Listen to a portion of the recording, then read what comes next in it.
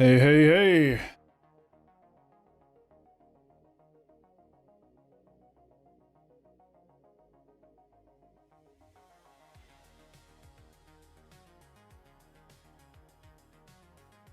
What's up, everybody? Can you hear me okay? Let me know if my audio is shitty today. I made some adjustments to try to improve it. But I reduced the noise gate a little bit, so if a bunch of, like, extra bullshit noises come through, let me know. Hey, guys. CR and SIG Transparency 1010, I assume you are talking about the Ashes drama. What's up, Sir Thaddeus? Hustle Bones, P-Wolf, Funk. Good to see y'all. Ghost. Lysergic. I see a lot of names that I saw last weekend. I love that. Appreciate you guys coming back out again.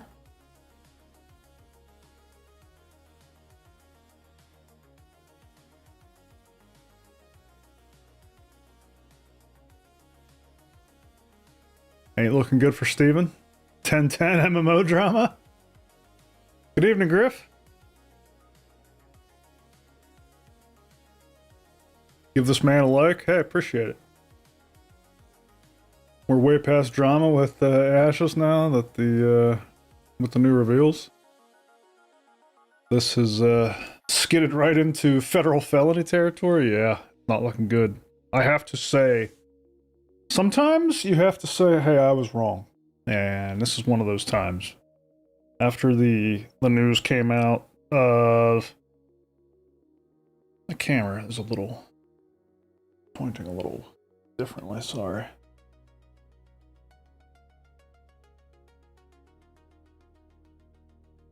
Don't want to be off cam so much, but yeah, after the news came out of everything shutting down and them laying off, you know, I addressed it in a video. I said that I didn't necessarily expect foul play of any sorts, that MMOs are hard to make and things are expensive, and from everything I was reading at the time, it seemed like I run out of money. They flat out just ran out of money.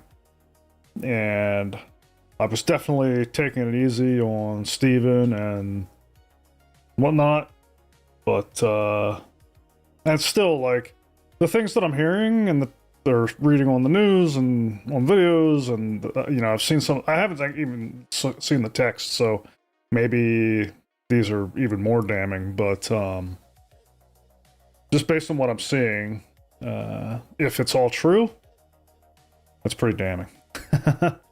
And I definitely have to say I was wrong in my initial statements. Again, not that anybody could have known, but you know, whenever I came out and I was saying, look, you know, these things are hard to make, they're expensive, this shit happens. I said at the time, like, it could have turned out that Steven was a jerk. But I didn't expect that to be the case. But again, yeah, if the stuff that we're seeing now is true, then definitely. Now, the couple videos I watched on this, they were saying the documents that have been filed are very, like, there's not a whole lot of evidence in the documents yet. It's just a whole lot of, hey, I think this is what happened. I'm sure all that's going to come out. But we certainly have no reason to not believe the people that are coming forward and talking about some of the stuff that went down. And yeah, sounds pretty bleak. Please react to the texts. Where can I find the text? Somebody send me a link. We'll take a look at them together. Ash is having neither any PvE nor PvP at the end, just being griefer shop and hate speech and global. Yeah, I saw the writing on the wall. Yeah. Millions of dollars. Yeah.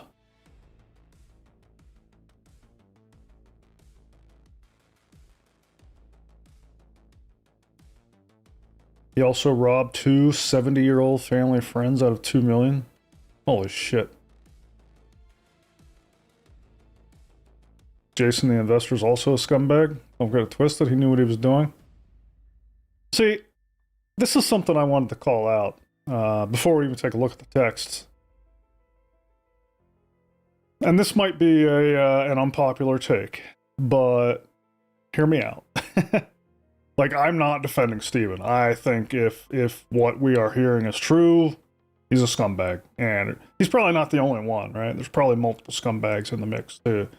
To your point in the chat there, but just based on my experience in corporate America and the rounds that I have been around, like, this isn't abnormal. And if you're successful, nobody questions how you got there. You know what I mean?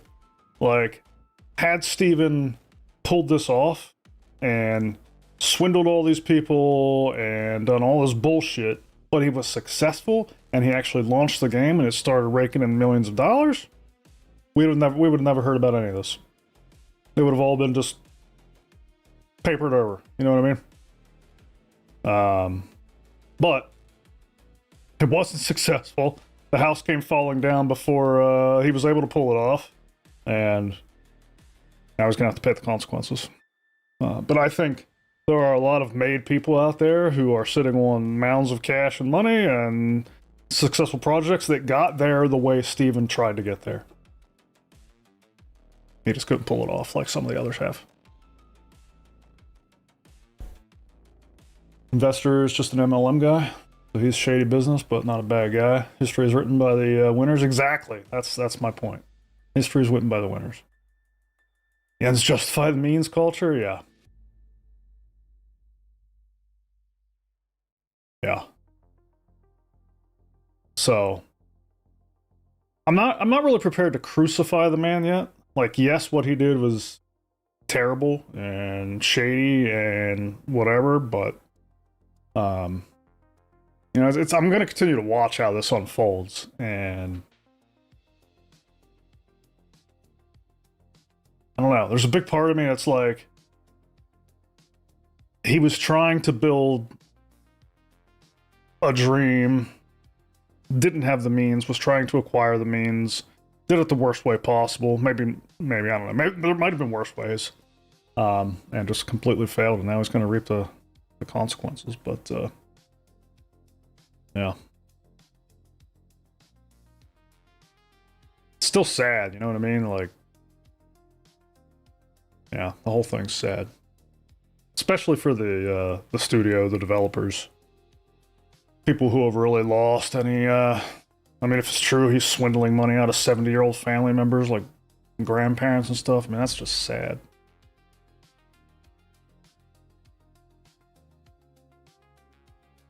The WCC FTech article has an outline for you. Let me see if I can find it here.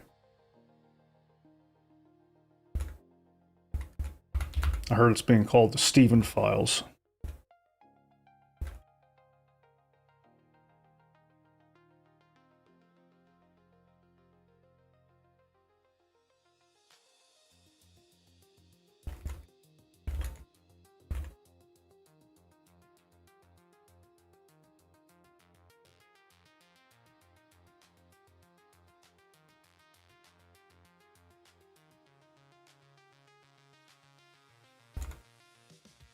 You guys drop a link in chat, or does it block you? I'm looking here. Oh, okay, I found what you're talking about. WCC FTech.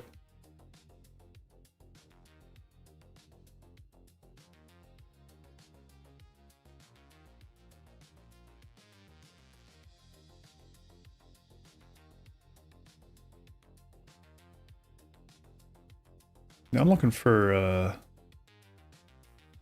text messages that I haven't seen.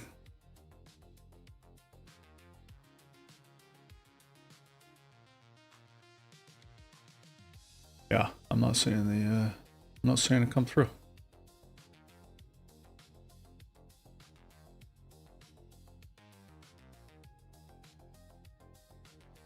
I think it might be getting blocked.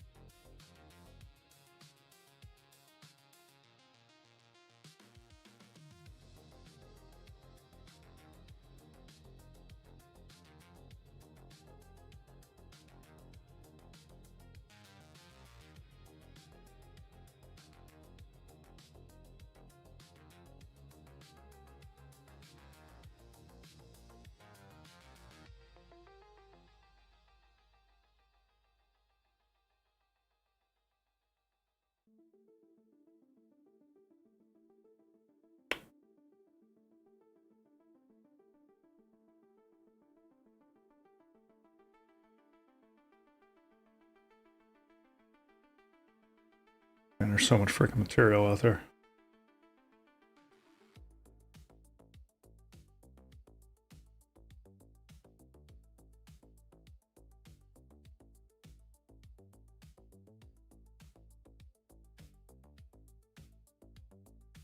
Kind of crazy. Yeah. I would love to see him. Oh, wait, here we go. Let me share my screen.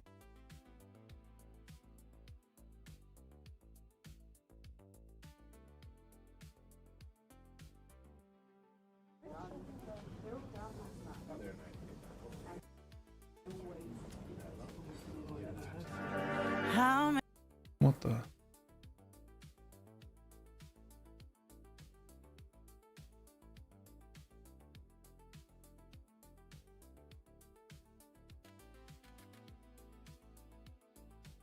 Why do I get like YouTube videos come up and then load through Reddit?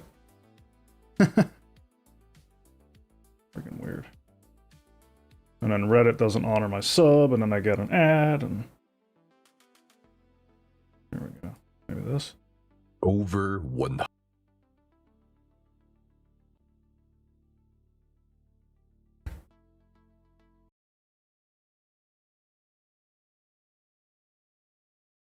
Is this one?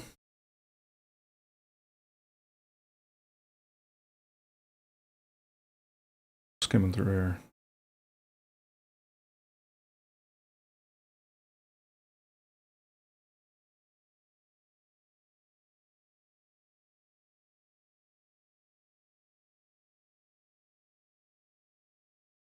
That's it. The year is 2016. The next billion-dollar game I'm announcing tonight. You get an early sneak peek.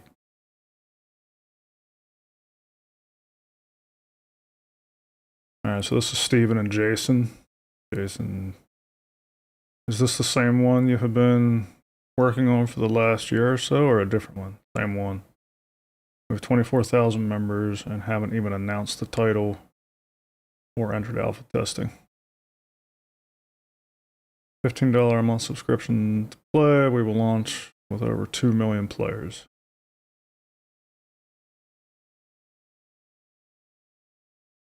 He interviewed the investor. If you want the text overview of the whole fuss, the WCC FTech article has all that. All right, let me look at that. I don't want to watch this whole interview.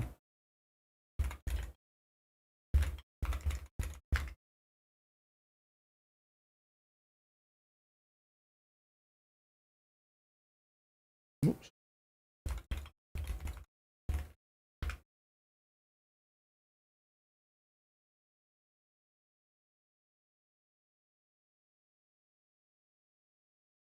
Is this the article?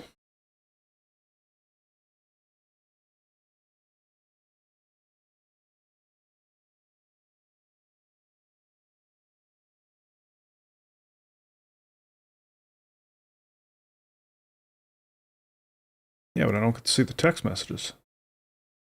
Do they have the text messages?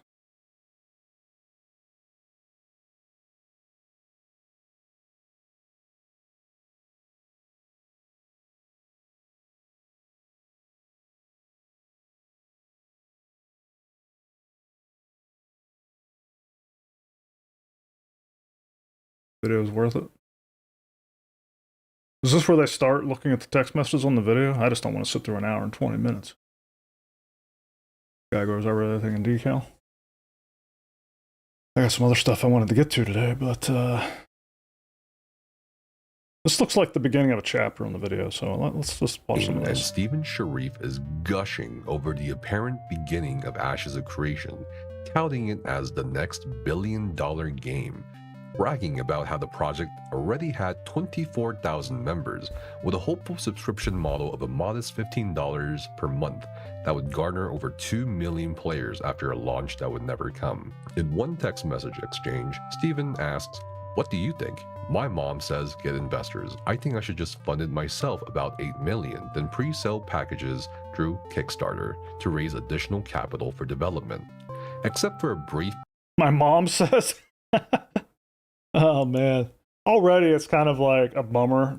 You know, and not that there's anything wrong with this, right? Like things need funded. I've said this about Star Citizen too. Like one of the things that Star Citizen has done really well is come up with a funding model that works and that is capable of delivering a game of that size and complexity.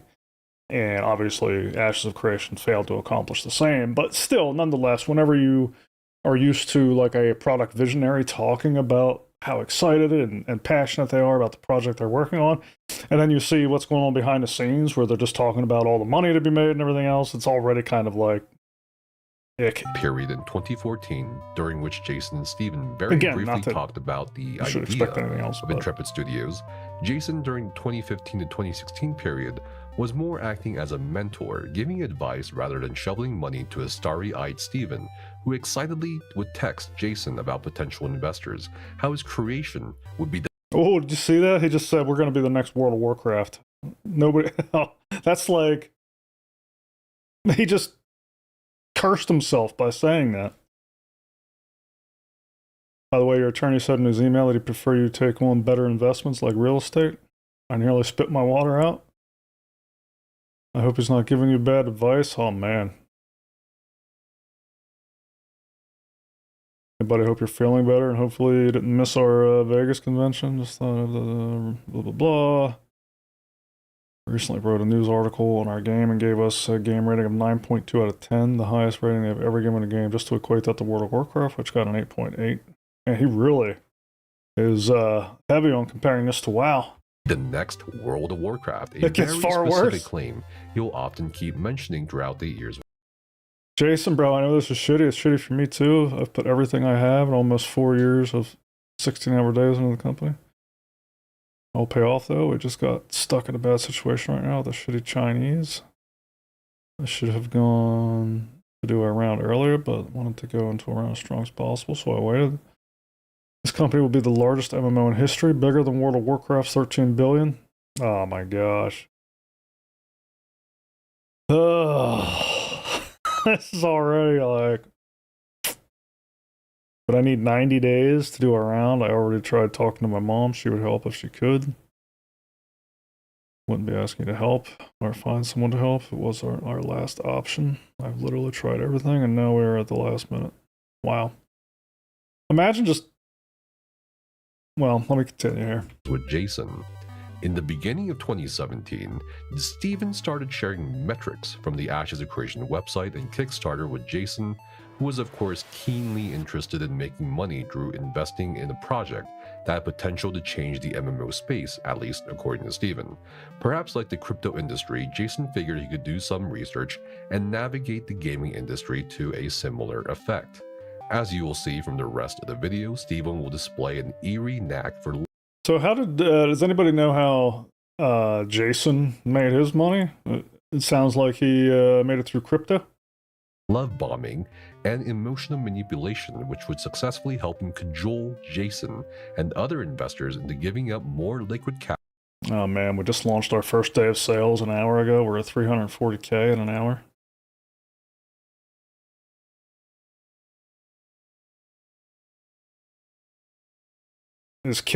So he's linking him a Kickstarter?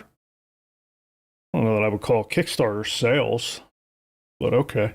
Cash for a project that never really seemed to get any bad news on its MLM? public front. Oh, there you go. In February 2017, Steven cemented a deal with Jason. Dude, I was like, hell it wasn't.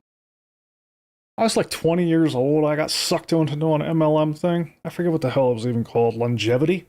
They sold like vitamins or something. It was like somebody I worked with sucked me into this thing. I didn't even know any better. I was such an idiot. That was like the worst thing I'd ever done in my life. Just feed somebody else cash. Jason for a convertible note, then notified Jason that he would be in San Francisco for the 2017. Hey Jason, when you mentioned coming in, I forgot that.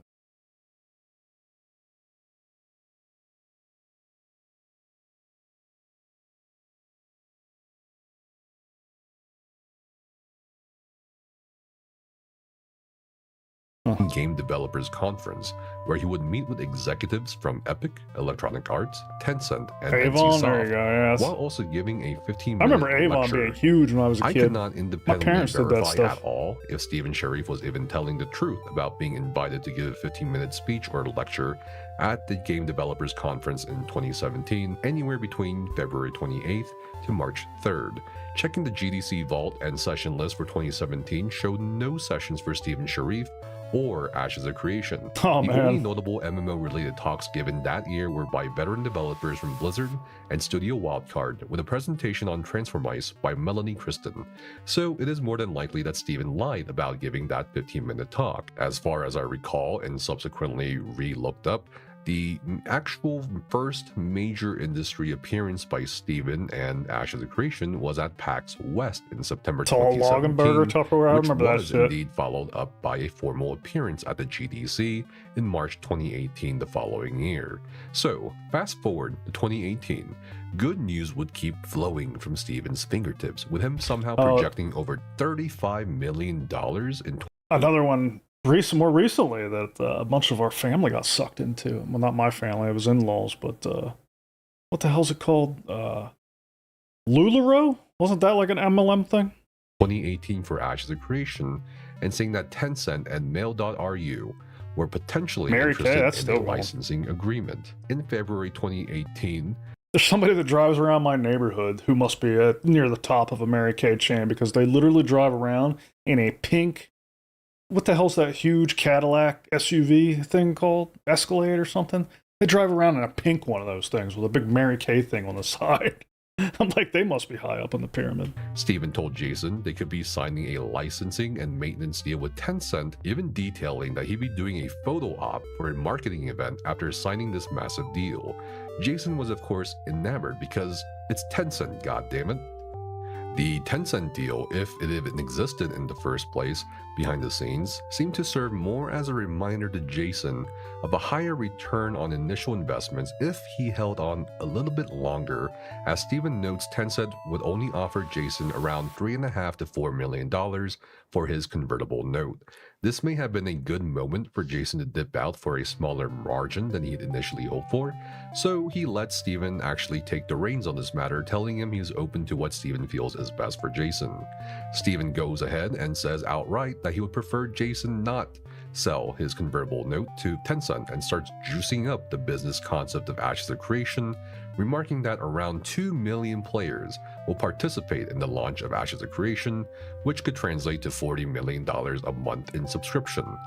Stephen offhandedly mentions other titles or projects that could serve as great moneymakers, such as potential Hollywood rights, which unsurprisingly gets brought up a couple more times. This idea makes sense as merchandise sales or even TV show rights may pull in more revenue than the primary. This is just Ashes of Creation. The other titles will be huge also. This is a new Dynasty company. What the fuck? What the hell's going on here? IP medium itself. Discussions surrounding dilution concerns and equity occasionally pop up throughout the conversations between Stephen and Jason early on, which again speak to the fact that Intrepid Studios did indeed have outside investors. 1 month later in April, Stephen hit a high, proclaiming in text messages that Microsoft would be sending a 20-person team in May 2018 to check out Intrepid Studios and Ashes to offer a buyout or a publishing agreement. Stephen, for some reason, floats the idea of purchasing Daybreak Gaming Company, formerly Sony Online Entertainment, another game dev company located near Intrepid in San Diego. Of course, Stephen wasn't the one to acquire Daybreak, it would be EG7. This mention of Daybreak is important because the timelines now merge on when Stephen would recruit Jeffrey Bard, Margaret Crone, and other senior developers as they jumped ship from Daybreak. In May 2018, Stephen would start mentioning Fortnite's astronomical revenue sporadically, assuring Jason that our Fortnite would be launching 3 months after he sent this text. He continues to emphasize that he's in it for the legacy, this active empire building, an 3 impactful months? multiplayer game that will This was back in 2018, and he's promising 3 months. make him and other Oh, investors man. like Jason billionaires. And in response to the buttering up of Ash's Intrepid, Jason became Steven's hype man, encouraging him at every turn possible, because who wouldn't want to become a billionaire? People blaming Steven for lying about the investors, yet not a single investor ever said or did anything until it was time to scapegoat Steven. I hear you there, Hustle. I mean, they were definitely like hands off. I mean, nobody knew anything about them. Same thing happened with Theranos. Investors get blinded by potential returns. Oh yeah, that's a good one. Buck stops here. Look it up. Yeah, I mean, I go back to what I said originally. Like, I would imagine that a lot of successful stories start this way. And indeed, Jason became the greatest hype man possible, sending text messages like, I actually don't see you selling out completely ever. I just don't get that feeling anymore. I believe you took all the learned knowledge from your mom, watching her for the last 25 years, taking care of you boys, and as a strong woman, and then manifested your reality around that knowledge. That you could achieve anything you dreamed of. And I believe in my heart, when your dream fantasy literally started becoming such a real reality, the light bulb went off and you believe you can build one of the largest gaming tech studio company in the world. The gambling was keeping you from your potential. And Steven would reply, my mom is a brilliant and strong person, taught me a lot. The gambling was keeping you from your potential? Oof. I learned a lot from her. That's got a gambling habit too. She always spoke so highly of you, which is why I felt your knowledge and passion would be an asset to have for the empire I am building. In response to Steven casually texting him for a 60-day $2 million loan, Jason immediately wired the requested amount the same day that afternoon. At this point in the timeline, Jason starts probing Steven on future matters, seeing as he is an Intrepid Studios investor, and perhaps Steven would be open to suggestions on things like payment processors and methods. Jason sends, are you taking crypto on Ashes or any of your games? I have a group that can help take crypto and convert it in real time for you, or you could hold the crypto on the books. Steven replies, it's something we can for sure consider as part of our payment methods. 4 months later, in January 2019, Steven again bombards Jason with more good news from Intrepid. He shows more metrics and claims 58,000 players from a beta test weekend. While the numbers and earnings may look weak at first glance, Steven assures Jason that what they should really be looking at is the current and potential amount of money each of those 58,000 players could shell out. Steven again links an article about Fortnite, arguing that Intrepid's monetization per player is performing close to Fortnite's metrics. Now, if you're wondering why Steven seems specifically obsessed with Fortnite so early on in Ashes of Creation development, keep that question in mind, because that is gonna be really important in a few minutes here.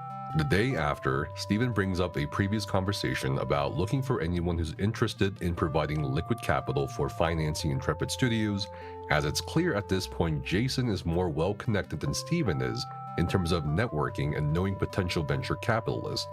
Steven mentions Mail.ru again and says that he'll be meeting with investment teams from Amazon, Google, Microsoft, and Epic Games at the 2019 Design, Innovate, Communicate, Entertain convention in Las Vegas. Now, unlike more public-facing conventions such as PAX or Gamescom, DICE is more for business-to-business networking, and perhaps such meetings Steven described in his text did indeed occur there, but I cannot confirm. Weeks later, in February 2019, Jason again probes Steven on business, saying that Steven taking $50 million for a $500 million valuation in the contemporary market is a great deal. But again, let Steven take the reins on this one. A day later, Steven talks about the February 2019 layoffs at Activision Blizzard when CEO Bobby Kotick admitted that while 2018 was a record-breaking year in terms of profit and revenue, the performance still did not meet expectations and that the company needed to lay off approximately 800 employees. This famously occurred shortly after Bungie parted ways with Activision. And in the very brief discussion, Steven and Jason agreed that they should pick up the veteran developers that were laid off. While at this point we may be lulled I into remember this that. building of an entire Record-breaking game year. studio, Let's lay off. we snap back to reality when 3 days later, Steven, aka MLM, offers 3 different levels of loans to Jason. The deal is very simple. Jason lends Steven more money for more equity. Potential options for 12 Not everything is black and white. I completely agree with you. Convertible for Jason. $3 million additional loan. I want to be clear. I'm not like jumping to a conclusion here. I think some of these text messages are pretty damning if you look at it in one way. But again, I go back to, well, like I said in the beginning, history is written by the winners, right? Plus $2 million current non-convertible loan, interest convertible $1.5 million or 1.8% equity. Definitely a $6 mismanagement. million additional loan at $2.4 million or 2.9% equity. $10 million additional loan, you get an interest convertible of $3.6 million. That's exactly what I said earlier. Tom, just to my better half, Steven was like, yeah, this is, it will be 30% these are interest sharks for 12 months, dealing with each other. up to $12 million. Can be converted to equity at the end of the 12 months with a present-day valuation of $85 million, secured by assets, IPs, patents, and publishing contracts of the company. Steven continues discussing the MMO and gaming industry at a rather shallow surface level with his investor, noting that ArenaNet laid off about 100 to 400 employees, which followed the Activision Blizzard layoffs. Instead of doing market analysis or deeper research into the layoffs or the market share, Steven optimistically believes Intrepid Studios is somehow in a very unique position to take advantage of a compressed market space, despite not having a product to launch at all, to take a slice of said $20 billion. For context, this optimistic, naive take is about 2 years before New World, another MMO, released, and even then in 2021, Ashes of Creation was nowhere near completion, and anything about Ashes was purely theoretical on paper or in the logging videos of the lazy. I actually don't think he's entirely wrong here in that a compressed market like this could be advantageous. What the heck happened to my video? I don't know why it keeps shutting off. But I mean, it could be advantageous if you were in a position to take advantage of it. You know what I mean? But to his point, like Ashes was not. And part of that just comes back to they never established a proper funding model.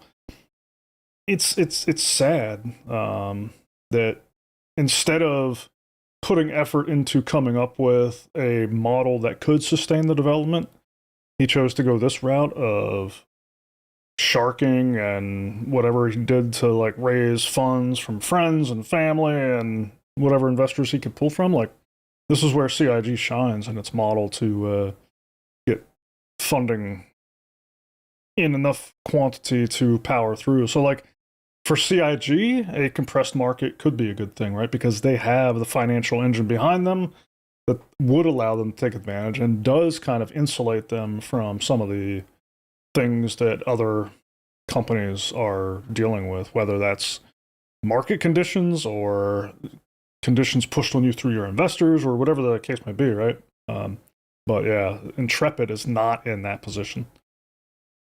Mostly because they didn't put themselves in that position. Oh, I see what's going on. Peon and other MMO players, I had such as myself, OBS waiting for a savior to take my us away space from the bar I pay to usually win, use for the pay for convenience, pausing and was shitification toggling of my MMOs, video. one could say. In March 2019, Steven again mentions another Battle Royale game, this time it's Apex Legends, which had just released Hustle a Bones, month there's no doubt prior it's to dishonesty. resounding success. Again, the biggest difference between Ashes and Apex Legends is ignored here, in the fact that Ashes doesn't exist yet in the public form. But, and this is very important, Steven mentions Ashes of Creation Apocalypse right here. Remember how he talked about No Fortnite? honor among thieves, That's right. This is still a burning question for many in the Ashes of Creation community. What the hell was that Ashes Battle Royale game all about? In hindsight, it seems like a frivolous waste of resources, or perhaps it was a way for Intrepid Studios to get testing feedback, or something that will help the progression to Alberto, the I don't actual think MMO anybody's saying that. along. But based on what we're seeing We here, all I think it's understand more that than fair to money's assume that required Steven saw to how much build money these Fortnite projects. and Apex Legends were making, and thought, hey, what if Battle Royale, but Ashes of Creation? Within the additional context offered by the existence of investors, the loans and growing expenses, it certainly makes sense. After all, many tech startup founders, YouTubers, or other creatives may need to make a hard decision at some point in their journey to perhaps pivot their creation or service to a different position for the sake of survival or revenue. Slack, for example, started out as a game company building an unprofitable MMO called Glitch, but they found tremendous success after pivoting into the office communication space. YouTube started out as a dating video-based site, and Shopify was a snowboard shop. So perhaps Steven here was making a pivot, but whether it was because of ego or still wanting to achieve the goal of making a full-fledged MMORPG, Ashes of Creation Apocalypse did not last, and the train to the edge of that cliff continued running. Jason cuts through Steven's optimism here and brings up something that even the Joker wouldn't mess with. Yeah, the IRS. Steven needs to make sure to file 2018 taxes. A month later, in April 2019, Jason sends Steven another $500,000. Then, in June 2019, another $2 million is wired to the bank to Steven. Jason also writes 3 separate checks for Intrepid Studios Incorporated for the amounts of $8,000, $450,000, and $42,000. And all of this money is sent after Steven sends pictures of himself posing for the camera in April with people from the Chinese company iDream Sky, known as the gaming publisher of Fruit Ninja for the Chinese market. It's mentioned several times in text messages that iDream Sky made a deal with Intrepid Studios, which is backed by photos sent by Steven Sharif, although this deal would end in a bit of a disaster later on. Finally, on June 27, 2019, iDream Sky or IDS signs a contract with Intrepid Studios promising $60 million over a 5-year period with 35% revenue share. Again, this runs contrary to public claims from Steven Sharif of any outside investors or publishers, and that the game and studio were going to keep going because he was funding it and that everything was fully funded. In August 2019, Ashes of Creation Apocalypse Battle Royale released to testers, and Steven shared footage of the gameplay with his investor, Jason. In response to watching the footage, Jason replies, "Looks awesome. Game of Thrones meets Hobbit, meets Lord of the Ring, meets Jurassic Park. Not bad, bro. Pretty damn good. I am excited about the movie rights, LOL." Steve says, LOL as well, me too, and that Jason is excited that they will have a premiere movie release, hopefully. Almost a year later, Steven Sharif would comment on the movie thing again, saying, "I want Chris Hemsworth to play my role in the Intrepid movie. Start thinking of your casting options, Jason." However, the same month, just a day after the Tuesday 12-hour launch of Ashes Apocalypse, Steven reaches out to Jason assumingly for more money to sustain the launch. Replying to Steven, Jason says Person B can't meet this week, said maybe next week, and he isn't sure if he wants to do it and risk the money. I explained there is no risk. "Honestly, bro, I would ask your mom first. She has your back more than you think, and maybe I should ask her for you. But I know you would kill me, so again, ask her." Steven replies and says, "Lol, no, do not ask her for me." Continues to say, "Alright, well, let me know if Mr. T is interested. Also, if you are able to swing $500,000, I could do the other $245,000, and because it would be paid back by September 17th, I'd be down to do 20% on it by September 17th, with penalty of 1% equity per month late. No possible way to be late, by the way." Jason replies, "I can't do it until I free up capital. Don't be a pussy and just be real with your mom. I know it stresses you a lot, but honestly, just say blame it on me and say Jason committed to it, but he thought a loan he got for his cannabis deal would be paid back right now." Steven replied, Oh my "Can't gosh. risk worrying her. Her health isn't great. Don't tell her I told you. I'll try to figure it out." Jason then replies, "Okay, sorry bro, I'm just tapped. Could you figure out some cash in my safe ways of making this work?"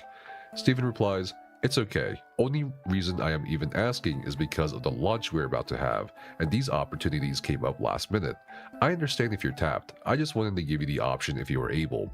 Even though Jason had repeatedly refused to give Steven any more money, Steven kept insisting that he could ask no one else, even his own mother, for the same amount of money needed to keep Intrepid and Ashes Apocalypse going. To give some context to next messages from What the Steven, hell, man? he's Like, this talking is so about the alien. expenses needed to get a booth for TwitchCon to promote Ashes of Creation, a contractual agreement with Team Liquid for them to play and promote Ashes, I can't even and a fathom booth or throwing emphasize like presence just at hundreds PAX of West thousands of dollars potentially. around What like is Yeah, you know what I mean? interesting are the expenses I being know requested here. it's just like software, you know, $320,000 everything for a scales space at up. TwitchCon, $300,000 for doing business with Team Liquid, $125,000 for a PAX sponsorship.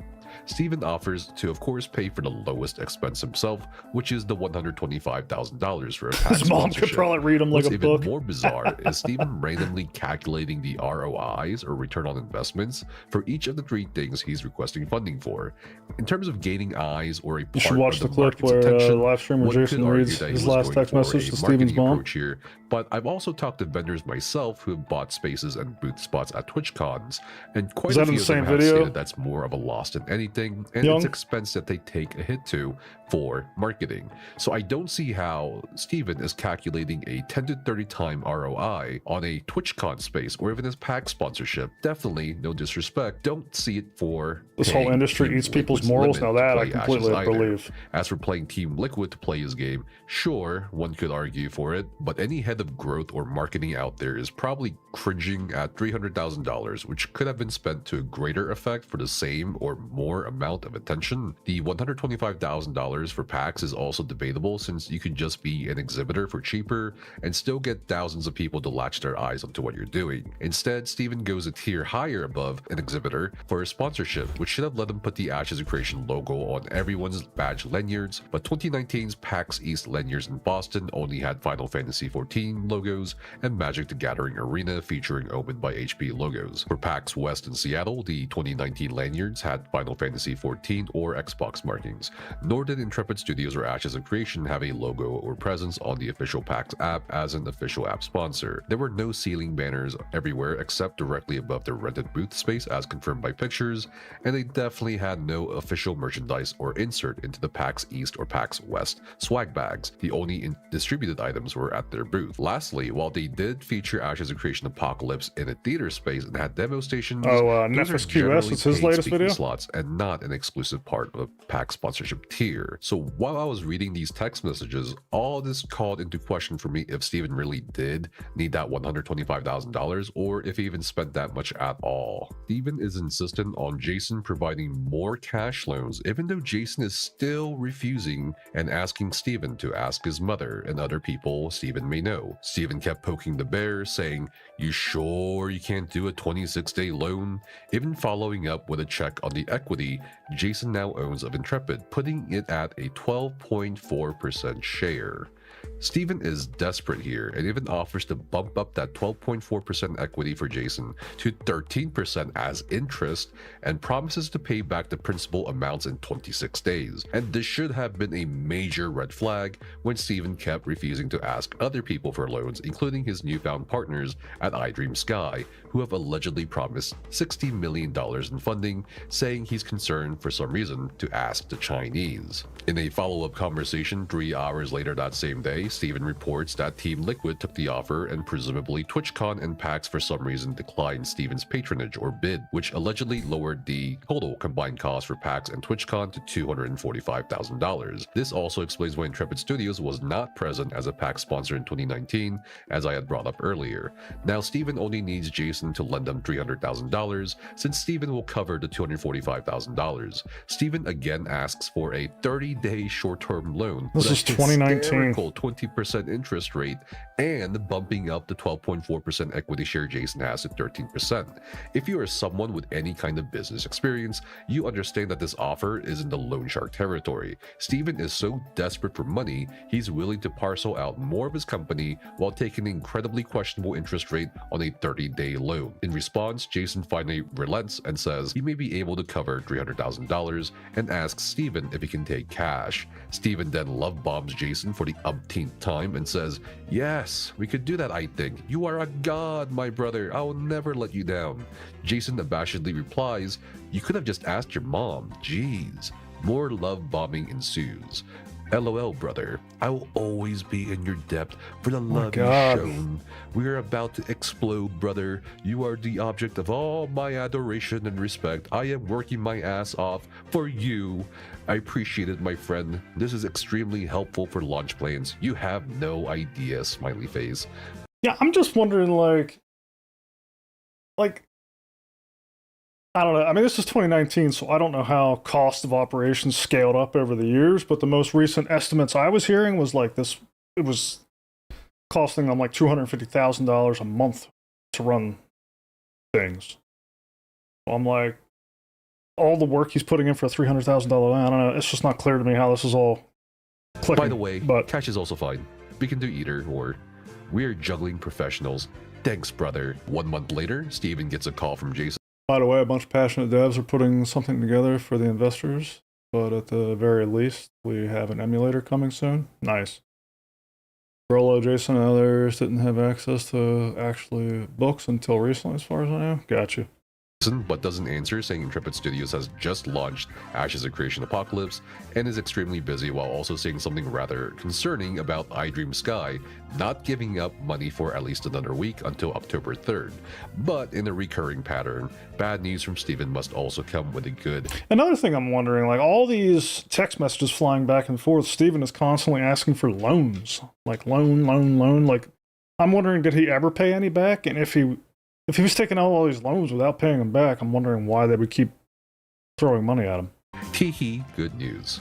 iDream Sky Just asked to sunk extend the cost payment fallacy? to October 3rd, Steven says. So we said that's fine. Fucking Chinese. How is Singapore? Launch is going very well. We are currently #1 on Steam. On October 3rd, Steven says that he has been busy with streamers on their show. After Steven gets off the podcast, he relays the worst news an investor can get. The Chinese are defaulting. In response, Jason says, please, I do need my cash and can't go any longer. I apologize, but I need my money, as I said to you before. I sincerely apologize, bro, but I explained to you my cash position and I am tight and using my savings. And I said, I need the money. I am so very sorry these guys fucked you. I can't tell Mr. T. He'll come unglued. He's expecting his money by end of the month and mine on Monday, bro.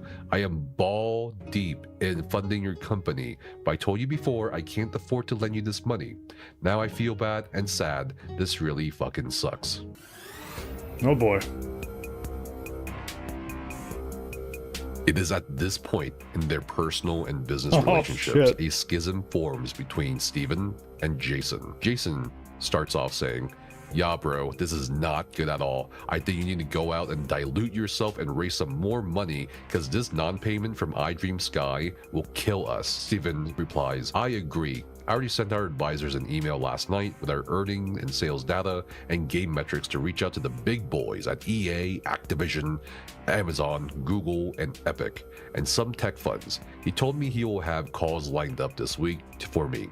Are there any friends or funds you know that may be interested if we did a quick raise? Loan, equity, convertible, whatever at this point. Mom and I are chatting at 7 p.m. She is with person A right now. Steven continues to say, this fiasco with Dream Sky has put us in a bad spot. I am discussing long-term investment round with Amazon, Kakao, Epic, and a couple tech funds this week that our advisors and H have lined up.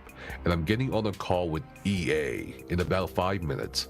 Those, however, would be solutions that are a minimum of 60 to 90 days away. We need a short-term lender or small equity investor in the realm of $2 to $3 million. Any luck on the calls you're making? Anyone you know that can come through? I'll be off calls and meetings at about 6:30 p.m. Jason then says, I am not in a position at the moment, bro, and I need my money back as I lent it to you on an emergency. Now I'm in a fucked position. I apologize, bro, but I am not in a good spot, and I need you to go to your mom or anyone else and get the money as I have obligations. I am seriously so fucking bummed out right now, and God forbid Mr. T finds out, he would lose his fucking mind. An hour and a half later, Jason would text Steven, Steven, are you paying me today? Almost 3 hours later, Jason again says, bro, I need some answers. This is not cool. A couple days after, Steven says, I'm meeting tomorrow at 1 p.m. with a Gap financing group. It's a long shot. But I don't know, man. In a bad spot, Google and Amazon got back, and Anderson Horowitz, a fund up in Menlo. I can't even imagine. This is 2019, October 2019. At this point, things are seeming so bad. I'm wondering how the hell they made it another 5. No. Holy shit, they made it another 7 years past this point? Like, Park, all interested in discussing equity opportunities, but that's minimum 3 months to turn around a series round. Payroll is on the 15th. I'm not sure what to do. Jason then says, I am not in a good place at the moment and I need to pay my bills too. I am so far deep into your deal and honestly, this is not a good spot for any of us. If I come up with anything, you can run this company and build it, but you won't control it or the board. Be prepared. You have totally fucked up and fucked me. So I apologize. This is no longer Jason, your buddy. This is Jason being serious. I have to either liquidate crypto and or get a loan against it or borrow more money from someone, and I at the moment, because I gave you 5 million in debt, I also borrowed 5 million against my distributorship on the other deal because I didn't have the money I gave you anyway. It's neither here nor there. I am just as fucked as you. In response, Steven says, I understand. I know the spot you're in. I'm in the same spot, and I feel terrible, horrible, because you are my friend, and I know this project will be insanely successful. I cannot say how fucking angry I am at the Chinese fucks. Had I known, I would have prepared to do an investment round and easily cover our asses. Is there anyone who can cover a loan of 2 million to us for 90 days? I can get a series done in that time and probably raise around 30 to 40 million and give up a chunk of equity. If we miss payroll next week, that becomes impossible though, and then we are really up shit creek without a paddle, sad face. I can't sleep because I feel so terrible that we are in this spot. I am sorry, man. Love you more than my own family. I'm sorry we hit this bad spot. There's no doubt that we can do a successful round within 90 days. I just need us to get $2 million to cover that time. I don't know how. All we need is $2 million. In the next set of text messages, panicked realization sets in as the understanding of the collapse of the deal between iDream Sky and Intrepid becomes clearer. Jason starts crashing out, understandably so here. I don't have anyone, bro. You're on your own in that. So if you come to me to borrow money, I am taking an equal share of equity, bro. That's it. I am done. Sorry, but I am fucked and I need my $300,000. I should have not even given you that because I didn't have it extra to give. Please understand, you have put me in a bad spot. Steven then replies 5 days later, hey brother, I've been working on finding some type of gap funding while we prepare the Series A round. A firm here in San Diego called Mint is helping us by trying to find short-term lenders, but they aren't gonna find one in time. Is there anything you can pull together by Thursday? I know this is a shit situation. I know you're pissed. I'm pissed about the fucking Chinese. But I'm trying to protect both of our investments. Bottom line, if we can survive 90 days, then we can do a round and raise a shit ton of money that I'll give up equity for and secure the company's very profitable and giant future. I'm so sorry we got put into this shitty situation, but I'm not sure what else to do, man. If we don't get a solution this week, we risk everything. Once people don't get a paycheck, the value of the company goes from sky high to zero. Jason then goes on a rant. Bro, you want me to give you more fucking money when I'm already fucked? I have to come up with more money to save the company. Seriously, this is so fucked up. You don't deserve to keep how much equity you have. This is fucking crap for you to put me in this position so we can do this the friendly way or the hard way. Which one do you suggest? Call Tom A, your other investor, and ask him to borrow some money. You put me in such a bad position, you have no idea. And you're right, I am beyond pissed at you. I can't believe I listened to you about this deal. It's all horseshit. Originally 10 cent was the deal, then iDream Sky now nothing, bro. This is all your own doing. You should have been more proactive than having me carry you. Where are all your other baller friends? I mean, this is a good point here, being more proactive. Like, it's still like I'm listening, I'm reading this, and I'm just like, I just can't believe that a sustainable funding model for the project was not like priority number one, like freaking years before this. Are your mom's friends with money? Seriously, am I the only fucking idiot here? I agree with that, Hustle Bones. Jason put himself in the position. Had to have person A and person B help me pay that $3 million to get you to where we need it. I should have said no. So what are you suggesting I do now? It still gets worse. Oh my god. Borrow more money? What? I am on the plane. I texted your mom, go get her to find you some money, bro. I'm beyond pissed. You took money from me. This last $300,000, I specifically said I couldn't afford to give you, and you took $1 million from Mr. T. I have not said anything to him as of yet. When he finds out, he will come glued and unhinged. So you tell me what to do. If I have to get a loan, sell some Bitcoin, and get more money, then you don't deserve to keep what you have. So send my lawyer a proposal and copy me for review. I am flying somewhere over the Pacific Ocean and I land at 6 a.m. Send it to my lawyer of what the company needs are, a current projections and losses, and use of proceeds for money, and what the offer is, because honestly, I am so pissed, bro, you have no idea. Steven finally replies to Jason's crash out and says, Jason, bro, I know this is shitty. It's shitty for me too. Oh my god. I put everything I have in almost 4 years of 16-hour days into the company. It'll pay off though. We just got stuck in a bad situation right now with the shitty Chinese. I should have gone to do a round earlier, but wanted to go into a round as strong as possible, so I waited. This company will be the largest MMO in history, bigger than World of Warcraft's 13 billion, but I need 90 days to do a round. I already tried talking to my mom. 13 billion what? I wouldn't be asking you to help or find someone to help if that wasn't our last option. Oh, it was 13 billion? Is that the everything, and now the earnings? At the last minute, I'll do whatever you need. Jason then says, you're giving up control of the company to me. I want 51% equity. I said that and I'm fucking deadly serious. You want me to borrow money or get a loan or cover payroll? Then you and John tomorrow have a serious powwow amongst yourselves and realize I've been way too nice for too long. Bro, helping this venture, and now when I specifically said I can't afford to give you any more money, you wouldn't go ask your mom 45 days ago and I said I can't afford it, bro. Did you not fucking listen to me when I said that? So put your big boy panties on and chin up, because I am not going to take your valuations of being some billion-dollar deal when you can't get deals done or get fucked on them and expect me, who is holding the largest debt, which if this deal goes down because of this fuck up, I am losing all my money. 7 million, bro. Are you fucking serious? So you have a gun to my head, so to speak, when saying you have no other options besides me. That's pretty shitty. Tensions and emotions flare as Jason shows how serious he is by texting Sharon, the mother of Steven Sharif. Steven attempts love bombing Jason again, a timeless stratagem, ironically utilized by the companies that own MMOs after they beat their players into the concrete like dogs. This is how serious I am, Jason says. What I sent your mom. Sharon, I am on the plane. If I have to save Intrepid, understand you'll learn that I'm taking control of your son's company and will be the majority shareholder. Please take this seriously before you say no to helping him. 7 minutes later, Steven replies, alright, I'll do that, Jason. I want you to know from the bottom of my heart, I am truly sorry that we are in this spot we are in at the moment. I would not be asking you to help if I wasn't 100% certain that I can do a hugely successful round in the next 90 days. I just need the time. Jason then says, my issue is beyond this deal. My issue is trust. You broke it. Now I am in a bad situation all around in so many ways. Steven then says, I never meant to break your trust, Jason.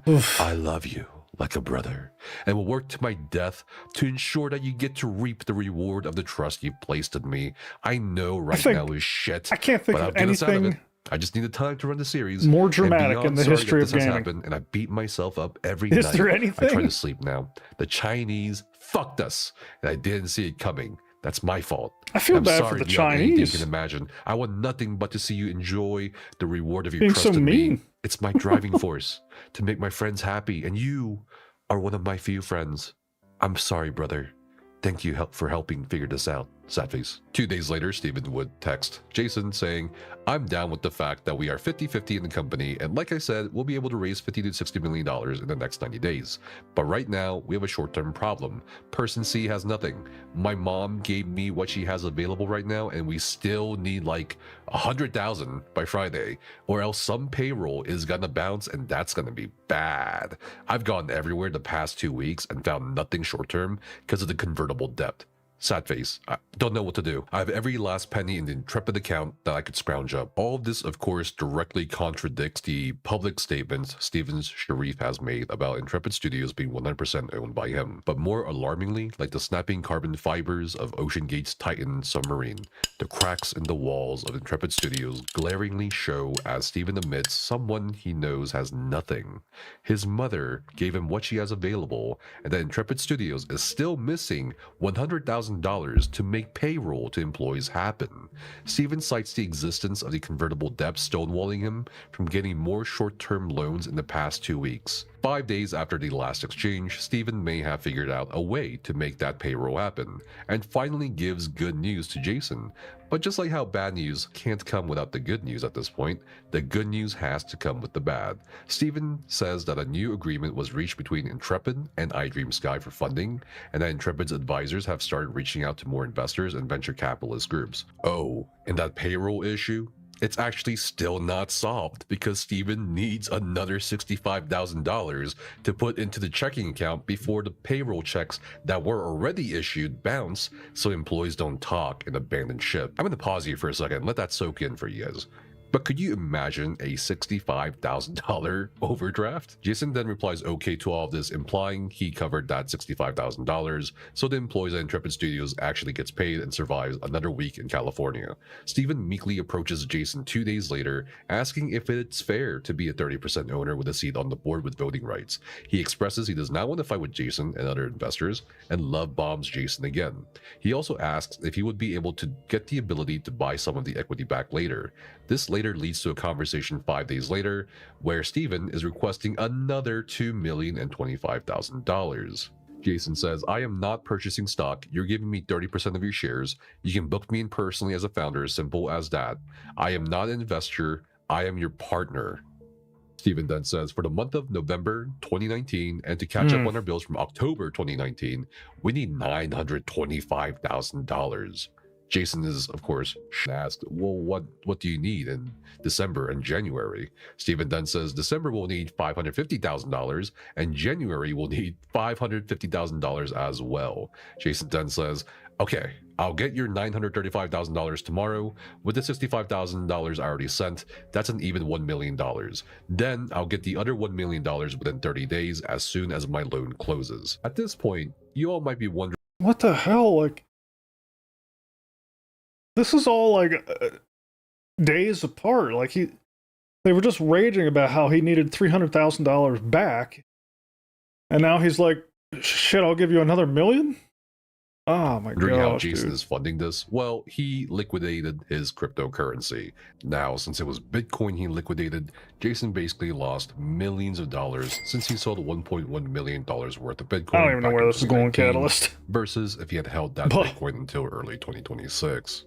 At this point in time, Jason, possessing even more risk and share in Intrepid Studios, tries to get more involved and asks how much the revenue stream will be in November, December, and January, with Steven confidently replying that $300,000 should somehow come in.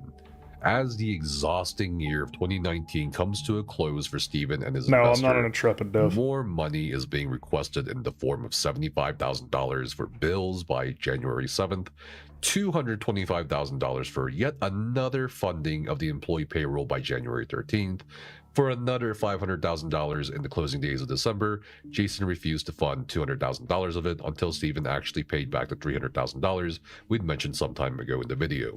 Steven outlines what they need to survive until February 1st, $285,000 sent by tomorrow if possible, another $295,000 by the 9th of January 2020, while Intrepid will get an $82,000 payment on the 30th of December, and another $120,000 payment for their December sales, which is not even accurate because it's a projection. Steven again continues to mention fundraising. If we hit our valuation of 150 to 200 million, your stake, Jason, in the company would be valued at around 30 to 40 million dollars. If we fail a payroll, the insolvency clause in the iDream Sky and Mail.ru contracts would allow them to terminate for breach. That's a bad situation. Is there a way to hit $285,000 for this Monday? Steven then quickly mentions that he started the application for an SBA business term loan with JP Morgan. That started in November. Jason again asks about revenue in January, with Steven now answering Intrepid is somehow making approximately $100,000 to $150,000 per month in pre-orders for the MMO.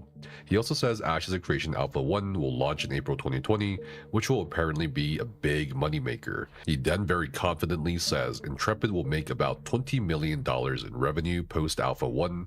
He then attaches his out-of-the-ass projections without losses, of course. Now, to give some context here, Ashes of Creation Alpha 1 did not launch in April 2020. It launched instead on July 14th, 2021, and only ran until August 15th, 2021 for a limited time frame, which in hindsight makes sense with how much money Intrepid seemingly needed with all these loans Steven was taking out. Of course, Steven tries to assuage some of Jason's doubts with a reminder of how much his shares would be worth if he so chooses to convert the convertibles. So Jason, to be clear, if you convert the remainder of the convertibles you have, by the way, putting you at like 28% or something, that'll be worth about $300 million in 2021, and in 2022, $448 million. If you don't convert it, it'll be worth about $220 million and about $328 million.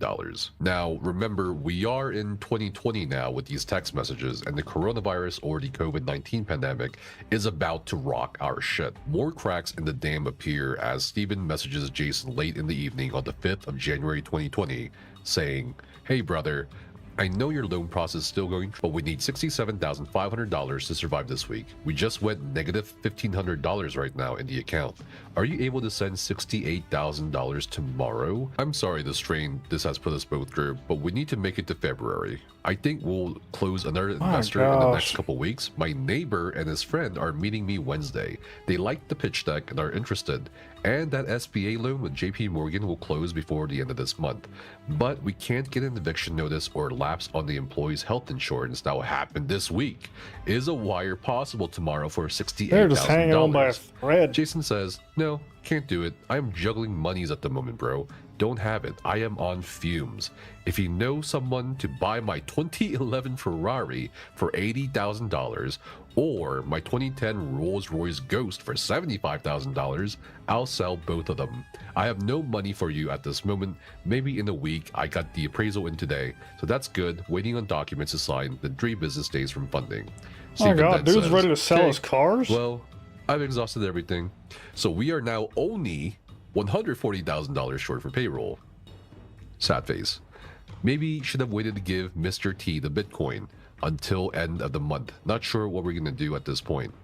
Jason then says, "Well, bro, go ask your mom or person B to find someone that can give you a short-term loan.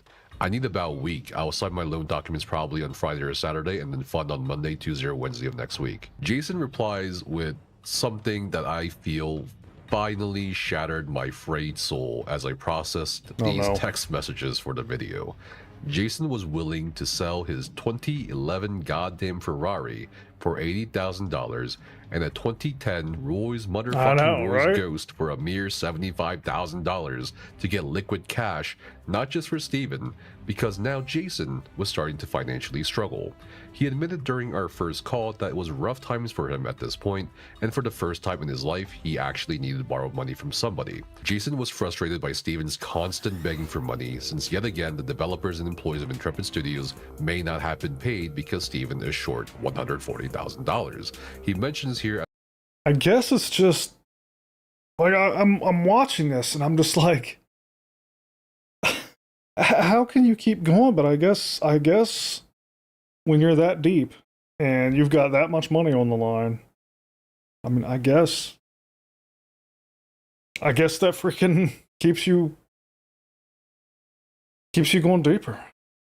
That's literally sunk cost fallacy. At this point, and I add this for context, a Mr. T who was given Bitcoin. Mr. T is an associate of Jason who had invested $1 million into Intrepid but was never paid back or saw a return on his investment. Mr. T threatened to sue Steven, who feared that a public lawsuit would jeopardize Intrepid Studios and scare away potential customers. So, in order to save Intrepid's reputation, Jason yet again stepped in and gave $1 million after selling Bitcoin to Mr. T, so Mr. T would back off. In yet another crash out, Steven tells Jason the following: "Tried that. They don't know people like you do. Payroll is Wednesday. Not sure what's gonna happen if we don't make it. There's nobody you know with Bitcoin or who can give a short-term $150,000 to $200,000 loan until your loan closes." 7 minutes later, Jason loses it. "No, bro. Honestly, you're kinda freaking me out that you're not able to get money at this level. It's kinda to a reality that I don't want to be in your deal because you have no ability to get any money. I might have just lost 2 million, 5 million, 1 million, 1.8 million, 300,000. Do the fucking math, bro. You have literally broken me. Can you... I just had to ask person A to pay for dinner tonight for the owners of Jeunesse birthday because I don't have room on my Amex because it's blocked. I can see why person B is pissed, and if you can find someone to give you money for Bitcoin, I can go find some Bitcoin maybe tomorrow. I am tired of your deal, to be honest. 10.1 million so far, and you think I've made of money? No one in your entire life would do what I have done for you. And now I am stressed, not just because of you. I have funneled every dime into it. It isn't that I haven't been able to get money, it is that I've been putting it all into Intrepid, and now at literally the finish line, I had anticipated the final $300,000 to get us to end of January, and to the first payment from iDream Sky. I know how much you put in, I know you are basically like, my god bro, I'm sorry about the other deal, it's fucked. I wish you and I weren't in such stress right now. The screenshot reads, I am pissed at you for introducing me to your son. Go fucking find them $200,000 tomorrow or get lost out of my life. Go get your loser other son to give you some of your money. Now I understand why person D wants to sue you. Oh my Sad gosh. face, Steven replies. Jason then says, Oh my do you gosh, understand me dude. now, bro? Go cry to your husband, bro. Not me. I am in no mood to be happy now. I said I'm getting a fucking loan, and as soon as I have money, I will help. But you can't seem to do anything here. It baffles my mind why you're a business owner. I am so fucked I can't see straight, and I asked you to politely go find another source for a week or two. Later, Jason then proceeds to post pictures of his checking accounts that are looking incredibly gosh. dried up. I also saw from the documentation that he withdrew over $100,000 from his 401k account, which is crazy.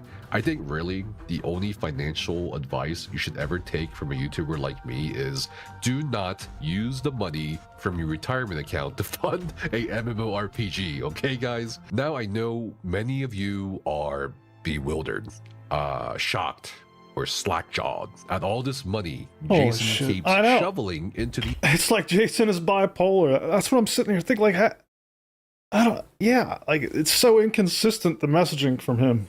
Ash is a creation engine. And like all of you, I was immensely curious about why. Why, Jason? Why would you keep giving Steven money with no ROI in sight? So of course, The only reason I can think of is that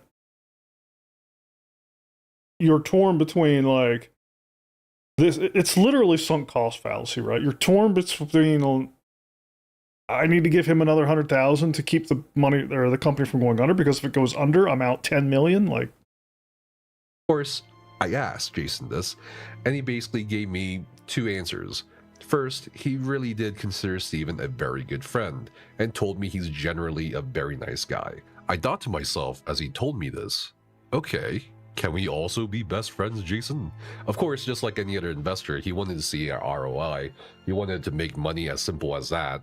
He really did want an MMO to come out, which is definitely not going to happen now with the now desolate Intrepid Studios. Second, he gave the impression during my conversation with him that after a certain point, he was in too deep with the amount of money he invested into Steven and Ashes to simply just, walk away and leave that money behind. yeah. In that aspect of sunken cost fallacy, I think Jason is definitely well suited to be an MMO player like everybody else. Perhaps his biggest regret is pulling in his social circle into this mess as investors, as he expressed to me him feeling bad about that. 12 days later, an abrupt text message from Steven shares that the next big MMO of the century's potential biggest investor is the former owner of... At Raising Cane's, we're hyper-focused on being the best at what we do and getting it right What every the hell? time. Cook-to-order chicken fingers, cane sauce, crinkle-cut fries, coleslaw, Texas toast, iced tea and lemonade. Finger looking good. I actually don't even know Raising Cane's slogan. Anyway, the former chicken conglomerate is not all the adventurous venture capitalists out there Steven found. Apparently, he asked his neighbors for a $2 million investment, and another 3 random people. He even asked a jeweler he happened to know for investment, and the jeweler agreed to do a $1 million investment by the end of February. Now, of course, these aren't wholesome, pure angel investors. They also want equity, which means every loan comes in the form of 1-year convertible notes with the right to convert at a 25% discount in the next round, which is an absolutely crazy deal to make on Steven's part from a founder perspective.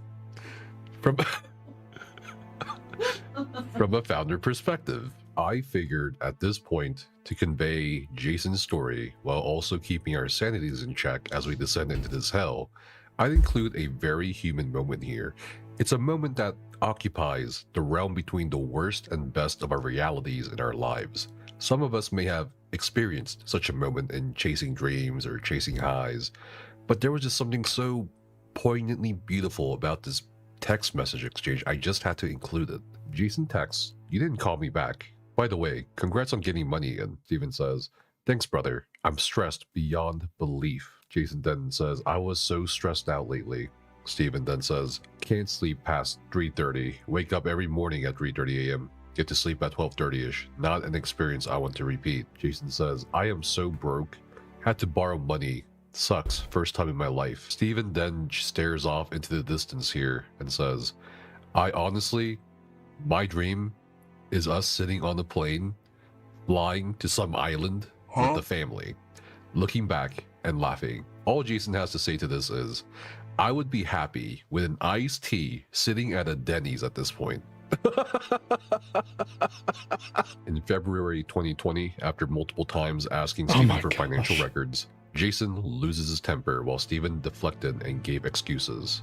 "Hey bro, my lawyer just called me, and what is the reason why you can't get updated financials? It's that fucking difficult to do?" Yeah, he's sitting in a Denny's. Asked, "Hey Jason, I like Steven, but he seems flaky and not reliable. You are upsetting me because you can't take care of business. Maybe I should take over the company and you should work for me, because I'm getting pissed off that I asked for the financials 1 month ago. I can't raise money until I have updated financials. Projections only work for stupid investors." Steven says, "Moving to this new accounting firm was for sure a clusterfuck, but if it's not done by Tuesday, I'll drive over to them and see what the fuck is the deal. I promise I'll get that shit done this week 100%. 9 days later, Steven again relays bad news about the Chinese funders over at iDream Sky. "I'm currently texting and on call with IDS about what is going on. So far, they have said they will be delayed up to 60 days minimum due to the coronavirus. Apparently, they have their entire company working from home due to the quarantine in their city. As soon as I finish with them, I'll call you. This is the absolute worst luck I've ever heard of." Jason says, "I believe it's bullshit and a lie. I am doing business in China." Steven says, "Probably these fucking Chinese are the absolute most dogshit culture and people I've ever experienced." Oh my gosh. Another 21 days later in March 2020, Jason has had enough as the COVID pandemic gets into full swing and is demanding to be paid back in full or else. "Bro, I honestly need you to get me the $330,000. You guys are so on, Tontus and everybody. Like, it's so sad watching this because the development team was good. They had good developers, man. Like, the technology and some of the innovation they were doing. I mean, that's the stuff I focused on this channel, right? And like, man, it was quality. They were doing good stuff, and the game was coming together. It's just so sad, but like, basically everything behind the scenes that was conspiring against the people with the skill. You owe me. I thought about it, and honestly, it's the principal issue you put me in the bad place. As far as the business goes, your dreams and goals, regardless of mine or not, you need to start to think about cutting staff, as most people in tech will be soon anyway, and you need to think about how you move forward. I'm asking politely for you to get a wire out to person A for the full amount and owed, otherwise I'll be forced to start a process that will hurt both of us. I couldn't afford $300,000 when I did it, and then you took another $1 million. Honestly, it's to a point that you gave me your word, and honestly, this is to the point of no return. Please wire my money owed in the email tomorrow. A day later, with no response, Jason then texts Steven, hello? You didn't respond to my email or my text. Steven then finally replies back, hey bro, I'm sorry we had to send the team home today since they closed the schools, and I got sick today as well, so I'm just now getting home and didn't have a chance to reply to that yet. This is our current balance, $690,000. That gives us 7 weeks. I cannot send the $330,000 right now. I need you to give me some time to close one of the other investors. I'm working on it, bro. Please don't burn down our company out of principle on this $330,000. We have a lot riding on the success of Intrepid. Not just investments, but the actual returns we'll see when we launch the game. Please give me the next several weeks to close another investor, and I will get the $330,000 to you, brother. 4 minutes later, Jason furiously texts back, honestly, bro, you're fucking me, and this is not cool, but hey, it's okay. I am tired of this company, and honestly, your inability to, or lack of being able to close deals with billion-dollar companies, as I was told, is honestly tantamount to fraud, including the supposed deal with Tencent that never happened or existed. If I would ever have known that the Tencent deal didn't close, I would not have loaned you another $5 million. I won't burn down your precious company, but honestly, bro, I am becoming more hostile, more angry, and more pissed off than you can imagine. My patience is done. Get the proper financial balance sheets and projections and losses sent to my lawyer. You have 2 weeks to comply with giving me my money you owe me. I should have never given you the full $2 million. Now I am screwed more and in debt. More than a month later, in April 2020, Jason is impervious to Steven's attempts at casting an illusion spell due to his high resistance built by years of Steven's bullshit. Jason states, honestly, bro, I'm starting to not have faith in you or trust you at all. If I don't have an email clearly explaining why I can't see bank statements from the moment you took my money up until current, and I can't have access to all books and records, and you're Oh no. I know where this is going. So I've heard about the embezzlement and him taking money out of the company. I'm assuming that his lack of transparency here is to help mask that. manipulating whatever you want to manipulate without turning them over, then I will start legal maneuvers, bro. At the end of the day, you won't have any Legal company to worry maneuvers. about because I'll start proceedings against you. Now I have to wait because you can't give me access to it because it's not up to date. Is this a fucking joke, Steven? I did you a favor by taking Mr. T out of the way. Now you can put me in the situation. My money is the thing that floated you, and funny, this is bullshit. You can't simply send an email to the accountant to turn things over. 3 months later, in July 2020, you can feel the relief and relaxed sphincters in his messages as Steven shares very good news after talking to the bank. Intrepid Studios received a preliminary approval on a $22 million loan that could be issued around August 24th. The conversational tone returns to the text messages. Random things like Steven getting messaged by a fan on Discord of them getting an Ashes of Creation tattoo is shared. Jokes start flying again between the two as they both believe they're in the clear. 6 months later, in September 2020, Jason checks in on Steven in regards to the aforementioned loan Intrepid is trying to take out from Commerce West Bank. We do know from public records Intrepid did manage to take out a loan from Commerce West Bank, but as you'll soon see, it was not exactly what they were expecting. 15 days later, on October 6, 2020, Jason starts introducing another multi-millionaire named Robert Dawson to Steven Sharif. Robert was an associate of Jason's from the MLM days at Jeunesse. Robert Dawson would end up investing over $60 million into Intrepid. Personally, another $20 million more. Did he say 60 million?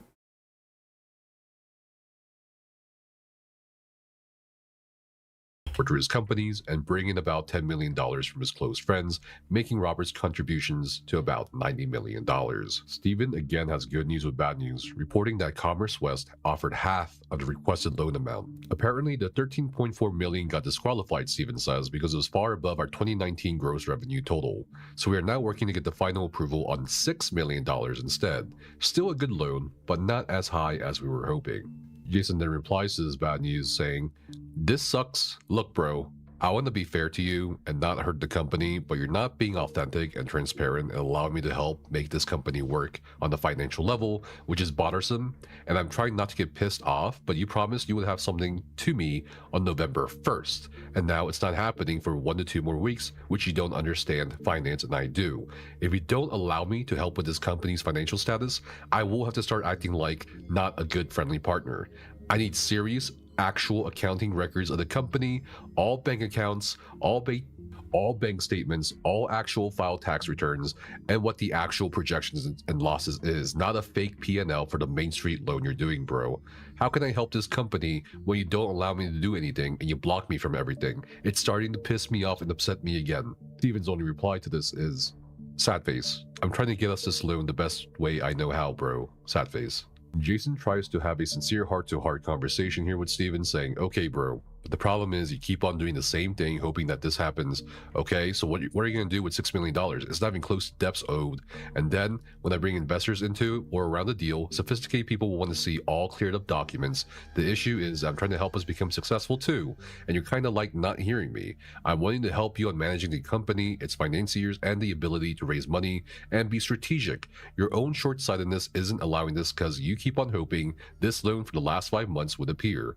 You're hurting yourself and the company by not allowing me into things, and honestly, I have not said boo to you and been very cool for the last 6 months. 8 minutes later, Steven would say, I am 100% open to you helping in every area with 100% transparency. All I'm saying is let me get the $6 million done without spooking person B, so I can get the $2 million done back to you this month. And then, I'm even okay with you taking over the bookkeeping if you want, lol. It's not my area of strength, and personally, I don't even like that responsibility. Steven shares an Alpha 1 development update in December, right before the new year of 2021, along with a Forbes article saying Ashes of Creation is the #1 upcoming MMORPG. 100% The hype train, of course, with Ashes of Creation in 2021 accelerates and grow more powerful for another 4 years. And it's a tragedy in hindsight, as the hype train wouldn't derail due to unmet expectations by a player base, but it would derail simply because there was no more money to complete the railroad. In the beginning of 2021, we see Jason try to step in gently again on the running of the company and inquiring about tax filings. He even brings up a very reasonable point about potentially relocating the studio to avoid the high Californian tax rates and expenses, since it's now proven most companies, including game development companies, can still be effective with remote work during COVID. Jason tells me in my calls with him that Steven could have hired Chinese or Korean developers and put out a game, and with no disrespect intended to the intrepid developers, Jason was simply astounded by the fact that over 200 developers didn't produce something more tangible. With incoming investments and loans, Steven Sharif is able to breathe a little easier at this point, at least until he needs more funding for Intrepid and his dream MMO, which is why we see a much more relaxed discussion of future projects and ideas on Steven's part. Funnily enough, Jason asks, what is your guesstimate on new projects, given this project, as of January 2021, will cost completion around $30 to $35 million. Steven replies rather interestingly here, depending on the project, board games could cost $2 to $3 million. Real-time strategy games could be $8 to $12 million. Turn-based strategy games could be $8 to $10 million to make. Single-player RPG is $16 to $20 million maybe. Arena games could cost $15 to $18 million, and a console port could cost $20 to $25 million. And of course, as we all know the ending of the story, at this point, none of these projects would come to fruition, Ashes of Creation would never really launch, and it would be taken down from the Steam store page. As for the time period between 2021 to 2024, it's very obvious that things just weren't going well. Legacy Trust would sue Intrepid Studios a few years down the line for a writ of mandate to compel inspection of books. And this was really one of the first things in the public eye back in 2024 that was pushed out of the way of the hype train. It seemed like dissenting opinions, even constructive criticism, was pushed aside by hundreds of thousands of MMO players on, Hopium or Copium. In the days leading up to the disappearing act of Intrepid Studios, Jason claims that Steven put up his house in San Diego for a second loan position collateral and asked for help from Jason and Robert to help prevent foreclosure on his mansion that he had live streamed from for many years to give Ashes of Creation updates to millions of gamers worldwide. Steven then claimed to Jason that Ashes of Creation would fully launch in 2022, 4 years before the publication of this video, and at least 3 years. It's crazy that, because my understanding is he bought that mansion with these funds while his buddy is borrowing money. Before the Alpha 2 phase launch.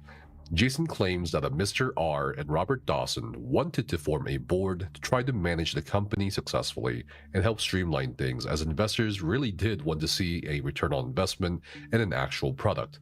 Steven, not liking this apparently, drew a tantrum and threatened to notify the bank of the $3.7 million. The other thing that's still going through my head is very early on in this conversation, his buddy Jason was saying gambling was keeping you down, bro. which tells me that Stephen Sharif had a gambling problem. Jason knew that and started throwing millions of dollars at him. million sitting in the Intrepid Unreal. Studios account on Steam. Following that move, Steven made the big post announcement, and we learned that he attempted to lay off 100 people on January 31st in an apparent attempt to avoid filing the WARN Act. We then learned that none of the employees were compensated, and a legal violation was made by filing the WARN and CalWARN Act on February 2nd. Since then, in contrast to his usual transparent and engaging public persona he's used for years, Steven has lurked in the official Jason's not looking very Discord smart. server, moderating the wreckage of a ghost ship, banning people occasionally, even timing me out for one entire week because I posted a video being critical of him, only reacting to sympathetic messages, and vague posting in response to messages from his former community accusing him of being a con man. I think a lot of people will also watch this video to find out not what the hell happened behind the scenes with the investors, the funding, and Stephen Sharif, but also to find out what's going to happen with what remains of Ashes of Creation going forward. Jason's lawyer has contacted Valve to see about the $14 million owed. Commerce West Bank is now getting involved in trying to get its money back. While Jason certainly wanted to see a successful MMO out of all this, it's unclear what exactly is going to happen with whatever is left of the Ashes of Creation IP at Intrepid Studios. The line of investors, lenders, and former employees eager to pick apart the pieces of Intrepid's carcass, it's hard to say when we will see the results from those cases. Jason says he doesn't expect to wring out any meaningful amount of money from Stephen Sharif. Instead, he's told me he's going to sue Stephen Sharif out of principle and to make sure it's on public record that Stephen is a bad actor. I have no doubt, despite the trove of information Jason was kind enough to share with me and all of you, that will probably unearth even more details about Ashes of Creation, Intrepid Studios, and Stephen himself in the coming weeks, months, and years. As for the many players, guilds, and communities still navigating this debacle, I've been seeing a lot of people return to their familiar MMOs or trying new ones or quitting the MMO space entirely. I think what's important now is for a lot of people to come to... Yeah, I assume that's the end of the message chain. I got the link for the other one. We'll check that out quick. But yeah, that is crazy. There's I mean, I'll be thinking about that text message chain for quite a while. There's just so much there to unpack. Him talking about communities and guilds being shattered and going to other MMOs and all that stuff. I mean, that's happening in our community. Like, we're actively looking for other places to plant our flag in the absence of this. What I think, dude, yeah. I mean, I don't even know if I can summarize my thoughts initially, other than it's kind of amazing to me, like, the way people in that class talk to each other about money. That's amazing. The other, yeah, Light No Fire, we're looking forward to that one. The other thing that's amazing is how both sides of this coin seem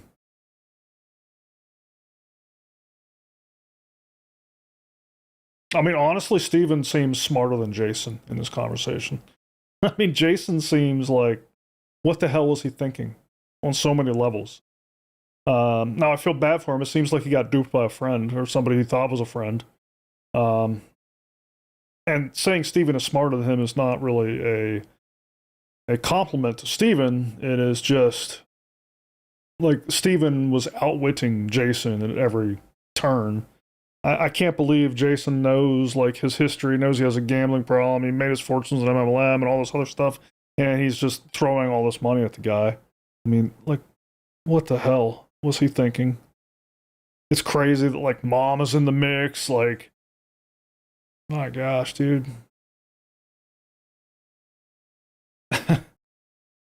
And it's just, again, all of this in the context of actual real engineering work, design work, and all this passion being poured into the project by the people that were reporting up to Steven. It's just sad for them, dude. Like, all this going on behind the scenes, like, just kneecapping them. And what's crazy to me is, like, if Steven was so capable of swindling investors like this out of their money, it just seems like it's kind of like I don't know if there's any parents in the audience, but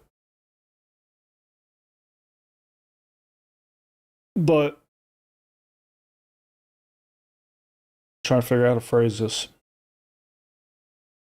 Whenever you have a kid or a child and they're demonstrating competence and intelligence, but they apply it in a way that is not positive to like their growth or maturity or whatever, right? And you tell them like, dude, you need to refocus your energies on like this positive thing over here or that positive thing over there. Like that's what this feels like to me. Yeah, like redirect. Yeah, like if Steven had take all of his energy that he was putting into like swindling and just honed that on like coming up with an actual sustainable funding model for the project, like looping in the community or something like. And I'm not saying I wish that's how it would have went, because it's very possible he would have swindled us, but maybe not. Like, because the thing is like you could have a leader with questionable characteristics, but like the people under him were actually doing good things. Like they were doing good work. I don't know. My thoughts are all over the place right now, but like, had they offered more things to the community for the community to invest in and support the project with, like Star Citizen, right? Like I'm saying this as an avid player of Star Citizen. Star Citizen has a funding model that causes alarm in a lot of people, but it's working, and we are playing the game as a result on a daily basis. And like, I saw another interview. I was watching pieces of it where somebody compared Steven, I think it was Bellular News, and they were saying like he was spending as if he were the Star Citizen project, and I thought that was well put. Like, but he was doing it without putting the plan in place to sustain it. Grolo, and yet those devs and all, they were planned to be tossed out into the trash when Intrepid was liquidated. Cherry picked some of them for the new company. That's sad. He failed at his job as CEO, which was to secure a future for the game. Exactly, yeah. That's where he failed. Like, he should have been putting his energy into a sustainable model rather than all this swindling. Like, he needed his mom to come in and just redirect him and be like, son, like, you're going about this all the wrong way. We need to refocus your energy on a more positive approach to this. This whole story will just get worse over time. Yeah, it's sad. Very sad. I got the link to that video that you thought. What was this? Sharon. Your son has just Oh man, this is another hour. Is there? I don't want to spend 2 hours on this. Is there a part I should skip to? This is the beginning.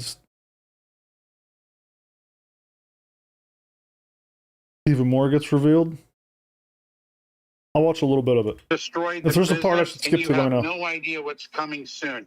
All of you lying piece of okay. Son, hope you. I'm sorry, I don't have my glasses. You're good. Hope you both rot in hell for destroying everyone's lives. Okay. Okay. Okay. Just a pathological narcissistic personality disorder. Look at the worse setup, than yeah. Mark, your other son. Is it your DNA in your sons? Okay. Or your ex-husbands that create these kind of human beings that lie, cheat, steal, and make everyone believe they Jesus. are honored. Me. He's destroyed my life and Tom and Bethany's life Damn, and so many I other like people's. that. Okay, Thank you because he's so a much for your narcissist. work He on should this. be So locked fun to see up when liars like get Mark caught. in an Smile. asylum. Such a liar, cheat, thief. I can't believe this is scumbag of your DNA. Wish you never given birth to such a human scum. You have Oh my given birth gosh, to this the was what he's worst saying to of the your guy's mom? 3 children. It is not Mark. These people are that's just the brutal, devil dude. and has issues. It's your son Steven that destroyed everyone's lives. You should have had an abortion. Oh my gosh, that is terrible. Ugh. Yeah, I'll watch this later. I don't want to sit here and watch an hour and 40-some minutes, but I will definitely look out for the clips and kind of chip away at this. Well, I'll watch it while I'm like eating meals or something. Just the first couple minutes is terrible.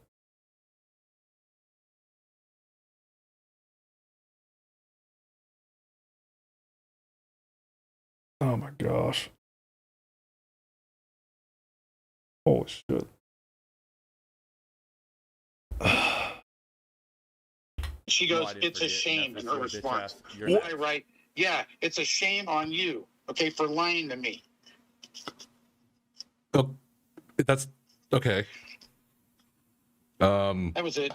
There's torpedoes to make. Okay, well, that was a lot from you, but not a lot from her. If you can tell that I'm heated up and I'm pissed. Yes, I can tell. Steven just and railroaded the entire company.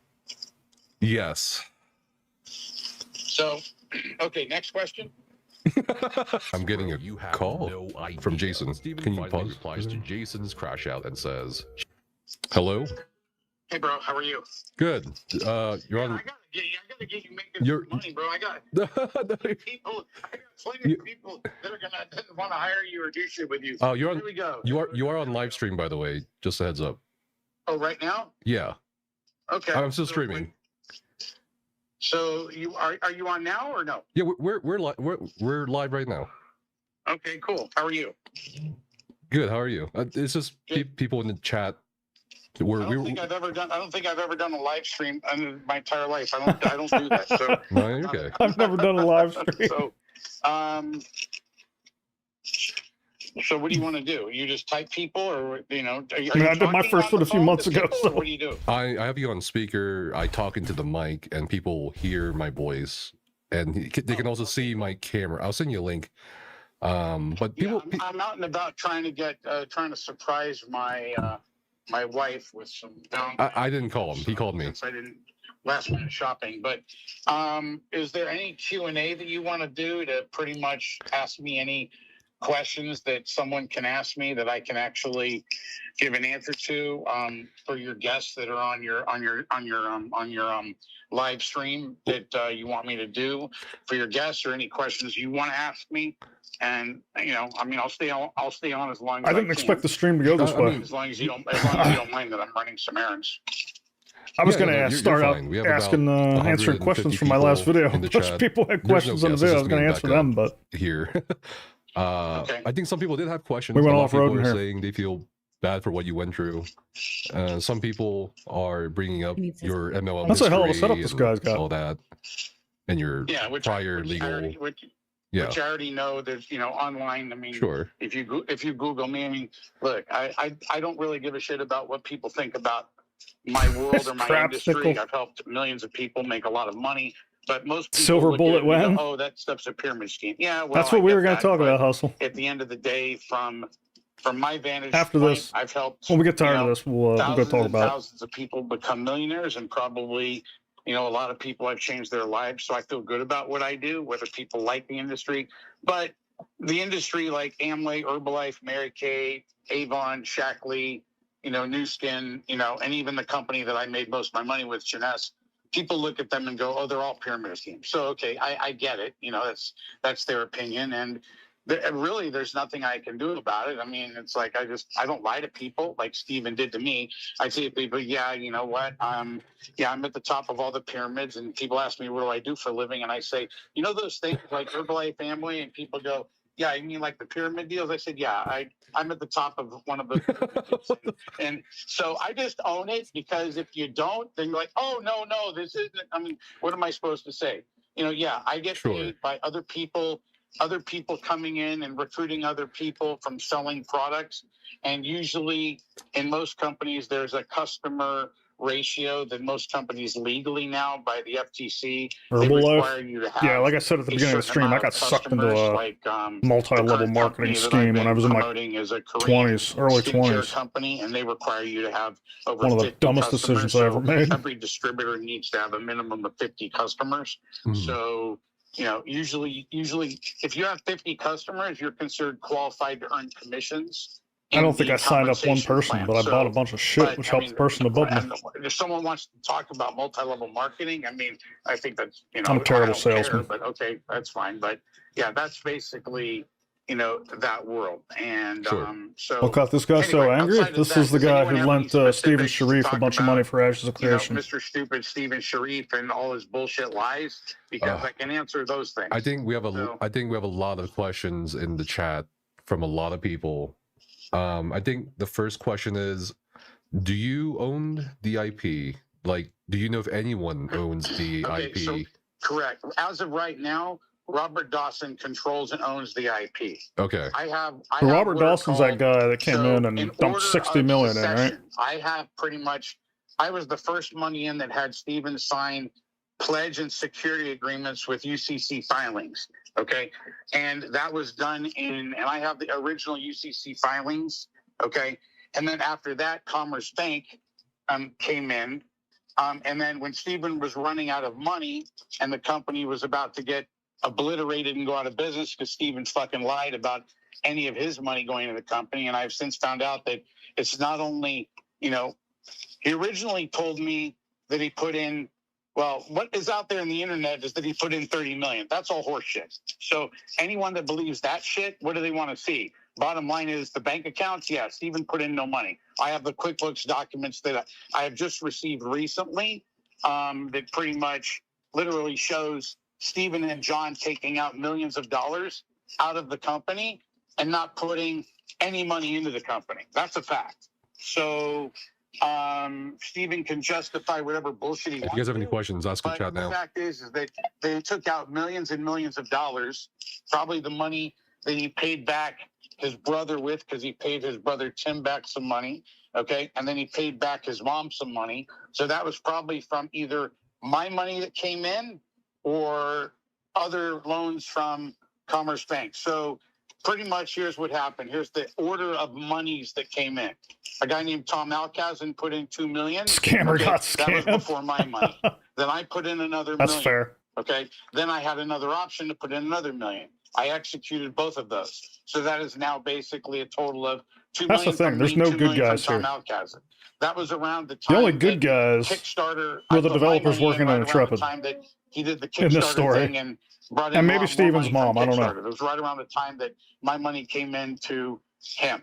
So then after that, okay, he went through that money, my money, Tom's money, and the Kickstarter money. It was all gone. Then he needed more money. Sharks eating sharks, so then exactly. he came to me for another loan for another the backers. $2 million. I gave him $2 more million. Okay. Mm-hmm. Then after that $2 million, we rolled that contract into a I don't know about the IPR $5 million agreement, and I have that, and I can send that to you in an email. And basically, that $5 million agreement was actually $5,138,000. Okay, so that was pretty much that agreement. Okay, so now I have $2 million from the original agreement, $5 million from that. Then after that, I had another buddy of mine put in $1 million. And in the video you did, that was $1 million from my friend Travis. Travis pretty much put in $1 million. And at that time, I had other businesses, as you call. I think I like. Oh, Travis was Mr. T. And I also got into another shit show with another fucktard that pretty much screwed me out of a lot of money in a cannabis company, which I'm still in litigation over currently. And I lost about $14 million in that deal. So, pretty much I'm trying to get money back out of that deal. The money in Intrepid, I don't know if I'll ever see a penny, but I'll get down to the succession of the monies. So at that point in time, I'm into it for about $7.13 million. And then at this point, Steven borrowed another $1 million from a friend of mine, okay, and $300,000 from me. This is during that video that I'm talking about that I'm leveraged and, that was money that I had to pay my taxes and other shit. So then he got money out of me for that. So my friend's money, it was a short-term loan from my friend Travis, and Travis wanted his money back and said, look, Steven, you defaulted, pay him the money back or I'm going to sue you. And Steven said, oh, well, I don't want my community seeing any lawsuits. If my community sees any lawsuits, we'll go out of business. And I said, well, I don't give a shit, okay, about you not paying. I mean, I didn't say I don't give a shit about the community. I said, look, I care about the business and the community, and I don't want any bad press, just like you don't.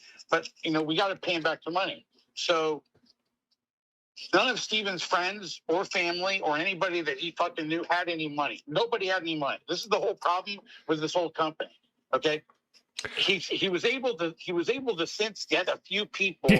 But He sounds like a really talkative Nash. So what happened is, at this point, where is Nash? That I had to sell crypto or whatever it was, $6,000, $7,000, $8,000 that I transferred to my friend Travis to buy him out of the $1 million, and I assumed the note. I have that paperwork that I can turn over to you as well. Sure. So at that point in time, pretty much, I had a situation where the $300,000, the $1 million. So now I'm into this thing for 8.3. Okay. And then originally we had a revolving line of credit. Yeah, they were smart enough not to make these deals. Was the thing that you saw was the 15%. The other 15% pretty much was where I'm blowing up at him about basically telling him what a piece of shit. I mean, I'm not a wealthy person, but I've heard wealthy people give advice, and some of the advice I've heard is like, you never get rich on your own money. And at this time, I'm going through my own use other people's money. Like, that's the advice I always heard. Desperations of money's in, I've never been smart enough to do that. When you play for the fences in life and try to make money, shit happens. So anyway, that's kind of what happened. And then I'm up to 10.3 million. Okay.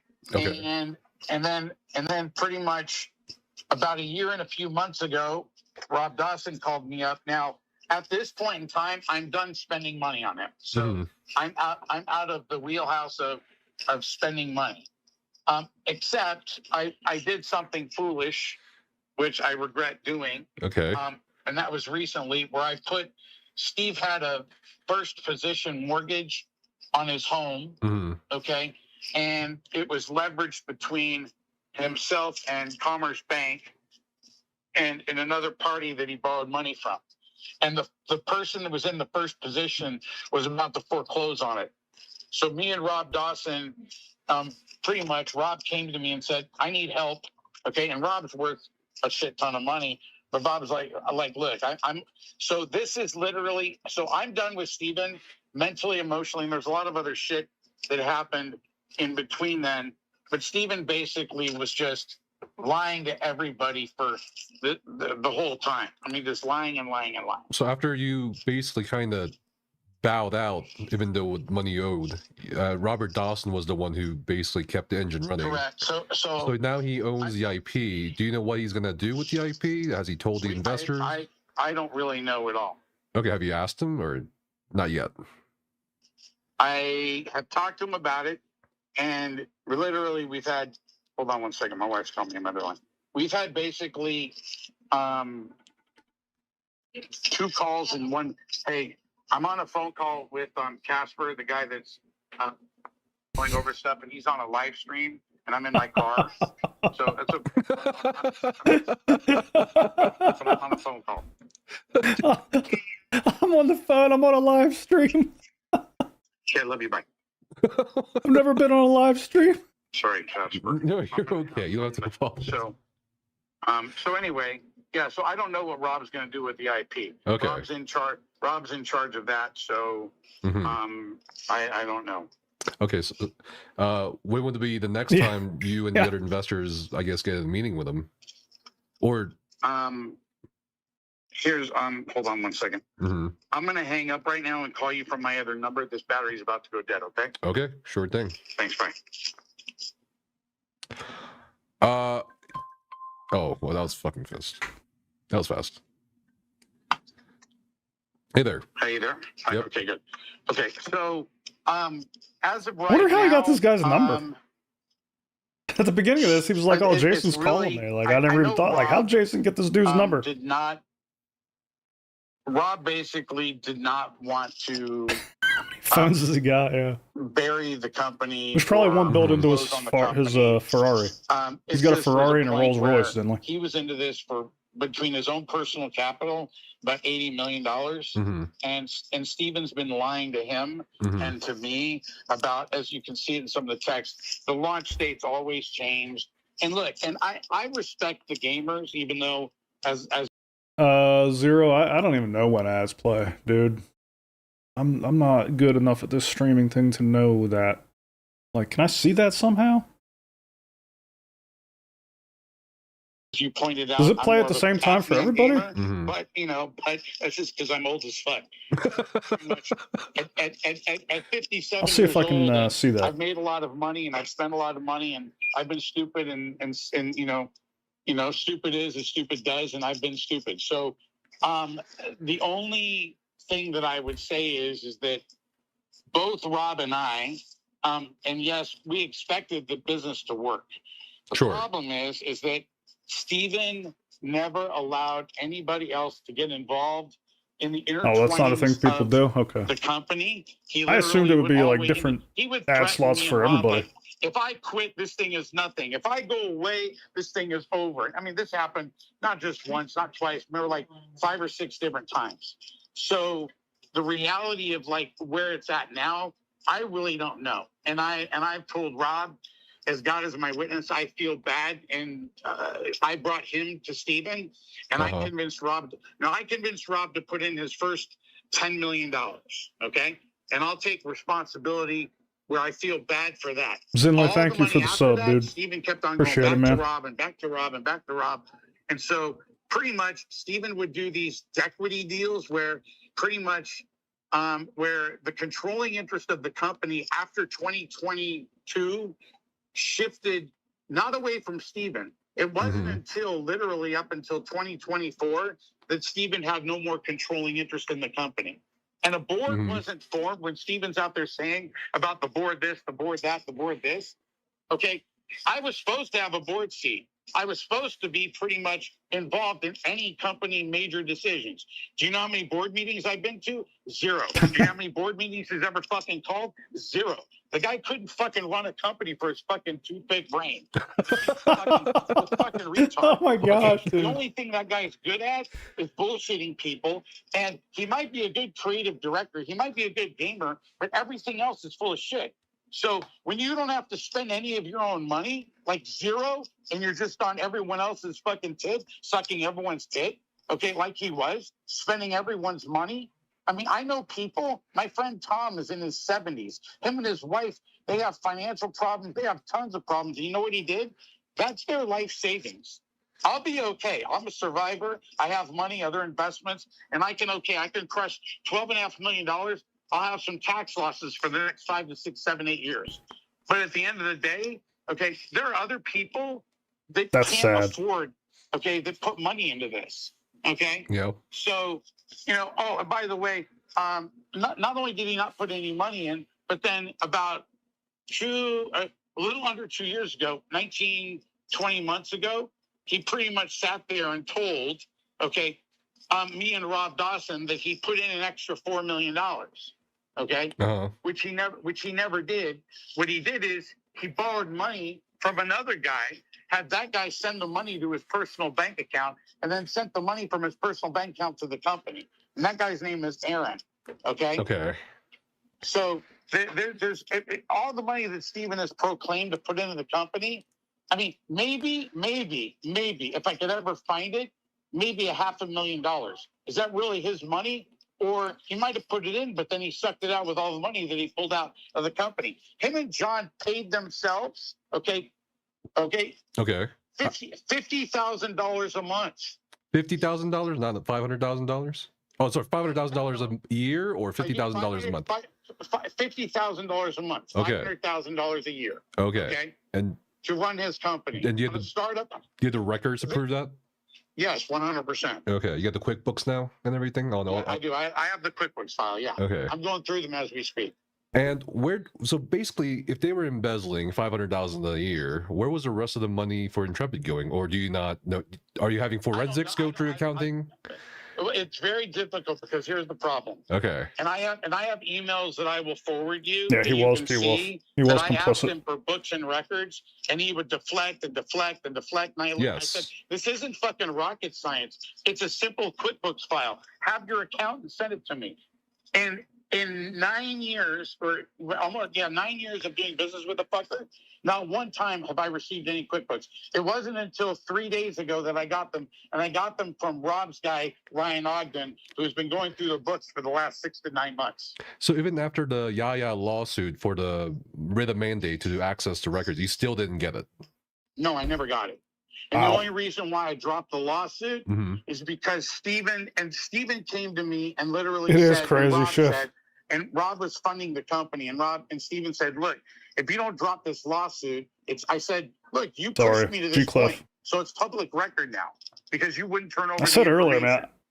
So I'm pretty sure this is the most drama I have ever seen and I didn't. in the history of gaming. Okay. I dare someone to think of anything more dramatic than this. Interesting. Yeah, I think that gave a lot of insight for a lot of people. Yo, bitch ass, you're next. So do you know what's happening with the merchandise? I know. I don't know if you've caught up on today's lawsuit. I have no idea. Okay. About any are you aware of? Are you aware of today's new lawsuit by TFE Games in Nevada again and the employees against Steven? Yeah, that's probably you're not wrong, the investors of the investor groups. They're I forgot which one of the person's names that's attached to TFE Games, but they have a written contract for a convertible note that it came in after my money, but yeah, everyone's gonna fucking sue Steven. I mean, like, he's a lying cockroach. I mean, what else do you fucking expect?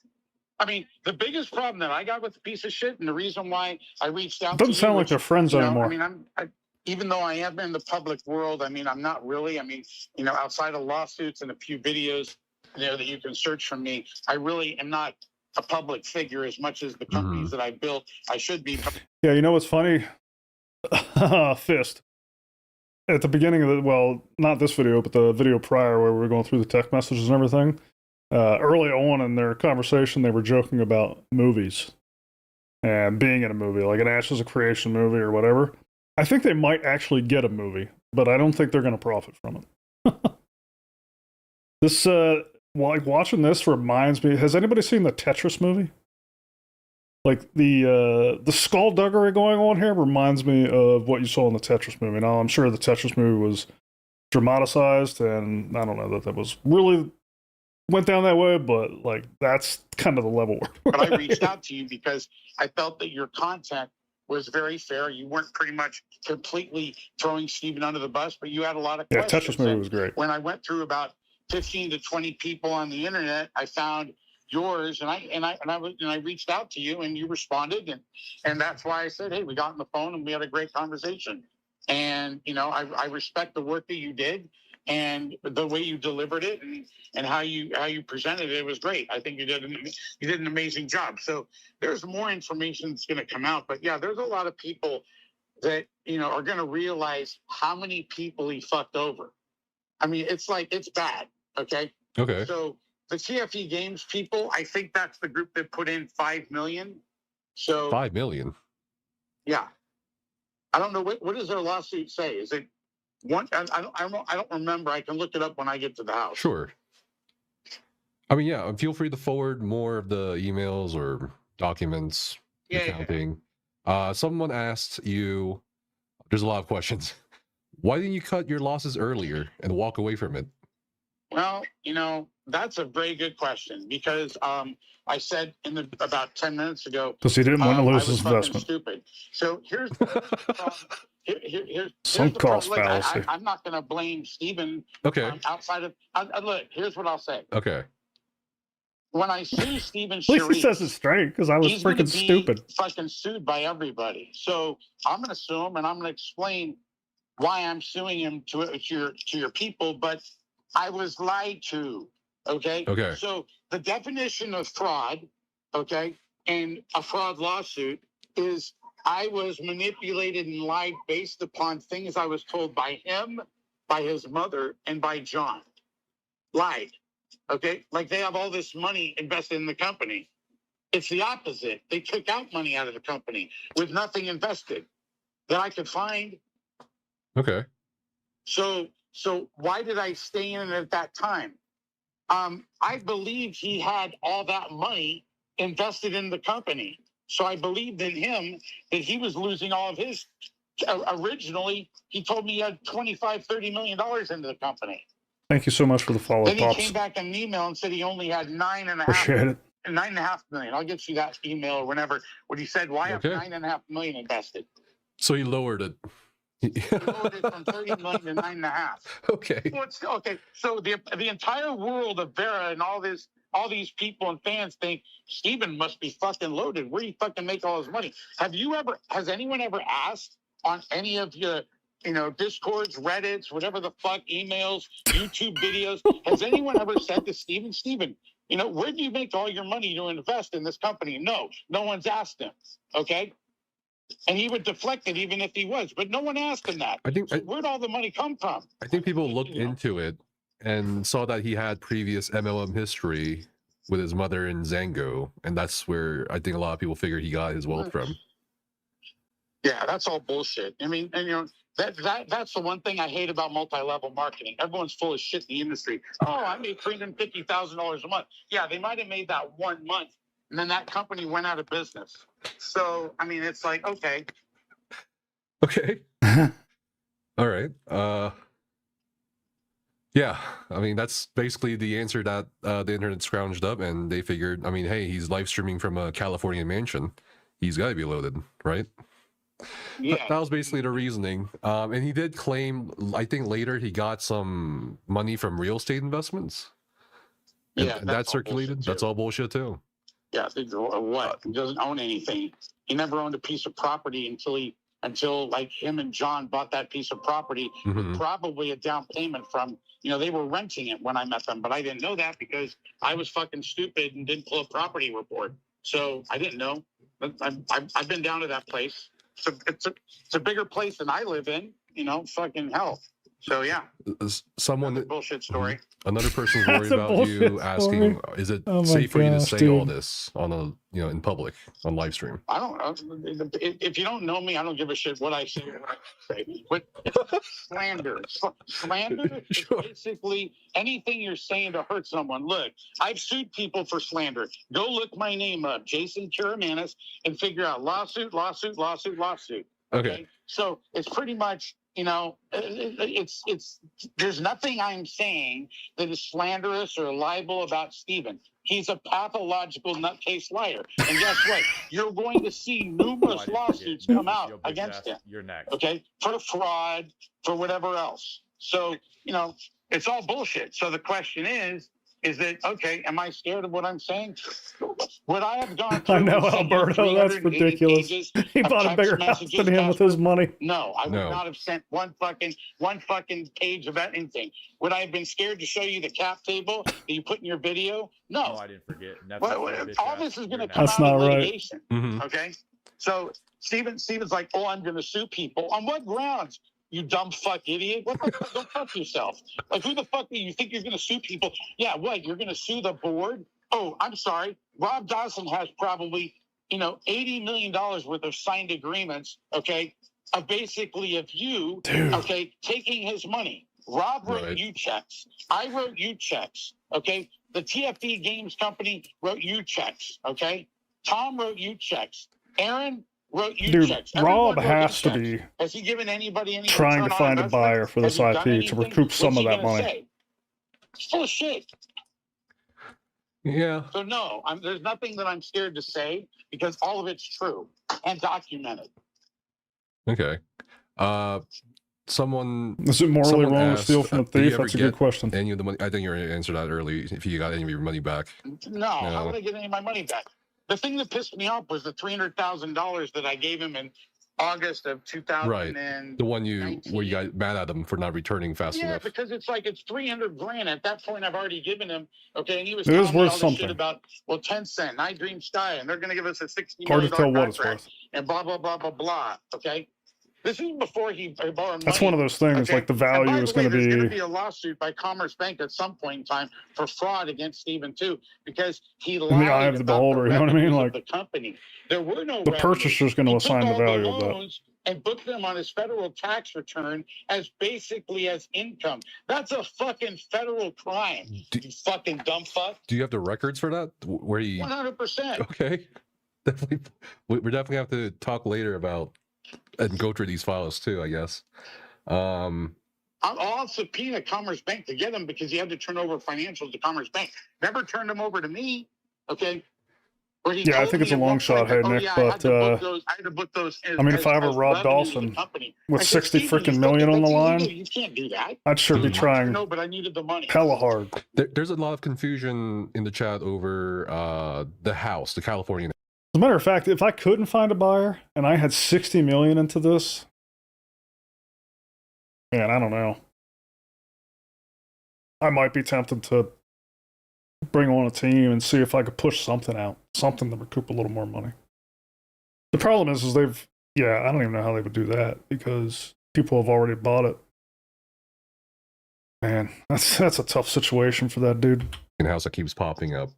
So the California house, when mhm. Steven bought it, I don't know how he got the down payment. I'm assuming between him and John milking Yeah, an money Eastern developer out of the might be their fucking best company bet. in some capacity, because that's the only fucking money they were making was their salaries. So they were paying themselves a god amount. And John never did shit for the company. He was the CFO, the chief financial officer. That was his title. You know what he ever did for the goddamn company? Excuse me, God. But you know what he ever did for the fucking Eastern company would have a totally Nothing. different market. Okay. They wouldn't care He didn't about honoring the agreements they that never were called one board made meeting. to So if I was an equity package purchases shareholder in the U.S. since They 2019, could circumvent that whole you should issue. have called a board meeting. Did you ever call one? No. You ever call a shareholders meeting? No. Did you ever do anything of that nature? No. Even when Rob came in, okay, Stephen wouldn't give Rob access or Ryan access to anything ever. And he would threaten, you know what? I'm going to quit. I'm going to leave. You know what? This company's nothing without me.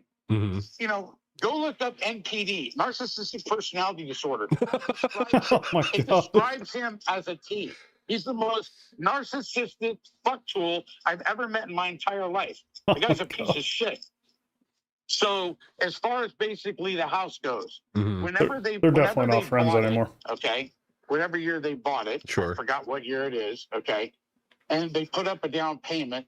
The original owner that they were renting the house from, which I didn't know at the time, I thought he owned the house because I thought he was a big fucking baller. Mhm. Okay, so pretty much he bought the house from the landlord. The landlord had the first trust deed loan on the property. Okay, and over time it came due in 2024. Mhm. Okay, I hear you, Zero. I don't think they would have success trying to launch this IP in the Western markets, that's for sure. The balloon payment because he couldn't pretty much get the thing refinanced. Now, why couldn't he get it refinanced? Because when he did the deal with Commerce Bank, okay, wouldn't do the deal without him, okay, and John putting up the house as collateral. So Commerce Bank has the second on the property. Right.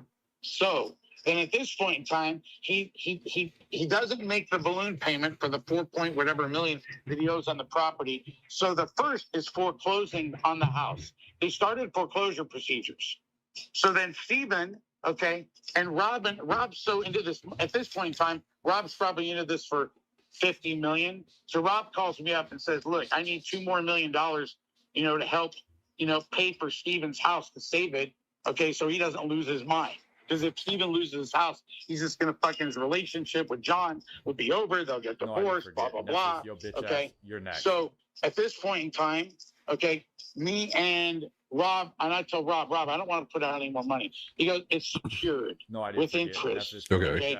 You know, not anything egregious at 10% per year, which is normal at that time to go get a loan. Okay. Okay. So it was secured as the first trustee. So me and Rob personally each put up $2 million on to take out the first. That was about a little over a year and a few months ago. Okay. So you helped him with his house, basically being prevented from foreclosure. On top of the 10.3 million, I pretty much helped him with $2 million so he would save his house from losing it and going into foreclosure. While he's telling everyone in the world of fucking Farah that he's a baller and a fucking multi-millionaire and can't fucking afford to pay fucking shit. Oh my God, fucking dude. cocksucker. So I guess. So, okay. Uh-huh. One person. Sorry, go on. Go on. No, please go ahead. So at this point in time, so Rob, Millionaire drama. Rob's a big investor. He has investments in institutional banks. one of the banks that he dealt with was able to work out a refi and take out the first position on the property. Mm-hmm. And this gets into the real reason why the demise happened. Okay? So Okay. I'll explain.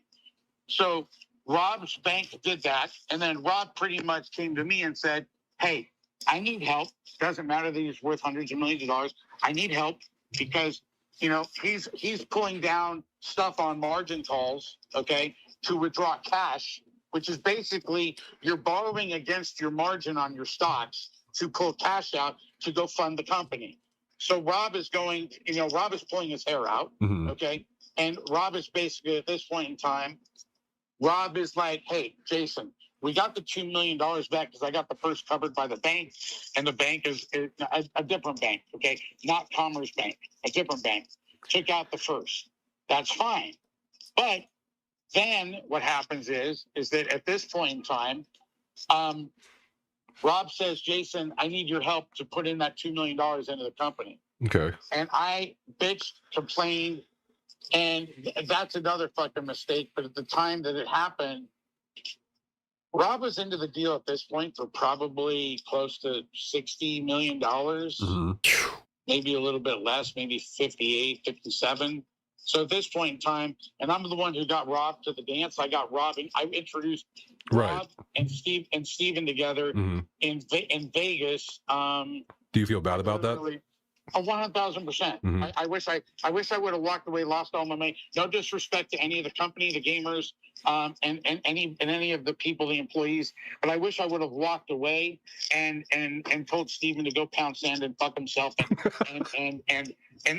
But again, look, I'm not going to lie to people. I also was greedy too. I didn't want to lose my money. Right. Okay. Your investment. And I'm thinking, okay, and Rob thought it was a great company. Rob had his whole investor group of like 3 or 4 or 5 different people looked at the deal and realized that, that he said, yeah, what Steven was good at is selling the KPIs and the metrics of the game, Mm-hmm. how well it's doing with all the users, which it was. I'm not, it was doing amazingly well. Okay.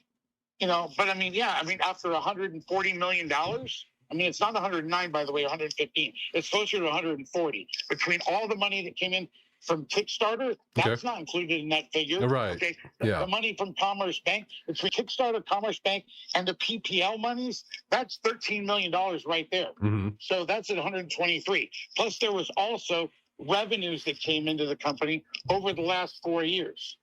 Plus other small business loans and a few other things. So the real number is about $140 million has been gone through. That's less than I thought. That is astronomical. It is a big number, but it's less than I thought. I thought it was around 200. Did you ever get your iced tea at Denny's, Jason? Actually, it's funny. No, I'm not a big Denny's fan. But, okay. But do I get my iced tea at Denny's? I don't know. I would. My wife wants to go to Denny's, and she's like, "Can you take me to Denny's?" I'm like, "Why? I don't like Denny's." Oh, I'm like, okay, I'm not.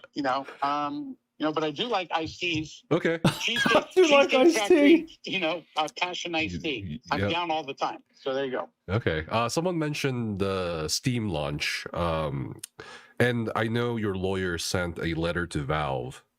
Okay, so that's the ending final punchline. Mm-hmm. Okay, so here's what happened. So Steven, had so here's what happened. Rob literally went to Steven. This is the thing that Steven calls the board made a decision. I see. What it was is Rob couldn't take it anymore. Okay. Rob was like already fucking fed up 6 months ago. Steven lied. Steven said we're going to launch in 2022. No, 2023. No, 2024. No, 2025. So you have to understand this from this perspective. Sure. Okay. Not only. Oh no, we understand this. We understand this. Yeah. It's like, why are we waiting? The so gamers long know. for this fucking thing? Okay. Well, the investors are like, we're losing $2 to $3 million every month. The differential between your OPEX, your operating expenses, the differential between your income. So let's say that he was selling picks, shovels, widgets, whatever you want to call it, and the revenues, $150,000, $200,000 a month from the online people buying stuff. Right. Well, The company The online costs people. $2.5 million a month for rent of the building, insurance for all the employees salaries. Okay, Mhm. so you know what happened was because the launch in December was not astronomical. If it was moderately successful, I think they did like $4 million that month in revenue, which pretty much, you know,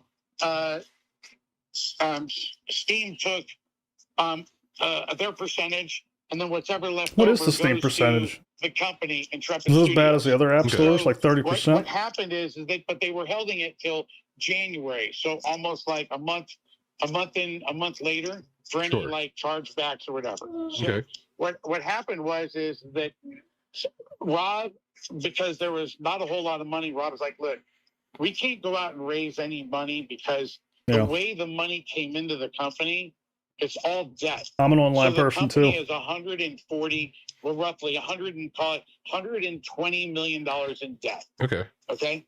So with $120 million of debt, the interest alone. Right. Dude, 30%. Dude, Steam is making a killing. Okay. Because he was fine with any interest rate, it seemed like, from your text messages. He told me every interest rate possible known to mankind. He didn't care because he just wanted to suck more money out of me. Sure. Now, at the time, I kept on thinking Steven has assets. I thought, you know, look, I'm stupid. I never checked on the home address. I never pulled a property profile. Shame on me. I never asked Steven for his tax returns. Shame on me. I never asked Steven to see his personal bank accounts. Shame on me. I'm a dumb fuck for not listening to myself.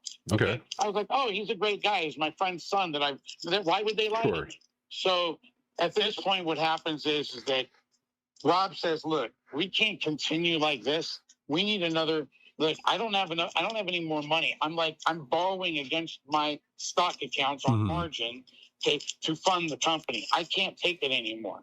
So we're going to go do a foreclosure on the assets. So I signed, okay, to allow Rob to do that. I signed an agreement with Rob and gave Rob my first position to go sign to do that. So Rob literally, so Steven wants to claim the board fucked this up. No, here's the real story what happened. During this process, okay, Rob is pissed off at Steven for you don't know the stress levels that Steven has done to me and Rob. No, I felt it. I felt it when I was, going through the text messages. That piece of shit, I mean, fucking Steven is a cockroach. Okay. Okay. So Steven pretty much would always, like, oh, I need this, I need that. I mean, would always call us when he needs money.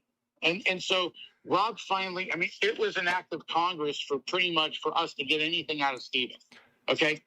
All the time. It was always, he's a control freak, narcissistic, fuck what. So, from my perspective, he got greedy and stupid. Okay. At this point in time, from 7 months ago or 8 months ago, Steven's been diluted down where he owns less than I do. And I only owned of the company with all the dilutions from Rob and the other group. I only owned around 11%. Yeah, I think Steven only owned 8% or something. Or I think it's at 4% on the sheet. Like that. Yeah. Well, the reason why he was given that 4% is because he said that he put $4 million of his own of additional money into the company. Otherwise, he probably wouldn't have gotten that. And that's a lie because Aaron put that $4 million in. It didn't go to Steven. And Aaron's going to have to sue Steven and Tim because Tim, the brother, signed some agreements with Aaron. No, I didn't. So then it goes one step further. So what happened is there was a call between everybody. I'm talking about and I never knew any of these people. I didn't know Aaron. I didn't know this girl, Teresa. I didn't know, all these people that put in money in the company. I never knew any of them, except the only one I knew was a guy named Tom. Right. Okay. So what ended up happening is that we all get on a call. This is about a month ago now. And we said, look, this is the plan. This is what we're going to do.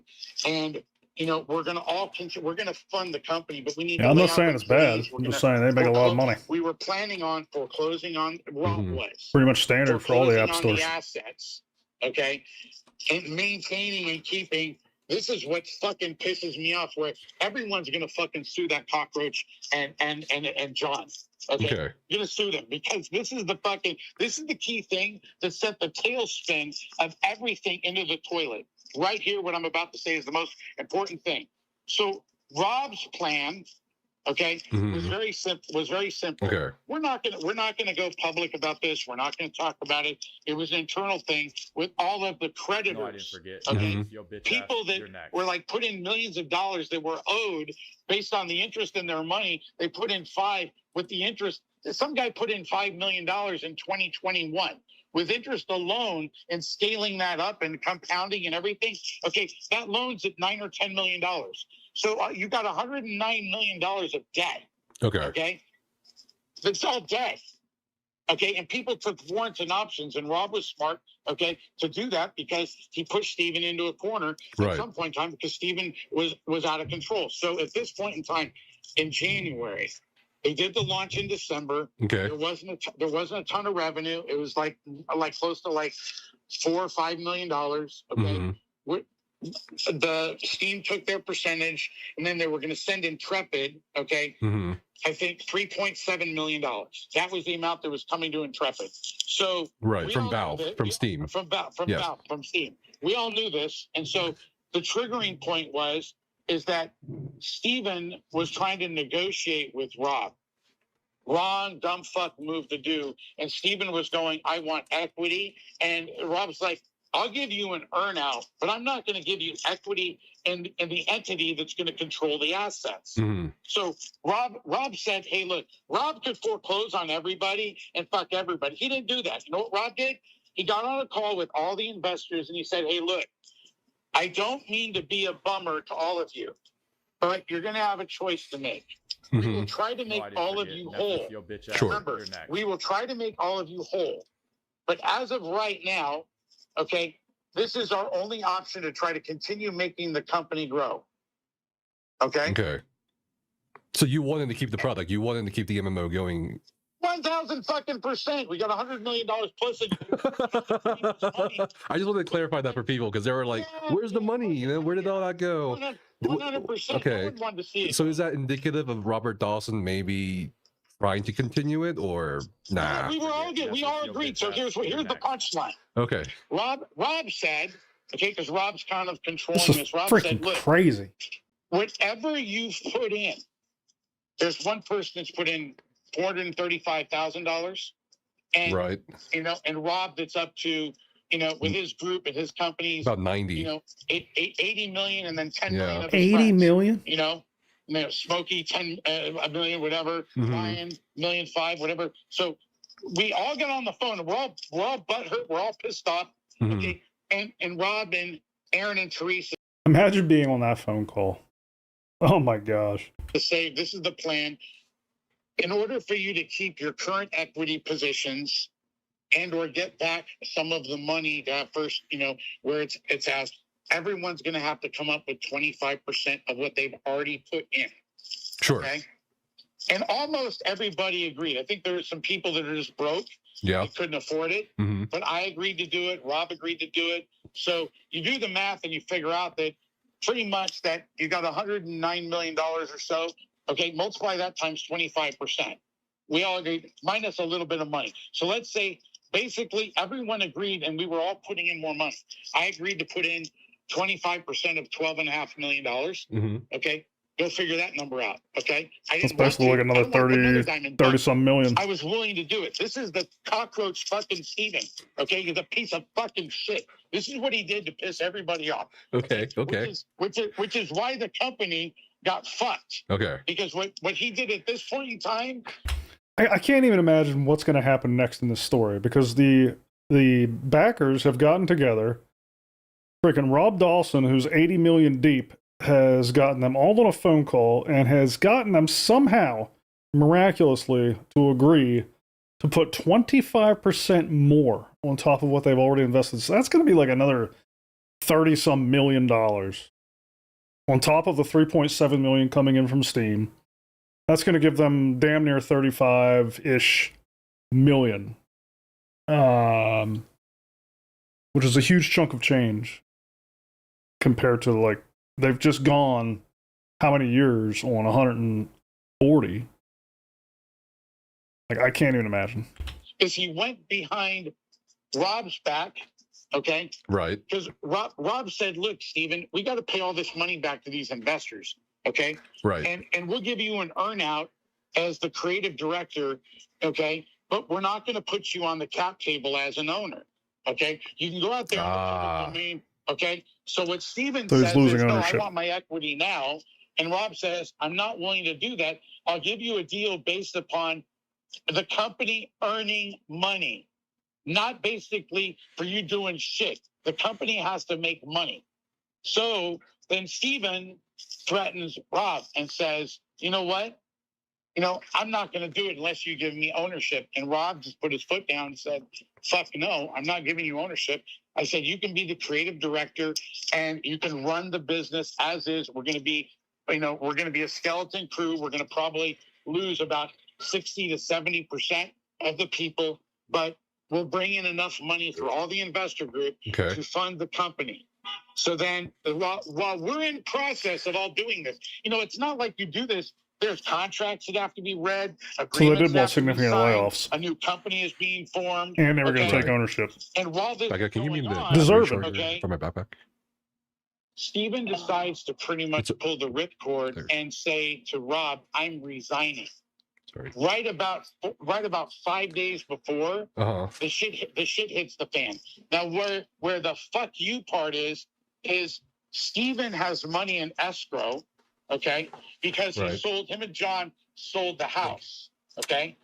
That money does not get released because Commerce Bank, okay, has a second position on the house. Well, Commerce Bank's money went into Intrepid.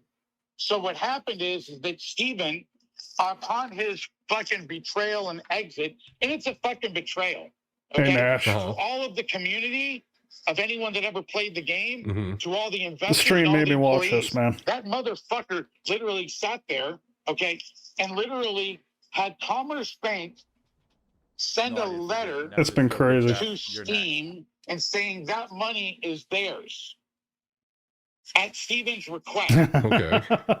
Okay. We weren't planning on fucking Commerce Bank, okay? Right. But Steven just fucked them because what he did was the money that Steam was holding was going to pay all the payroll, okay? On February 1st. So Steven took $3.7 million for his own greedy motherfucking son of a bitch, cockroach fuckery asshole. Okay. Oh my God. And basically what he did is he fucked everybody over and literally sat there and literally stole, okay, the company and pushed it to go out of business. Literally because he's a greedy narcissistic son of a bitch. Because what he did is he took basically, he had Commerce Bank send a letter stating that that money was Commerce Bank's. So Commerce Bank would get that money and pay out the second, releasing about 1.5 or 1.6 money being held in an escrow account by Commerce Bank, okay, because they had a secured position against his house on the money that he originally borrowed for the company, which I should have done, thought about it, but I never did. So anyway, that brings you to full circle. So then I get a phone call being told that excuse me. I get a phone call being told that Steven resigned, okay, and that Commerce Bank sent a letter, and then I had to send my attorney's letter saying, no, that's not his money, it's my money. I have UCC filings and pledge and security agreements that were posted way ahead of Commerce Bank's, which I can document and give to you. I think I might have, I don't know if I sent it to you or didn't, but I can send that to you. Yeah. So anyway, feel free to send everything. That being said, that is the reason why we didn't have money to pay payroll, okay? Because Steven, that motherfucker, literally sat there and had Commerce Bank contact Steam. Well, that was the money for our payroll. So literally, so he did it despite you guys, basically. He didn't even get the money. 1000%. He did it to fuck everyone over, which will come out in my lawsuit, and I'm going to put all this down. And I don't care if Steven listens to this, if he hears it, he can go fucking rot in fucking hell. He's probably listening. Bitch ass. I don't give a fuck. He can go fuck himself with some nasty things up his rear end, because that's what he's done to everybody else.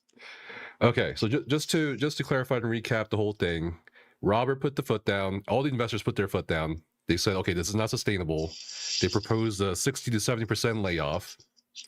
And then Steven wanted to keep his equity, even though he'd never bought equity.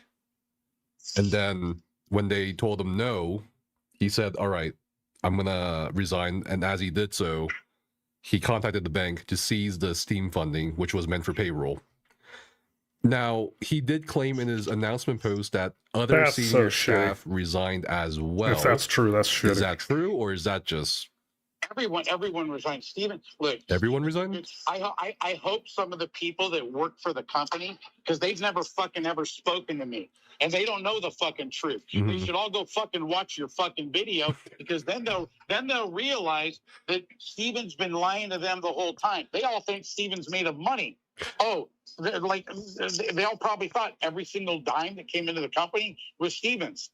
Look at it from a realistic standpoint. It's like, you know, and Steven's convinced all these people that it's Rob's fault, or I mean, at the end of the day, I mean, I went along with whatever Rob wanted to do, and this was the decision that Rob and Aaron and a gal named Teresa made. Okay, and I don't know if Aaron and Teresa were on the board, but I do know that they had a meeting, and pretty much these were the decisions that they decided to make. So at this time, it's like I have some things that Rob and I have talked about it. We're going to talk again. I think he's in like it's like Steven literally did such a bad, just horrible exit. I mean, he didn't even care about saving the company. Just wanted to save his own ass. Like, I want the Commerce Bank loan to be paid off, so pretty much I can get the money off of my house. I see. It's like, and that's after you helped them prevent foreclosure on the house. Yeah, his house was going into foreclosure a year I hear ago. you, that's why I'm saying if true. Okay. The trust deed and all the documents. I mean, I got all this shit. So anyone wants to see anything, they email you or connect with you and tell me what they want to see. All right. I'm an open book. Obviously, this all has to play out, but might not like what I do for a living, but sure sounds bad. That doesn't mean I'm a bad guy. I mean, I'm not selling drugs to kids. I'm not fucking, doing any bad shit. Steven's a horrible human being. He is bad. So I don't know. I hope I've helped out. Are there any other last questions? I could go on for 12 hours about what a piece of shit he is, but does anyone have any other specifics that I haven't answered? I think just the majority of people want to know what's going to happen to the game. We don't know, but look, Jasper, you have my phone number. I don't want my phone number going out in the public domain. I don't want to get a bunch of calls. You can call me anytime. Sure. If there's anybody that you really like that needs to talk to me, like if any of the employees reach out to you, we'll get on the phone. I'll talk to them. I've never spoken to one in 8 years. I don't have one employee's phone number. I've been paying all their bills. They don't know who I am. Right, because you were funding the payroll from what, 20? I've been funding the company for 2018, 2021. Yeah. And then Rob literally took over from 2022 onward. Right. All of 22, all of 23, all of 24, and all of 25. That was 100% Rob Dawson and his crew. 100%. $2 million of my money. Okay, so yeah, that came in. So there you go. Just $2 million. Well, I think that's so when you said resign, the senior staff that resigned with him, were they just laid off, or did they actually know about the board meeting and all that? Was anyone at the Alberto? I'd probably be attempting to go work for a bank after that. So you're not aware that anyone at the actual company itself was aware of what was going on? No, I don't know what the employees at whatever levels knew. Steven had his own agenda, so. Right. Hey, Casper, hold on one second. Very good. Hold on one second, guys. It's freaking crazy, guys. Are there any other last questions you guys want to ask him before we let him go, or? He's like talk for 12 hours. Okay. I'm just like, I don't know, 12 hours. Yes, I'm here. Okay. Dude, is So obviously what else can I pissed. do to help you, my friend? Honestly, I think people want to know. I think a lot of people sympathize with you. Some didn't. That's okay. I mean, And like, they just want to know if you're okay, or how you're doing now financially. If someone doesn't sympathize with me, has anyone said any shit about me? I'd like to know. I mean, they chatting about me like this motherfucker. I mean, I know people write shit. They're like, yeah, this stupid motherfucker. I mean, it's like, you know. It's yeah, I mean, some of that because I mean, you took money from your 401k to help Steven, and that's a very nice thing. I hear you, Griffin. That's a very nice thing to do, but also, you know, the risk, right? Yeah. So I mean, you read the whole. Yes, I read the whole thing. I mean, so you know, you didn't put all of it up there. We talked about that a lot earlier in the stream, Griffin. Just the sunk cost fallacy around this. I don't know what love bombing is, but okay. It's like when someone just overwhelms you with positive. But the thing is like there was a product there. You know what I mean? Like the game was coming along. You could play it. Arguably, it was a more stable gaming experience than Star Citizen. Now, it wasn't nearly as ambitious. The scope wasn't nearly as large, but there was certainly less jank, less bugs. Not that there wasn't there, but I mean, it was in a fairly decent spot. Now, obviously, you know, they only had the first 25 levels in. The end game was incomplete. New player experience was kind of shitty. There was a lot of things missing, but like, there was a product there. So I can understand as an investor with 80 million deep wanting to see this thing finished. And it sounded like the investors wanted to see it finished. Like they weren't ready to pull out even up to the last minute. Like he had everybody on the phone, was willing to get everybody to commit another 25% to get this thing across the finish line. And Steven's the one that fucked him, if this is all true. He's the one that said, "No, I quit because I can't have my equity." That's mind-boggling to me. That if it's true, right? Obviously, like there's multiple sides of the story. Like what this guy's telling us might not be 100% accurate. I mean, the text messages are pretty damning. We have that screenshots of that, but it's just. If this all comes out to be true, then it's mind-boggling and soul-crushing that a person would be able to swindle that much money out of people to build this dream and then burn it a few yards from the finish line. That's because of greed, really. Freaking wow. The comments and praise and says, "Jason, you're my god, Jason." He kept telling. That's when he's trying to suck my dick and. Which I know is saving their own money, but an investor has a right to that. A lot of people want to shit on the rich people. No, I completely agree, Nash. You know, but you know, like I'm not going to completely shit on Steven here either. Like I said at the beginning of the show, like history is written by the winners, and if Steven had done all the swindling and shady shit, but pulled this all off, we would never know this backstory. We would never see those text messages. We would never know all the shady shit that went into actually making this game. We would see Intrepid as an indie hero that put a new MMO into the scene, right? And so, like, Steven was gambling that he could pull this off and stitch all this together and make his mark. And had he, like, his mistake was being too greedy at the finish line and not accepting the deal that Rob was making him. Had he accepted that deal and worked with the investors and the backers to get this thing across the finish line, we would all be admiring Steven's ambition and ability to push this game out. But that greed at the finish line, like, that's what caused all this. It's crazy. Sorry, based on what I'm seeing here, Steven was totally irresponsible. It wasn't just recently. I completely agree. I'm not defending Steven here, Zero. Like, he was shady, irresponsible, he mismanaged his project. All I'm saying that is with enough success, we would have never known that. Had he gone along with what the investors wanted to do here at the end and finished this project and launched Ashes of Creation, we would never know that.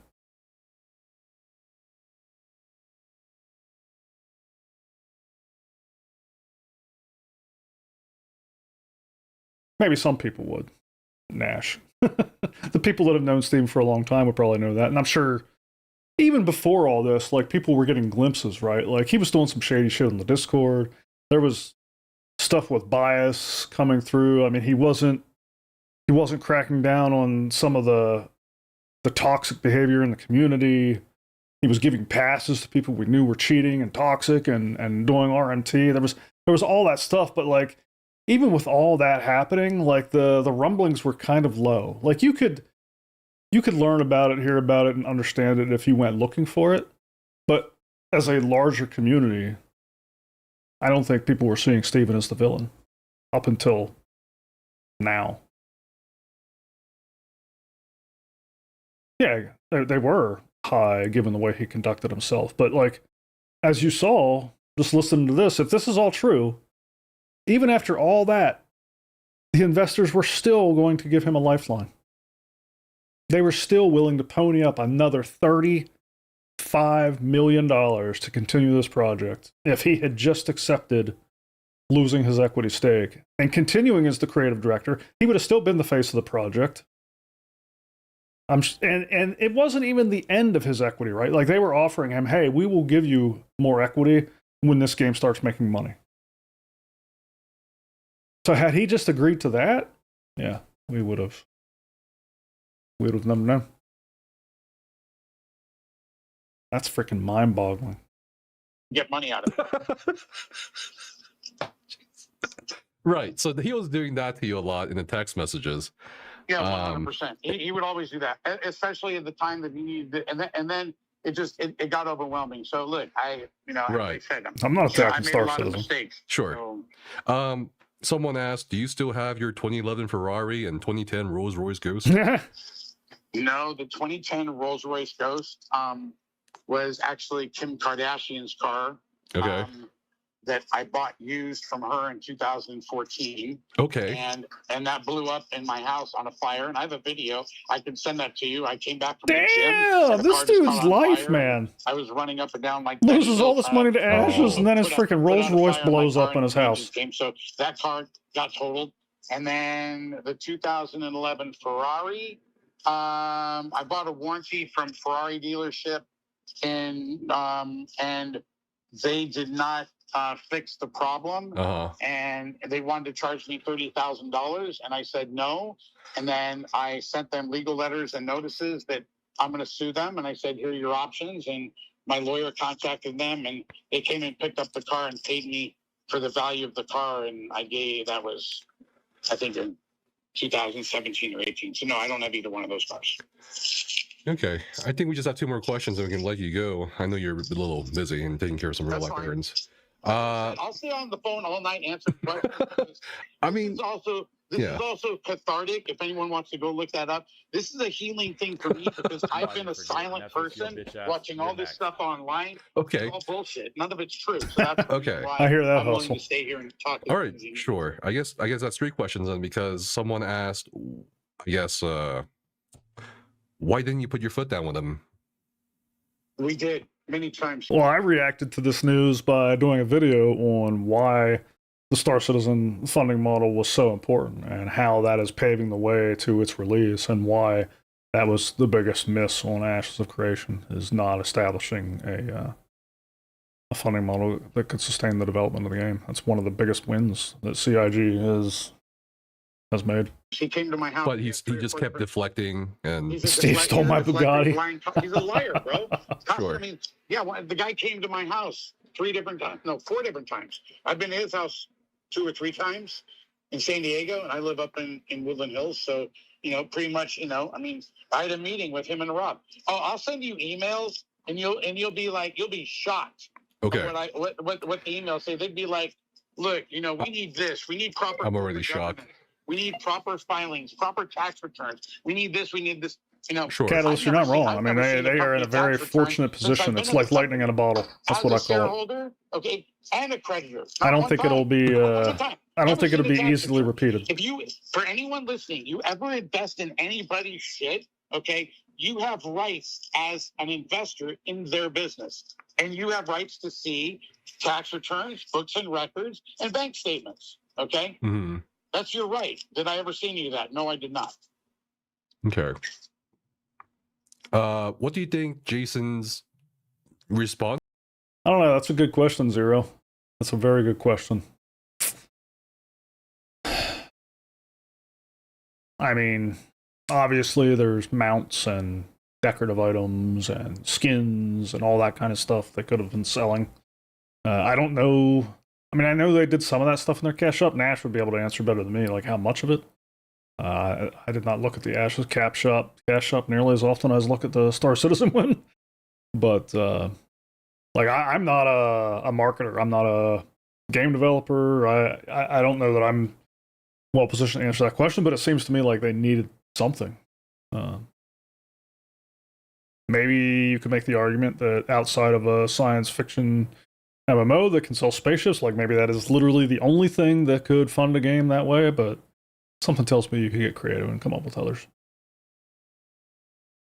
Cosmetics they tried to sell were trash. I mean, maybe that was part of the problem. Maybe they weren't investing enough in that.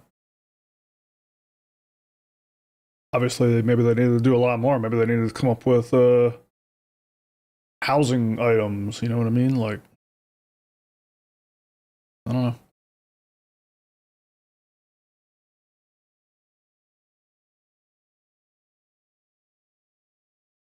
Yeah, you know, I think another big misstep on their end was everybody I talked to said that, what was that first demo of Ashes of Creation that came out?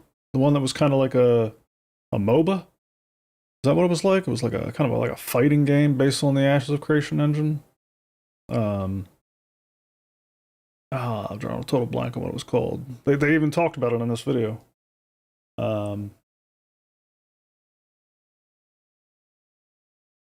Yeah, it was a battle royale. Like why Apocalypse? Yes, thank you. Like, it seems like to me like kind of like CIG is pushing out Squadron 42 to help fund the rest of Squad. Like that was a missed opportunity on their part. I'm just putting out that battle royale game and selling skins in that to help fund the development of the rest of the game. Yeah, I talked to a lot of people that thought Apocalypse was good. Seemed like a missed opportunity. Once is going to be after all this. Do you think he's going to defend himself, or how will we?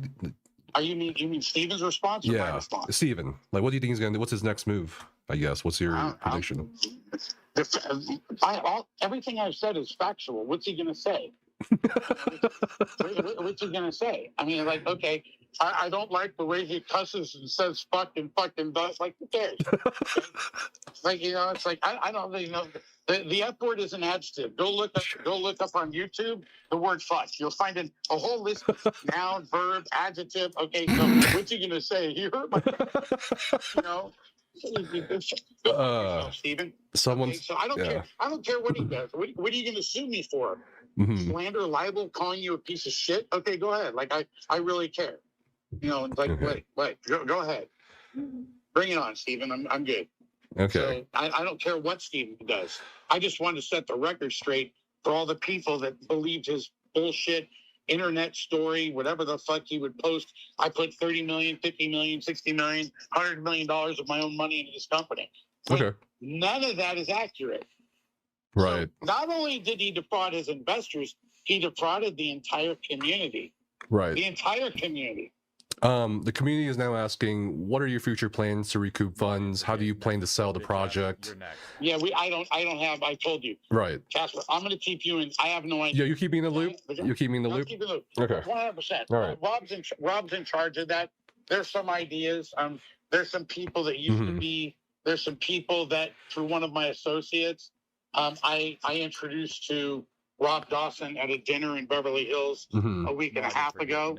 I'm not going to, I'll tell you privately, Casper, but sure. The person was with one of the biggest companies in the industry for 11 years, Okay. and has his own IPs and his own desires, and so but but I don't know if that'll be just the tech or if that'll be for Ashes. As far as Ashes goes, Rob's been looking at options. The problem is when you literally don't have any technical experience, right, and you're sitting there where Steven has poisoned the entire staff against the board, right, which is such a fucking cockroach fucking thing, because sure, the board literally has only been a board recently. Okay, what happened to the board that Steven should have had 8 or 9 years ago? right. It doesn't exist. So, I don't know. But really, at this point in time, there's no board. It's Rob Dawson and his decisions of what he's going to do in the future. He's the guy that put in $80 million, okay, of his own resources. Okay. So, not someone else's money. Rob didn't borrow money from someone else. That's Rob's own personal money. A couple more questions. Did Steven's mom ever contact you after all this, or because you seem like friends? Contact and text. Okay. You want me to read? You want me to read what I wrote her? Yeah. Sure. That'll light this call up. Hold on. Oh God. Oh, people will love this shit. Okay. Oh no. Oh, you know what? I know what. Should I stop it here? In my other phone. Let me see if it's. I might have gone dead. So, sure. Yeah. I'll send you that. You can do a follow up. I think I can find it. But sure. Basically, what I said is I said, one of her sons is in a mental institution. Okay. The other son's a very smart guy. His name's Tim. That's the nutrition guy, right? 310. Yeah. Tim hates basically his brother. So, that's a whole. The brother in the mental institution, or the brother? No, hates Steven Sharif. Oh. Okay. We got the impression that Steven handed off Ashes of Creation merchandise to his brother to sell. I don't know if that's because his brother's company is the one selling Ashes of Creation merchandise next to this. Oh, I don't know. On Amazon. So this is on Monday, February 2nd. Okay. This is the Sharon. Sharon. Your son has destroyed the business, and you have no idea what's coming soon. All of you lying piece of shit. Okay. Son, hope you. I'm sorry, I don't have my glasses. You're good. Hope you both rot in hell for destroying everyone's lives. Okay. Okay. Just a pathological narcissistic personality disorder, worse than Mark, your other son. Is it your DNA in your sons? Okay. Or your ex-husbands that create these kind of human beings that lie, cheat, steal, and make everyone believe they are honest. Okay? Fuck me. He's destroyed my life and Tom and Bethany's life and so many other people's. Okay? Thank you so much for your work on this. So fun to see when liars get caught. In an asylum. Such a liar, cheat, thief. I can't believe this is scumbag of your DNA. Wish you never given birth to such a human. Oh my gosh. You have given birth to the worst of your 3 children. It is not Mark, that's the devil, and has issues. It's your son, Steven, that destroyed everyone's lives. You should have had an abortion. Oh, my God. She goes, it's a shame, in her response. I write, yeah, it's a shame on you, okay, for lying to me. Oh, that's, okay. That was it. Okay, well, that was a lot from you, but not a lot from her. If you can tell that I'm heated up and I'm pissed. Yes, I can tell. Steven just fucked up and railroaded the entire fucking company. Yes. So, okay, next question. You're hilarious, Jason. You're next. Okay, we'll keep it going. Imagine getting that text at 3 a.m. Oh my gosh. Hold on. There's a lot of people here now, so I'm gonna look through the questions. All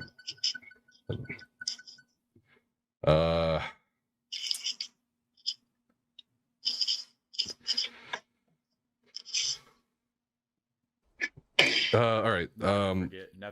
Someone asked, were you hoping to play the MMO as well, Jason? Of course. I mean, I wanted to see it go. I mean, am I an MMO guy? No, I'm not. I'm not going to lie about that. Right. Have I ever played an MMO? No. I mean, I had a bunch of friends. You know, you saw it in the tech group. I had a bunch of friends, children and kids that wanted to have access and early access to it, and I hooked them up. And Steven sent me some swag, and you know, and I got them some early access. I don't know if they played or not. Sure. I've never played the game, to be quite honest. I've watched probably about, I don't know, close to about 300 or 400 hours worth of YouTube videos, including all of yours. So, yeah, so I've been, you know, so I've watched all the players play, and that's how I would, you know, I would learn about my investment as I would go onto YouTube, and I would just watch all the gamers talk about it, and, right. And, I've watched all of Narc's videos. He came out early and said there's a piece of shit, which I agree. Okay, and you know, and so you've kept up on the YouTube side. Yeah. Okay. Oh my gosh. I'm on Golden, Narc, and you know, and I totally forgot about Narc. Oh man, I remember freaking kind of heavily disagreeing with that guy.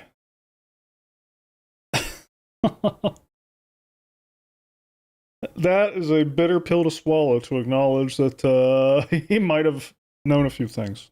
Well, not known, but guessed a few things.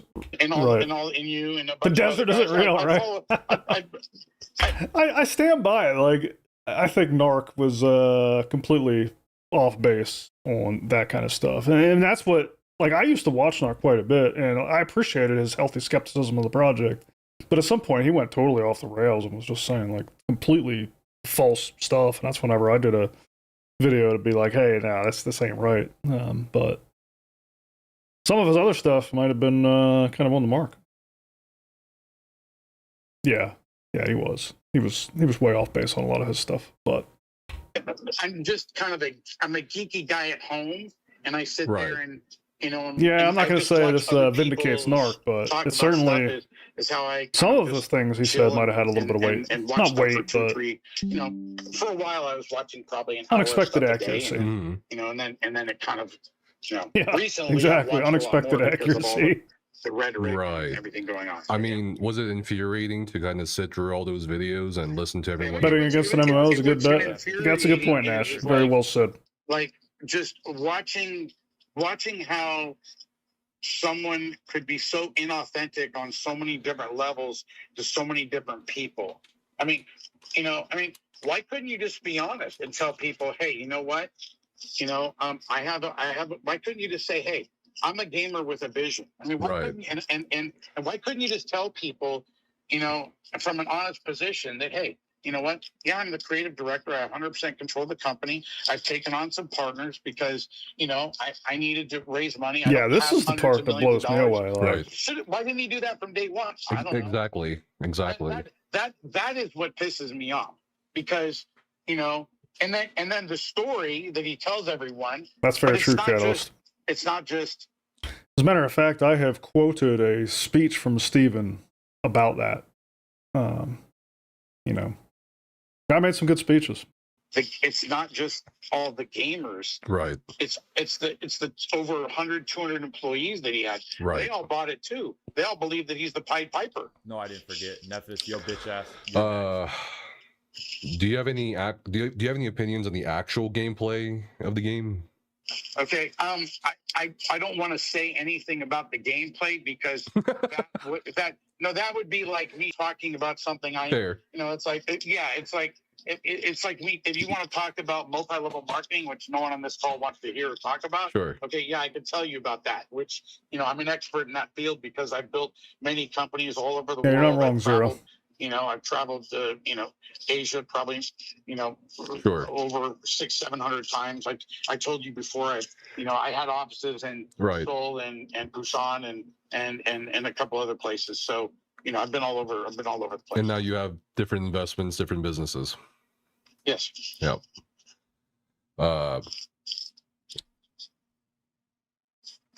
He already answered that. I'm just looking at a lot of questions, the same questions now at this point. You know, why didn't the board come on? Why didn't they force Steven early? I mean, because Steven kept begging Jason and the other investors, guys, not to basically, in his perspective, derail the company or make things public to where the company might be affected adversely. Steven was worried about affecting what I would call anyone knowing the reality of the truth behind the curtain. Yeah. It's like, okay, Jason's you pull the curtain MLM. back, That's how he know made his there's fortunes. no Wizard of Oz. It's all bullshit. Just He was a guy. like top of the pyramid. Okay. So that he why any of us, and there really was no board. I mean, literally all this stuff happened by us forcing him. Like Rob had to force him. Okay. Otherwise, Rob would have to say, Steven, I'm not sending you any money unless you sign this contract. Steven, I'm not sending any money unless you agree to this. Steven, I'm not sending you money. It literally became that type of a relationship. Right. And it just kept going. It kept going and getting worse and worse. And then you look at it from... Yeah, there's no victims on this call. The only victims here are, relatively speaking, the backers and the employees. You get to a point if this is all true, you just can't take it anymore. Sure. I mean, I don't care who you are. You know, most people can't comprehend. Okay, let's look at it from this standpoint. I'm not saying anything negative about anyone that's listening now. I don't know anybody's financial situation.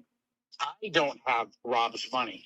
Right. Anybody that has $90 million of money, they had to make at least, okay, $150 million in gross net income to pay the government their share.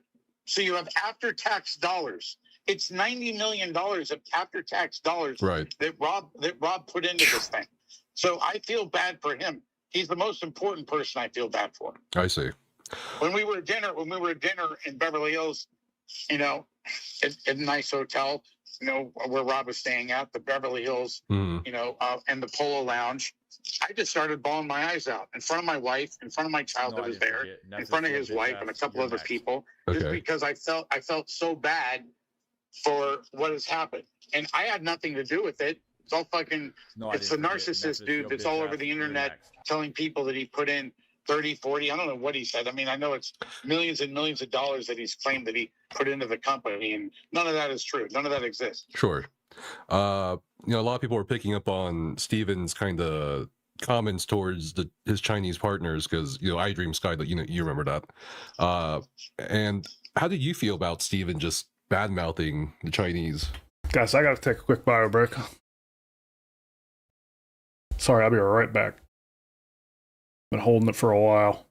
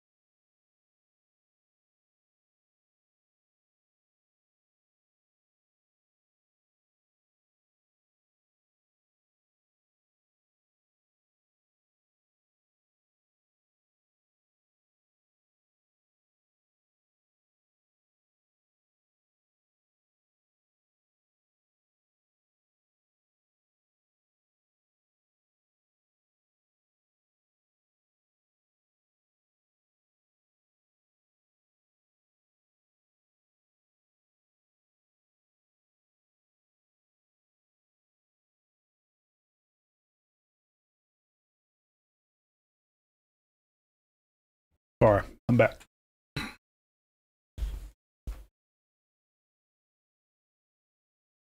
Where were we?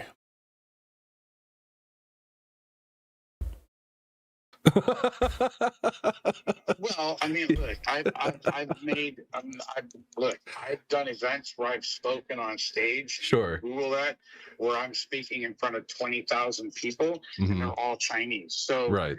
I think that, you know, was he venting? Yes. Do I think he's racist? No. I think he's a greedy piece of fucking shit. Okay, and a narcissist. But I just think he was pissed off and, you know, whatever happened. Now, have I ever seen an iDream Sky contract or a 10-cent contract? Yeah, he sent you pictures. He sent me pictures of meetings and all kinds of horse shit. I don't know what's real or what's not real. That's the problem. And a lot of people really don't. Do I believe that there were meetings where, you know, someone reneged? Maybe they did. I don't know. I mean, the only reason why I gave him more money back then is because he told me that more money was coming in and he'd be able to pay me back. Right. So, you know, all that again is lie. So, you know. Okay, next question. Did Steven ever tell you guys that he promised players hundreds of times that there is no board, there's no public investors? Repeat that one more time. Did Steven ever tell me? Yeah, that what he told players. Like, did he ever report that, or did he just give you? No. Unless I went online to see some of his crazy antics or shit that he would say. You know, no. I mean, it's like, no. Steven would never tell anybody what he was doing. Okay, so basically, Steven essentially had full control, even up until the Steam launch and past that, until Rob set his foot down in late January. Yeah, it was literally things started, I would say, like after January 10th or so. Yeah, CIG's funding is way, said, look, we didn't, way stronger than Ash's. Said, you know, no, I can't afford to spend the kind of money that I've been spending at a pace of $2.5 million a month. So Aaron, Teresa, I do wonder got together if and they literally this Ash's drama and debacle will shine a spotlight and I got on a legal notice from Rob's lawyers CIG, about, you know, what's going to happen, and it was basically a foreclosure notice that Rob's foreclosing on the assets. Okay. But this again was never going to be public. We were just going to take the Intrepid and Ashes of Creation assets and put it into the new company. And then the new company was going to have a raise of about 25. I told you this earlier, about a raise of about 25% of the total amount of money. So we were going to raise from everybody, had to come up with 25% of what they put in to stay in as equity shareholders.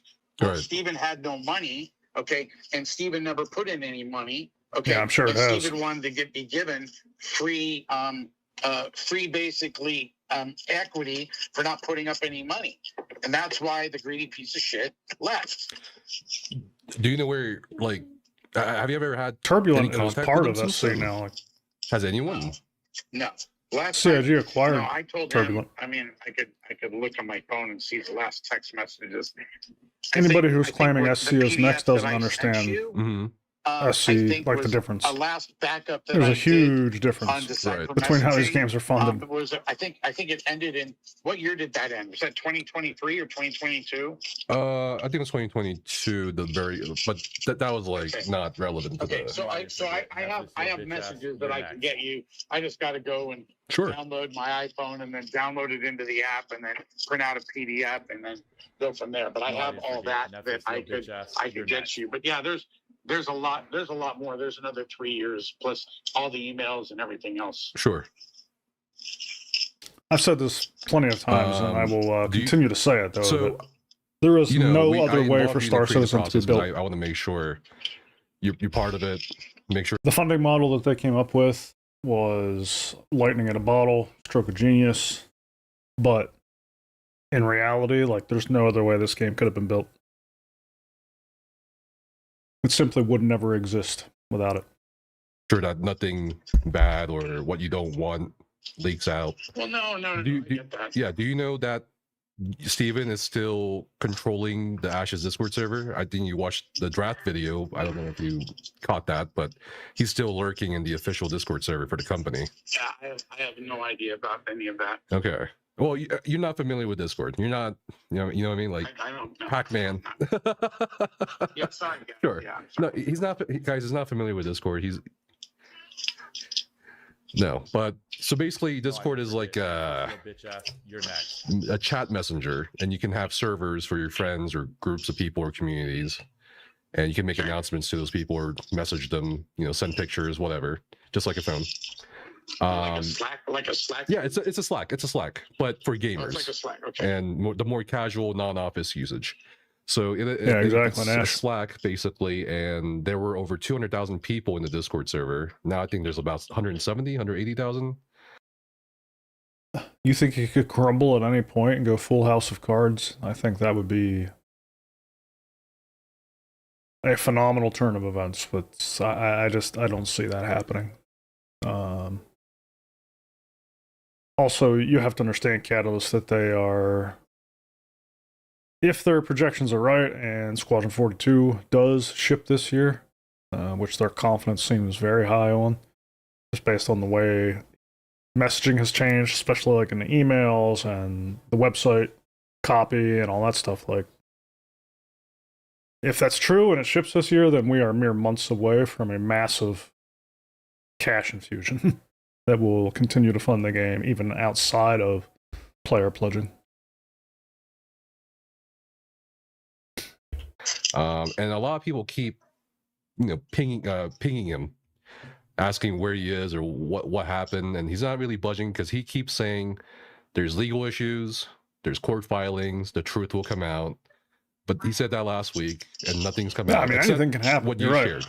I think you really anything did the can community happen. a service in terms of, no matter what, really, what anyone thinks of your ventures. I think you really did the community a service because no one knew anything. It was everybody was in the dark. All we could do was look at what public information was available from last year to now, and just kind of speculate. Yeah. So he's still in that server. He actually timed me out last week after I posted the last video about him moderating that server. He's just he's not a good human being, man. It's just I can't. I mean, my venom towards him is so beyond. I mean, you have no idea because it's like I need that money back. I'm not gonna lie. I mean, it's $10-12 million you need back. And I'm a public financials, general transparency as well. It's the only crowdfunding thing I've ever done. I Yeah, have a younger wife, and pretty awesome. And she's seen me stressed out, crying at night over all this shit. I mean, it's horrible. I mean, it's like, and Steven doesn't understand the damage that he's done to good people, like including, what about all the people that just bought shit a month ago? Or what about all the people that were, testing and doing stuff and paying for stuff? What? The prisoner, that's an interesting fact. I did not know that. I would love to know how that valuation is arrived at, like $630 million. That would be, like, that's, I don't know. It's interesting. It seems to me like it would be super difficult to place a valuation on stuff like this. It's kind of like, what kind of valuation can you play on Ashes of Creation, like we were discussing earlier? Like, there's some value in the tech and the assets that the company has, but, like, who's going to buy it? So at some point, the valuation, like I said, it becomes up to the buyer to determine. It's really difficult to assign an intrinsic value to this stuff. Because, like, imagine if CR pulled a Steven Sheriff and just resigned.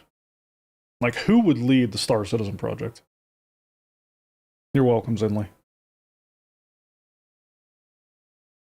It's not even the Mega Tree hour. Vector not taking care of you out there?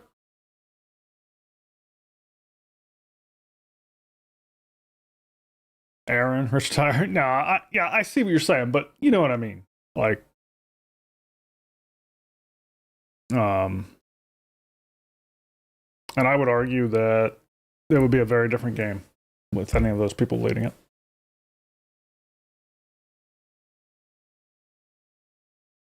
People say everyone who wants Squadron 42 already owns it, but that's not true. Yeah, that's not true at all. That's completely false.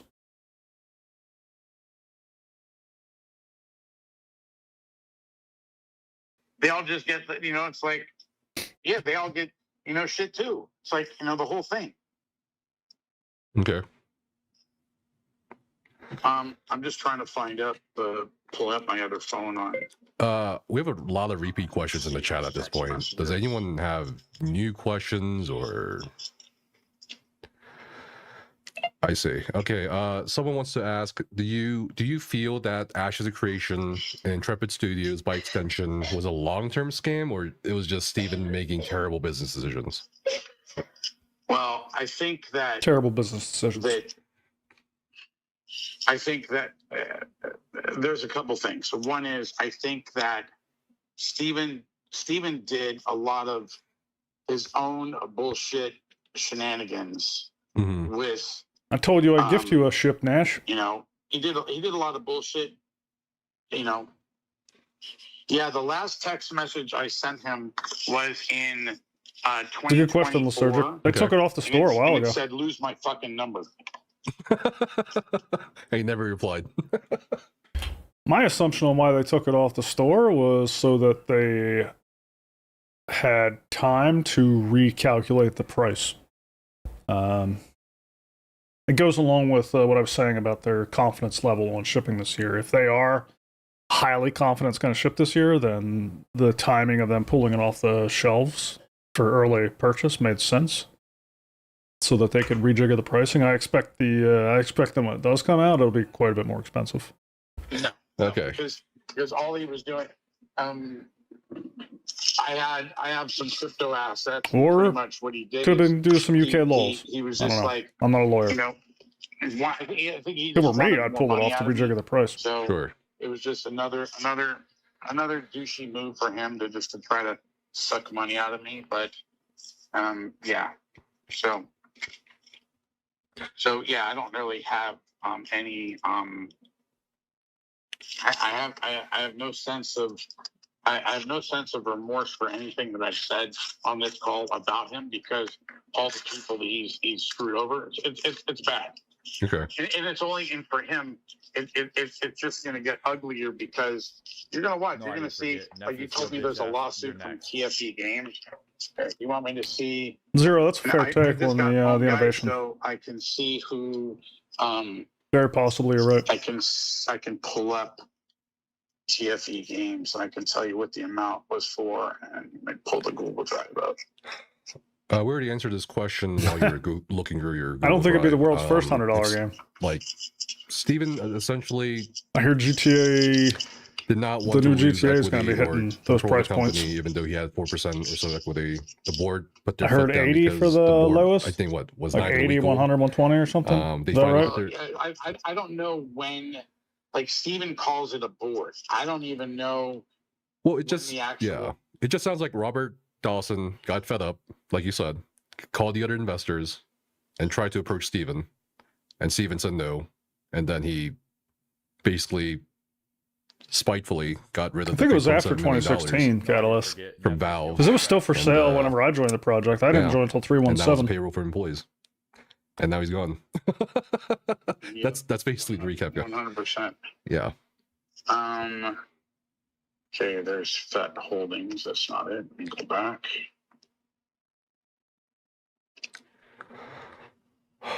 We're not aware of any deals Steven tried to make or amends. Assuming GTA ever releases, yeah. No one knows where Steven is or what he'll do. I will say... what is the plan to extract... Was it officially punted for 2027 yet? That's up to... Or is it still... Are they still claiming 2026?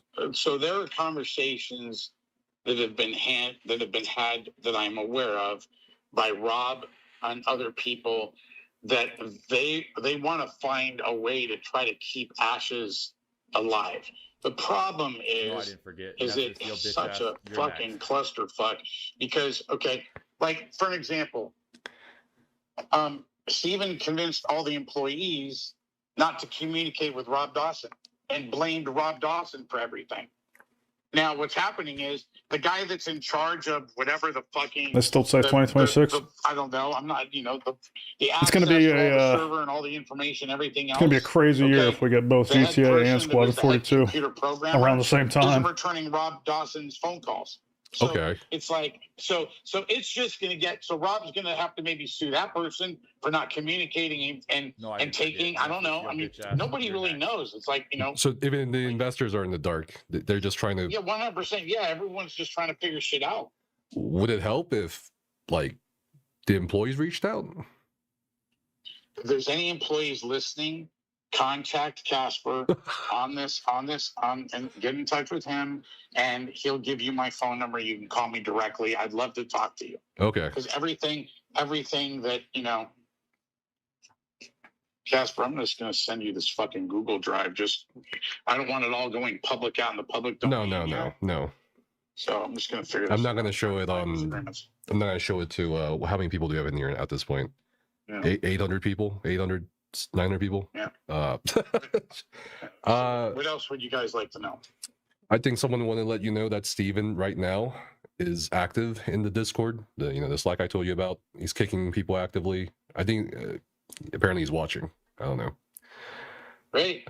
Tell him I said, hey, go fuck yourself, Steven, if you're watching or listening. Oh my god. Okay, cool. I haven't even checked the Discord. It's still there. With a really big dildo that you need, really, after you fucked everybody over. Hope he's fucking listening. Where the hell, dude? I got so many Discord icons. On my balcony. Do you remember that, Jason Karamanitz, on my balcony? That's the same guy that you just unleashed. God bless you. Okay. Fucker.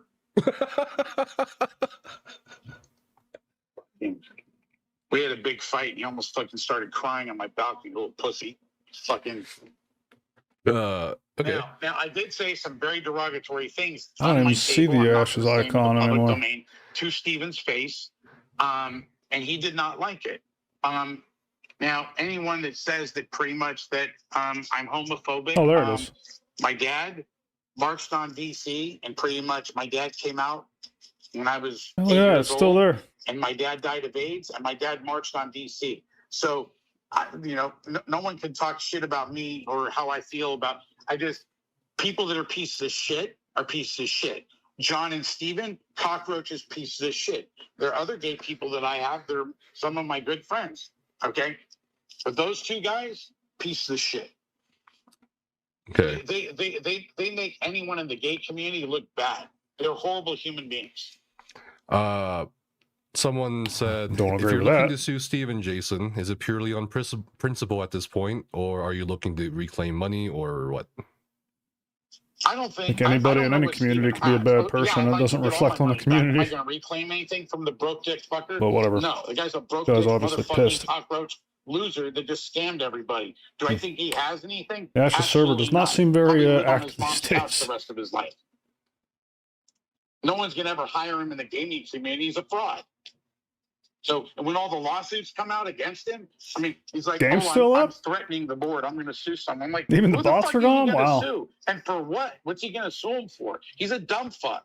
He's a narcissistic dumb fuck that built his own stupid persona because he allowed all these fans, okay, to blow up smoke up his ass for so long because they thought that he was the Messiah. Brand new MMO. Natty won mayorship. Nice. Steven pretty much is worth $100 million and funded this all by him lonesome self. Nah, I found it, Catalyst. That's the shit that just irks me. He's that much of a cockroach. I was buried in the folder. You know my feelings about Steven. Yes. Do you know who made the decision to go launch the game on Steam or Valve? I do not. I do not. I could find out. It's crazy. Probably. They're still running there with a little issue. That was something that. I mean, are they still performing Nash without any engineers there maintaining them things? I'll be honest. I don't know that answer. I could probably find out from Rob. So, yeah. Let's see. Okay. So it sounds like at this point we're just all waiting on information. You keep us in the loop, and I'll see if I can forward the employees your way. I'll get more Steam files. I mean, it's like, I told you before, I'm very thankful to you because you know, you don't know me, and you know, you got my information, so you know. Yeah, yeah. Do you have anything else you want to say to these everybody in the community? No, I am sad. You know, so I think that it's sad. It's sad for all of us, because at the end of the day, from my perspective, there's no reason why Steven's ego and greed should have buried the company. Mm-hmm. Are you able, if I send you an email, are you able to post something if I sent you an email? Yeah, sure. Like right now? Post it where? Oh, I don't know. Oh, you're on your thing. Okay. Yeah, if you can get a refund, I mean, that's my screen. Well, I was just, you know what? That's good. What we should probably do, is, you know, we should probably do another, like, what I'll do is I'll get you more emails, more content. Sure. You know, and you can, you know, do what you do best, which is, like, you know, I think you're awesome at doing this. And look, for anyone, you know, I actually want to help, you know, Casper make some money and some other shit, because like, he never asked me for a fucking penny, didn't ask me for a dime, didn't ask me, and did all this on his own. And I'm like, man, you know, it's like, I know you guys have a whole new respect level for me, from, you know, how you guys create content and what you guys do to create the storyboarding of what you do. It's something I've never done before. I kind of missed that boat. I should have done it 15 years ago, and I decided I don't want to do social media. So, but, you know, I really appreciate what you've done. That was good. And it's funny. So glad people were getting the money back. Email, from a gentleman by the name of Theory Forge. Said, we didn't get a chance to connect, but I just listened to your talk on this live stream. I appreciate you speaking up so that the community can hear the truth. We are pissed. I agree with you. I'm continuing to cover this whole thing as well. I look forward to seeing your lawsuit. I have contacts with an intrepid that would like to speak with you. If you have a chance, thanks again. Here's it. And put on nice lawsuit. Okay, that's very nice. Tell him thank you very much. I'll send him an email. So he's probably listening. Yep. Do you know when you're going to file your lawsuit? Or not I have no idea. The only problem with filing a lawsuit is I have to get information. So the problem for me is, okay, so I have to go through and I have to create when it happened, why it happened, what the situation was, and I have to put that all down. You've helped me a little bit because I actually sent your timeline. Timeline. I have to put the whole timelines together. Yeah, the lies, when I found out about it, the fraud, all this stuff. You might have to add more numbers to it too. Yeah, I think it's going to continue to get 100%. I guess more. I don't know how to put it. Entertaining, depending on your perspective. You may not know this because Robert is dealing with all this for the most part, which is I would love to talk to him if you can set that up. But do you have any plans for the employees? Definitely the pinnacle of drama. Employees, the developers. We don't know. We don't know. The problem is that Steven has done such a hatchet job. Yeah. Against the guys that gave him $100 million fucking dollars. Okay, and he does a hatchet job to him. Why would you do that, bro? I mean, you know, why? Because you're a greedy fuck. That's the part that blows me away. I mean, there's a lot of things that blow me away, but that... Right. Damn. I think people watching the video will really get a sense of that. And I think a lot of people will really wonder why you really helped them so much. but like you said... well, I could say that as I said. Yeah. Zero, I guess I'm going to give up for a really good high fantasy MMO. After Arcade was screwed up royally by XL Games, I've been saying that, dude. Like, we're out of luck on high fantasy MMOs. Ashes of Creation was it, man.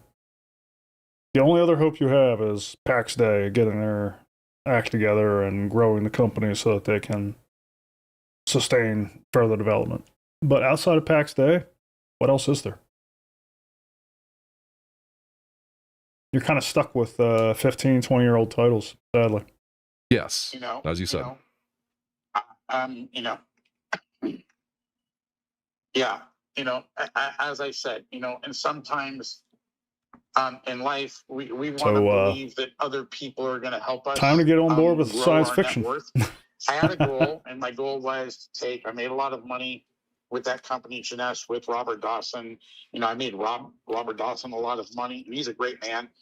The other two of his partners are fucking idiots. That was the other two owners, Wendy and Randy, and they're the reasons why Jeunesse went out of business. I see. So. You know, and you know, it had an amazing run all around the world, selling basic. I know there's not much else in development. That's the problem. That I don't think people can really wrap their heads around whenever they're rooting against game. Like, there's a lot of people that root against PAX Day, right? And I'm like, dude, like, that's all you got. Like, I wouldn't root against it. Even, like, I understand not playing and it's boring, but like, there's nothing else on the radar, and it's not like somebody's going to come out of nowhere and deliver us this amazing high fantasy MMO, because anything that starts now is going to take 10, 15 years to develop. That's just, I mean, to deliver something of the fidelity that you want. Now, the only thing that might change that equation is like AI continuing to get fucking crazy advanced. Sorry, but outside of that, you're 10, 15 years out from your next good MMO, and I would not put your faith in the Riot MMO. You know, cosmetic products. So, and you know, and yeah, so I made a lot of money selling skincare products. You will definitely play Star Citizen. The part that I think that is before an equally high fidelity to fantasy like MMO. Everybody in the community and all the investors and the employees is like, Steve wasn't authentic. We're telling the truth.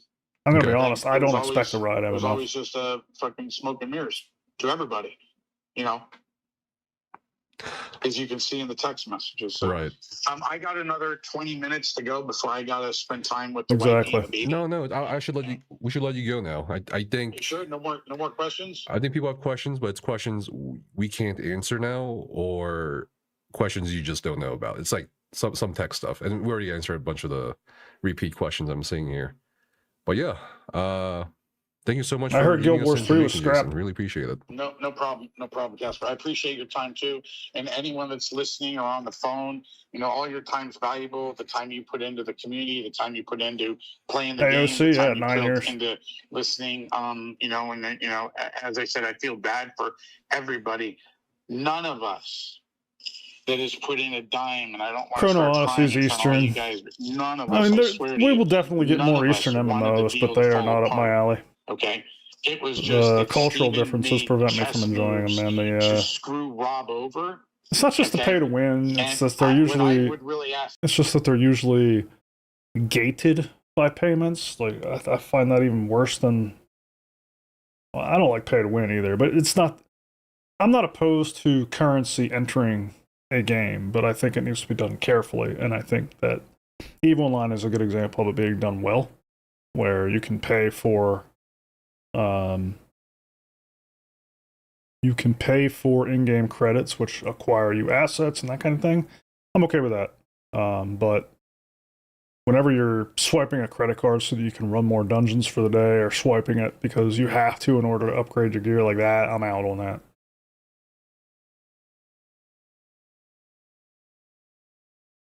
Yeah, exactly. I mean, just look at Throne of Liberty, right? Steven is. And again, like, you could have done Throne of Liberty and brought in currency into the game in a way that helped sustain the game. You could have done it in a good way. But the way they did it was just, it ruined the game. When all we would do is give you fucking all of our life savings. Okay? And if Steven's listening to me, go call your mom and ask him what's going on with Tom and Bethany, okay, and why you destroyed them. They're not like me. They don't have other businesses. They've lost everything because of you. And they're in their 70s, bro. They're never going to come back from this. And all the people that believed in you and all the people in the community, yeah, it's bad, okay? And those are people that have been friends with his mom since Steven was a baby. Sad. Like 35, 40 years. Oh. It's like childhood family, like friends. Like okay. Friends. It took their life savings. How much did Tom and Bethany lose? $2 million. $2 million? I see. Mm. Yeah. I think we're gonna kind of take this all in. I'll let you go, and please have a great time with your wife and child. If anyone reaches out to you, okay, I'm okay with you giving them my phone number. Okay. Sure thing. Okay. Thanks, bro. All right. See you in a bit. Have a great night, everyone. God bless You as well. Bye-bye. Happy Valentine's. Bye-bye. Same to you. Bye-bye. Yeah, why not?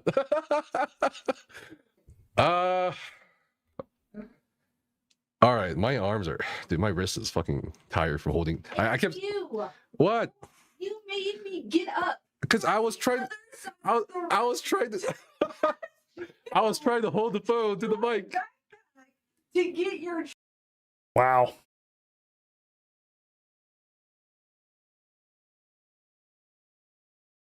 Crazy. Fantasy game Star Engine? Yeah. I think the next big high fantasy game that's going to be decent would probably be but it's not going to be an MMO. It would be the one from Light No Fire. I expect that to be more of a lobby game, like you know, what like No Man's Sky or Elite Dangerous.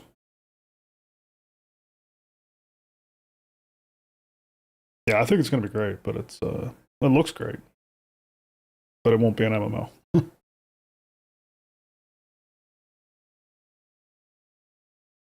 More like Valheim. I've never really played Valheim.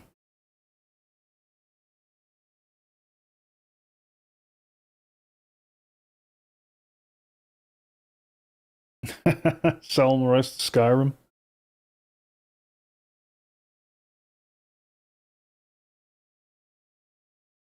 It would be crazy to have a fantasy, like a high fantasy MMO that was actually on a world to scale. Would be insane.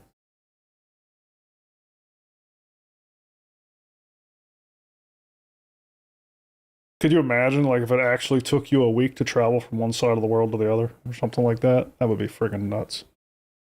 That would be amazing.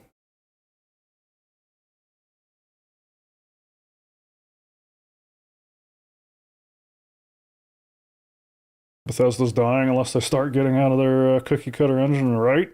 Dude, that freaking Starfield was so bad. I was so mad I couldn't refund that game because I fell asleep playing it. That's how bad it was. And it clocked me at, like, you know, however long I was asleep. I think it was like 4 or 5 hours. It clocked that in, and then I couldn't do a refund.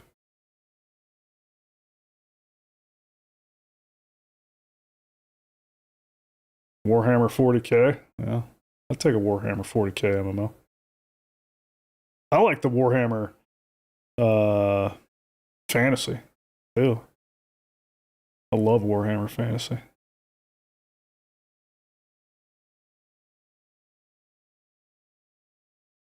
Fallout TV? I've never heard of it. Oh, the Fallout TV show, yeah.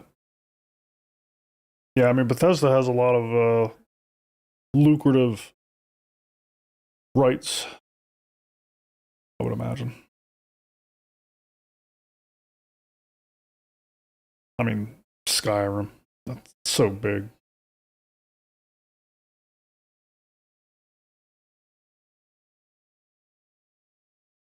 As long as the game is fun, I don't want the game world to be trivialized by instant travel. Yeah, I totally agree, Zero. That's what I mean. Like, if it took you a week to travel from one side of the planet to the other, that would be amazing. Again, keeping in mind, we're talking about a 2-scale world, which means, like, just your local neighborhood would be a large enough area to play in forever. See the rumor about apparently going to try Cyberpunk 2.0 Starfield? No, I did not try that. Did not see that. Let's wait for Starfield 2.0. Oh my gosh. I'm not interested, dude.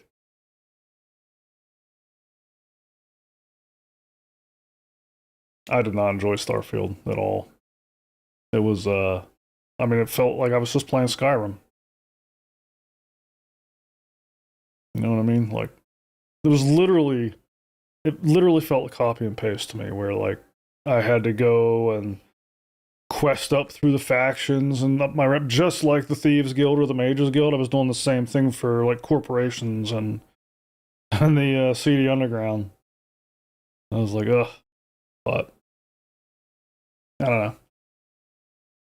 That was me. I guess, you know, Star Citizen's probably spoiled me a bit. Speaking of games, one game I've been enjoying recently is I've been looking for other titles. You know, PAX, we're kind of, I mean, I'm still in PAX 2 or 3 times a week, doing the trees and stuff, but outside of that, I've been looking for something to sink my teeth into. Star Citizen, something I still play a good bit, but with Ashes of Creation going away, a lot of people in the community are not big sci-fi fans, and they're looking for something to play, and so we've been looking for other titles, and I've come across Anvil Empires. Has anybody seen that shit? Now that looks awesome. Tell me I'm not the only one. So because of how awesome Anvil Empires looks, I've just gotten into Foxhole. Anybody hear of Foxhole? Anvil Empires is basically going to be a medieval version of Foxhole, and I think this coming summer they're going to be doing load testing, which, yeah, I'll show you. Check this out.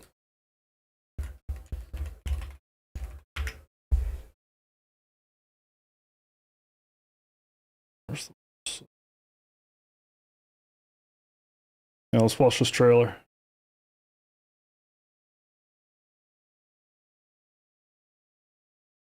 Hold on a second.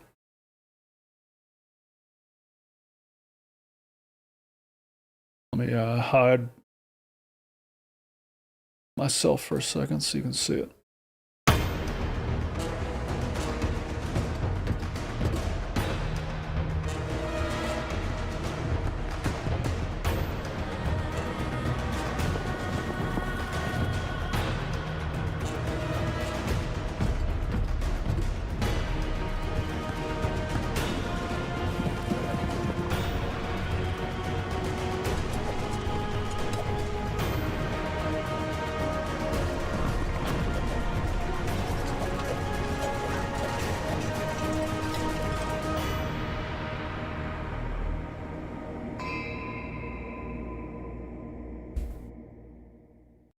Looks pretty good, huh?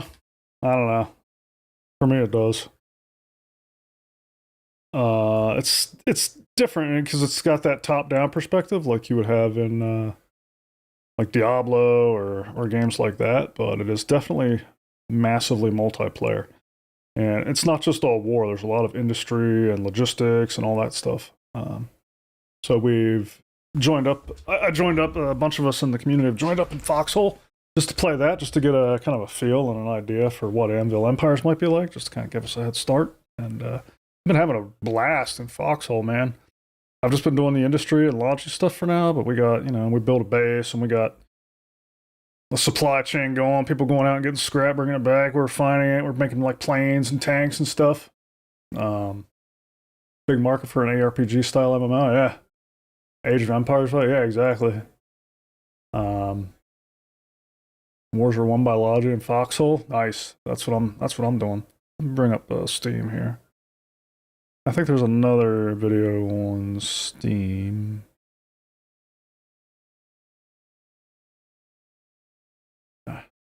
What the heck? Oh my gosh. Oh my gosh, dude. I hate.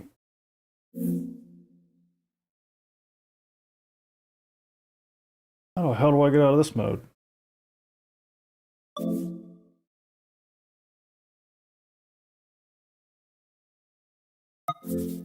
My Steam does this stupid thing where like it'll just launch all black and then I'll accidentally click shit. Here we go. End this task. Oh my gosh, now it's coming right back in. Hold F4.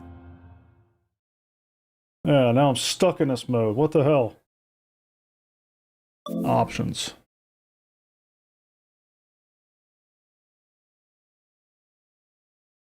Oh,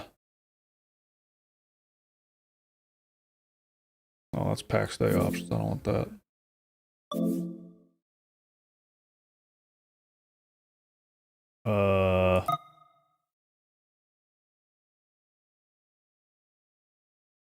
Menu, bottom left.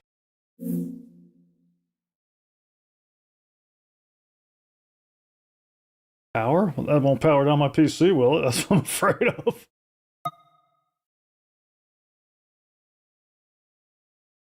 Gotta find a quit option? What the hell?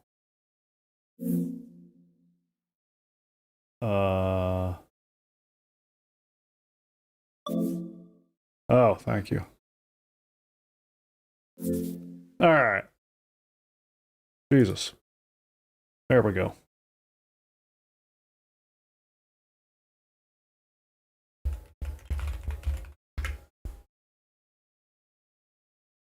Yeah, but I don't know. So if you come to the Steam page, there's a playtest coming up. I've already registered for it, so the button's not there, but you can sign up for the playtest. I think they got 2 videos here.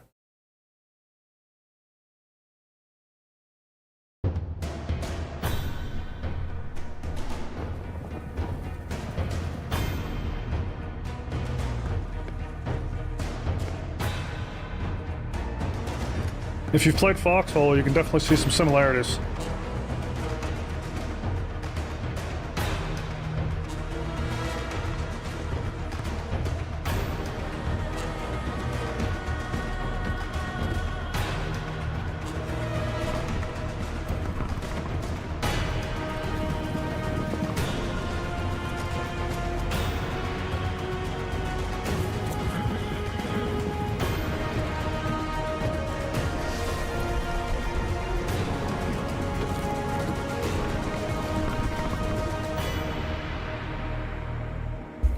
Looks good. I'm excited for this one. This kind of caught me by surprise. I wasn't thinking, like, it was not on my radar at all, but somebody brought it to my attention. I had never heard of Foxhole before seeing this either, but like I said, I've been playing now that I saw the news for this, so we're definitely going to rally the community around this one. I want to bring a bunch of people in here. I think this is going to be a great, like, massive community war game. Should be fun.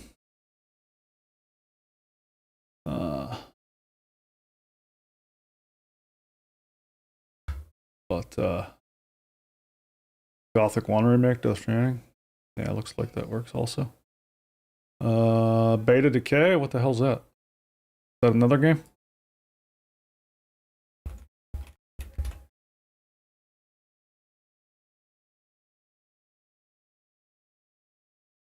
Also on Steam?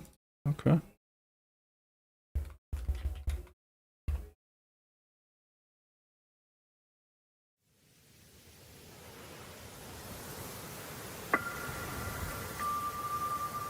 Let's see what this is.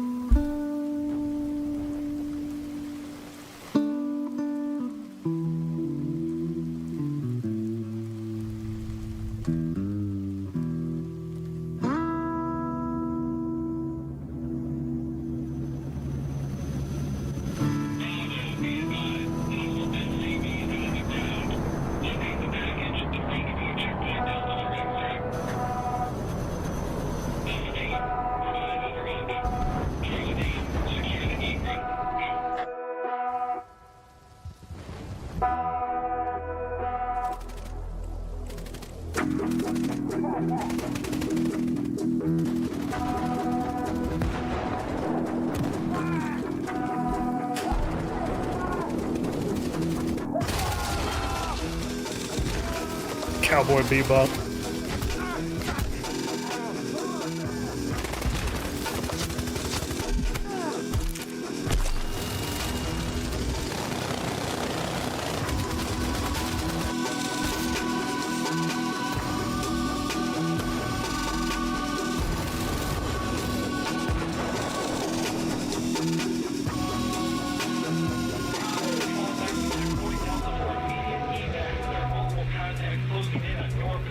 What kind of game is this gonna do?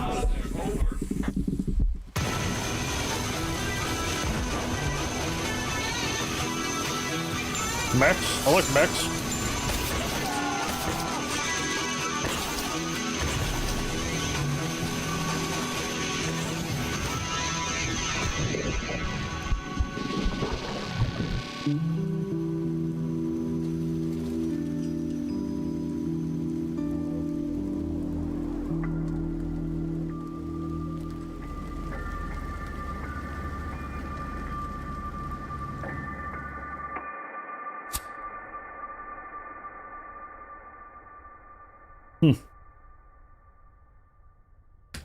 That's cool. What the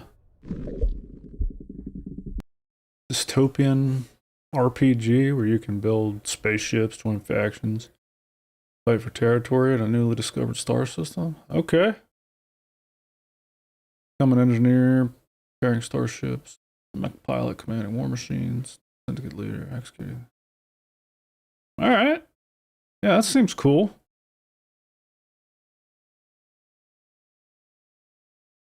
Land co-op? Hell yeah, dude. How many people can play? Like 2? That looks pretty badass, man.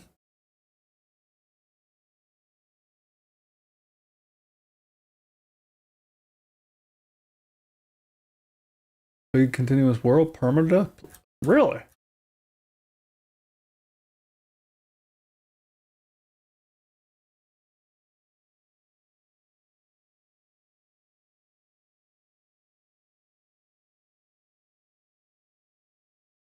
With the design and architecture of the Star Engine, etc., I now am desperate for my favorite IPs to be brought into that space as an MMO, like Blade Runner, The Expanse, Star Trek, Star Wars. I hear you, Zero. Although I think Star Citizen itself will cover most of that itch for me. Like, I don't think I need The Expanse since I have Star Citizen, but man, Blade Runner, woo! That'd be incredible. But I can see the appeal for, like, Star Wars, Star Trek.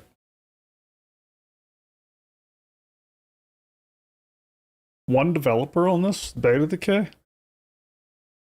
Wow.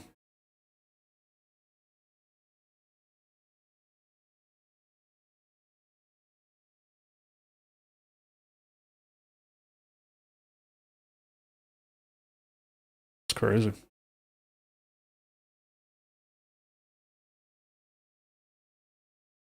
If it's a truly persistent world, I mean, they do mention fighting for territory. I just assumed you were fighting against NPCs, but man, this could be similar to Rust. Okay, that makes sense. I wonder if it'll take the Rust server model or if it'll truly be massive. All those IPs brought into a massive universe. You mean like all in the same universe? Where like if you fly to like this constellation, you'll be in Star Wars, and that constellation over there, you'll be in Star Trek? That'd be pretty wild.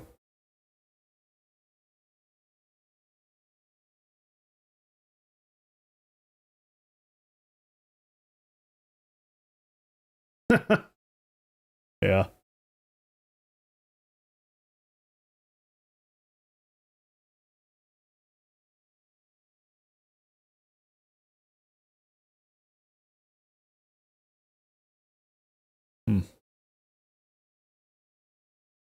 Good luck balancing power.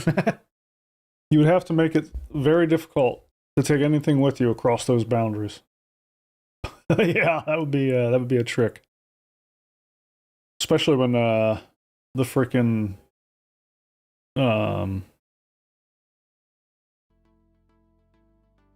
you get like javelin landing in the center of town and in Blade Runner.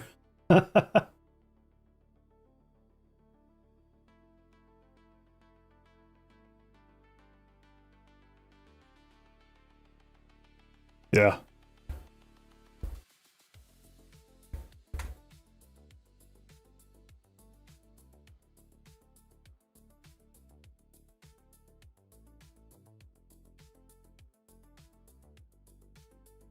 my AI stuff has been advancing.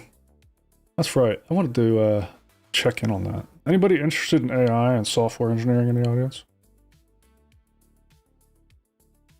There was an amazing video I watched because a couple shows ago, or a couple live streams ago, I kind of gave everybody a peek into like me. This was actually back in January now that I think about it. Because over the Christmas break, I really went deep on... Yeah, that's what I was just getting ready to talk about, Zero. I really went deep on learning how to incorporate AI into my workflow, and since then, holy shit, have I gone down a rabbit hole. I got a lot to catch people up on. But there is one video in particular, for any of you interested in this type of thing, I think is absolutely critical to watch. It completely changed how I'm approaching this stuff. Let's check this out real quick. It's a short one.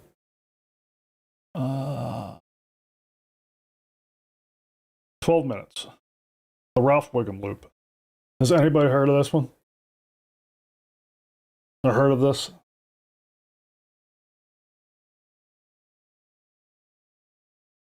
A lot of people view the Ralph Wiggum loop as like the way of doing software development with AI tooling now.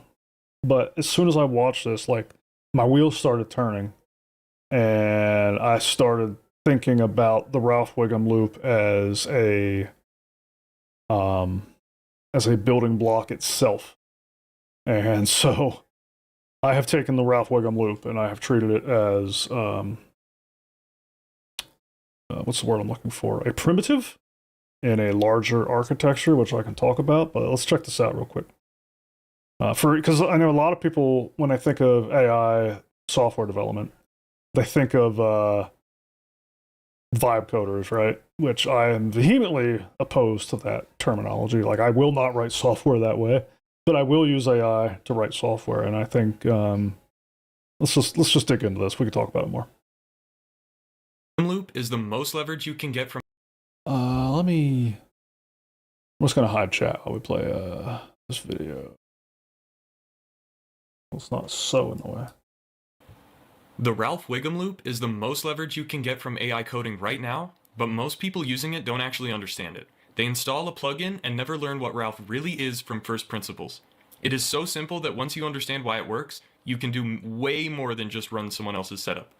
In this video, I'll break down what Ralph actually is, the context window trick that makes it so clever, and the 3 ways I use Ralph loops in my own work. By the end, you'll have a clear mental picture that you can actually deploy without all of the hype and confusion. I'm Roman. I published a top 3% paper at NeurIPS, the largest AI conference in the world. Now, I'm on a mission to become the best AI coder. So why do we even care about Ralph? Ralph is a method of trading tokens for mental horsepower. If you think of each LLM instance as a unit of intelligence, then you can realize that you can spawn as many as you can afford. And then, the only bottleneck left is you, which would be your attention and your time. The further out of the loop you That's really important. We'll talk about that in a minute when we talk about how I'm doing on my project. you go, the more leverage you get. But the more important your setup and planning becomes. At the very least, you can utilize autonomous agents as an exploratory tool the night before usage resets, allowing you to utilize unused tokens with no downside. And at the very best, you figure out a workflow that allows you to realize the extreme leverage potential of autonomous agents for your use case. Regardless, I highly suggest learning about and trying out autonomous agents in your own work. You will not regret it. Okay, well, I understand why it's good, but what exactly is Ralph? The Ralph Wiggum loop is a simple bash loop that gives an agent a list of tasks until a stopping criteria is met.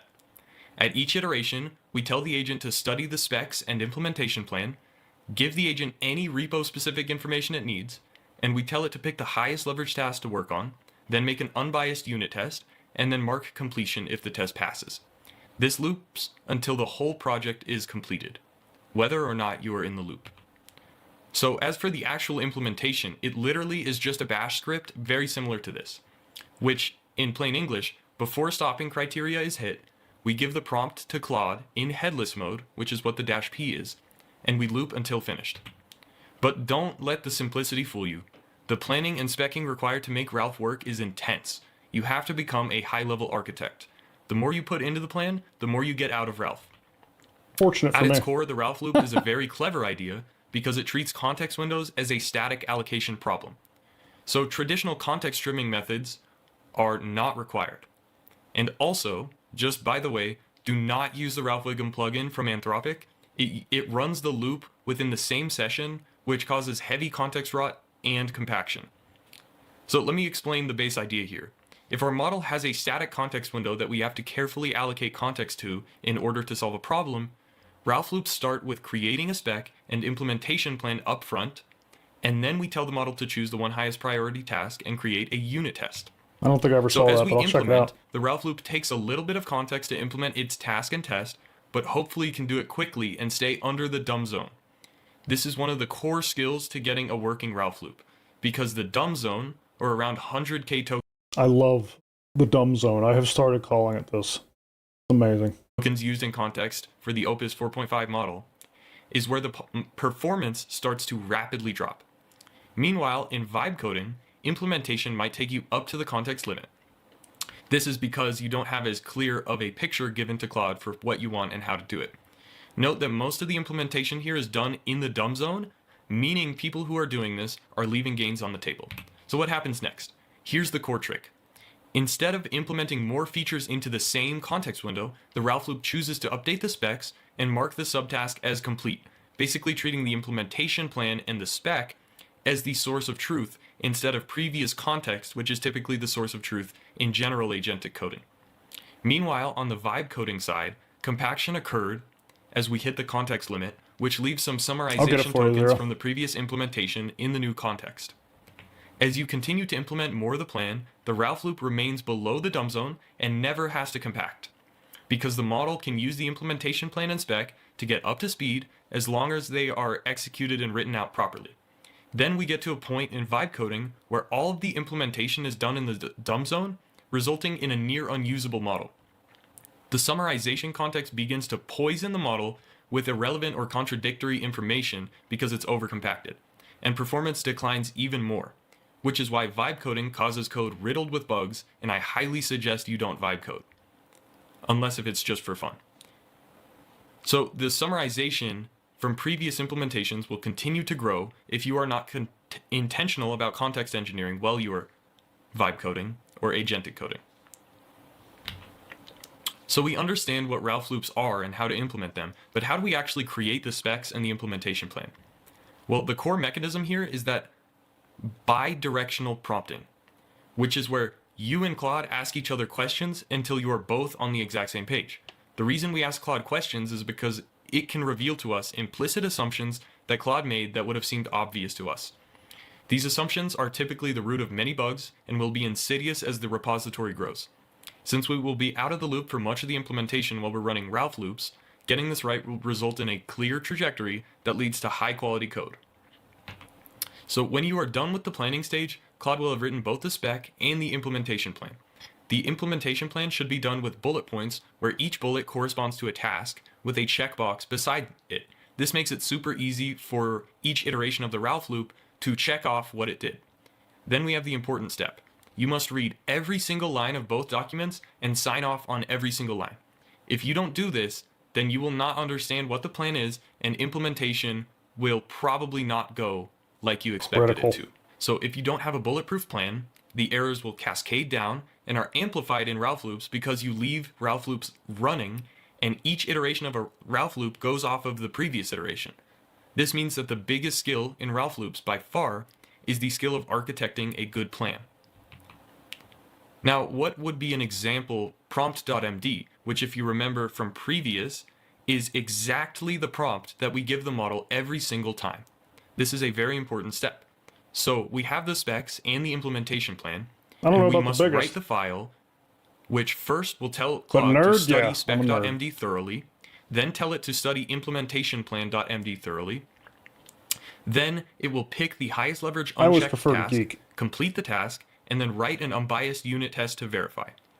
You will also want to include context about the repository structure, conventions, etc., because remember, each loop of Ralph starts with a fresh context window, so you have to find a way to efficiently get it up to speed. That's very critical. whenever you're vibe coding and you're sitting at like a Claude prompt or something, you tell it to write something, and it goes up, and like he was saying, like it keeps summarizing once it hits its context window, so it's developing context as it goes along, and it keeps hitting that window and summarizing it. So like as it goes, like you don't have to worry about retraining for that session, right? Like even though the performance of the model begins to drop eventually, you have the illusion that like it has the context needed to continue. Whereas in this Ralph Wiggum approach, you have to re-educate the model in every single iteration. Now, when we trigger the bash loop, you are going to watch intently at first. Now, which does burn tokens. One thing that you are doing here is you are spending tokens on keeping Claude performing well, or whatever AI agent that you're using. If Ralph goes off track, the key here would be to stop it. Yeah, the dumb zone the zero. Spec, and then you restart the loop.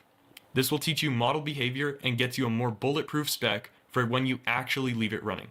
Once Ralph looks like he's on track, you can leave and let it implement. Or you can just stay in the loop as much as you want. But kind of the whole point of Ralph is to get that autonomous loop going.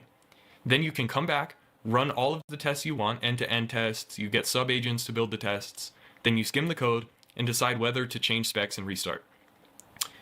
You are going to have to be careful if you're using autonomous coding agents in production at your software engineering job. Probably my suggestion is you just shouldn't do it, but if you have to, you are going to need to test thoroughly and read every line of code. So even though Ralph has incredible potential as an autonomous agent, there are many downsides.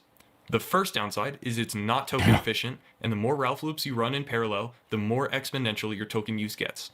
The second is you trade some quality for reduced attention.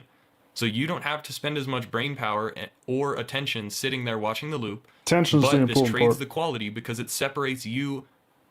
The real win here is, like, you're not writing better software. If you do your job really well, you can get close to on par with what you can do yourself, but your bandwidth explodes. How are tokens made, Nash? With dollars.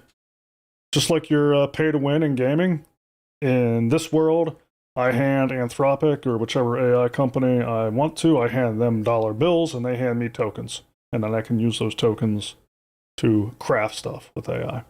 So it's literally pay to win. From the actual implementation. Number 3, if your spec is too big, you risk Ralph suffering from context rot and possible compaction during implementation in every single loop, almost ensuring catastrophic failure. So it's very important to keep the spec and the implementation plan as brief as possible. Number 4, if Ralph introduces a bug or writes a bad test, it can poison the future loops and completely derail the application. And number 5, specking and expecting to know and understand all of the changes you want by just having a conversation with Claude is an extremely difficult endeavor. If you don't know exactly what you want done, I would highly suggest exploring and implementing with parallel subagents instead of using Ralph. Then what you can do is discard the code that the parallel subagents wrote, and you can take notes and begin to really figure out what you want based on that quick outcome. It's actually a really powerful tool, is just to dollar for server power. Yeah, exactly. You're paying for brain power. But what I've done on a few occasions now is I've just went ahead and told Ralph to write something. And then it does it, and then I look at it, I'm like, yeah, this sucks because of these reasons, and it helps me like sharpen. I'm not afraid to throw that work away, right?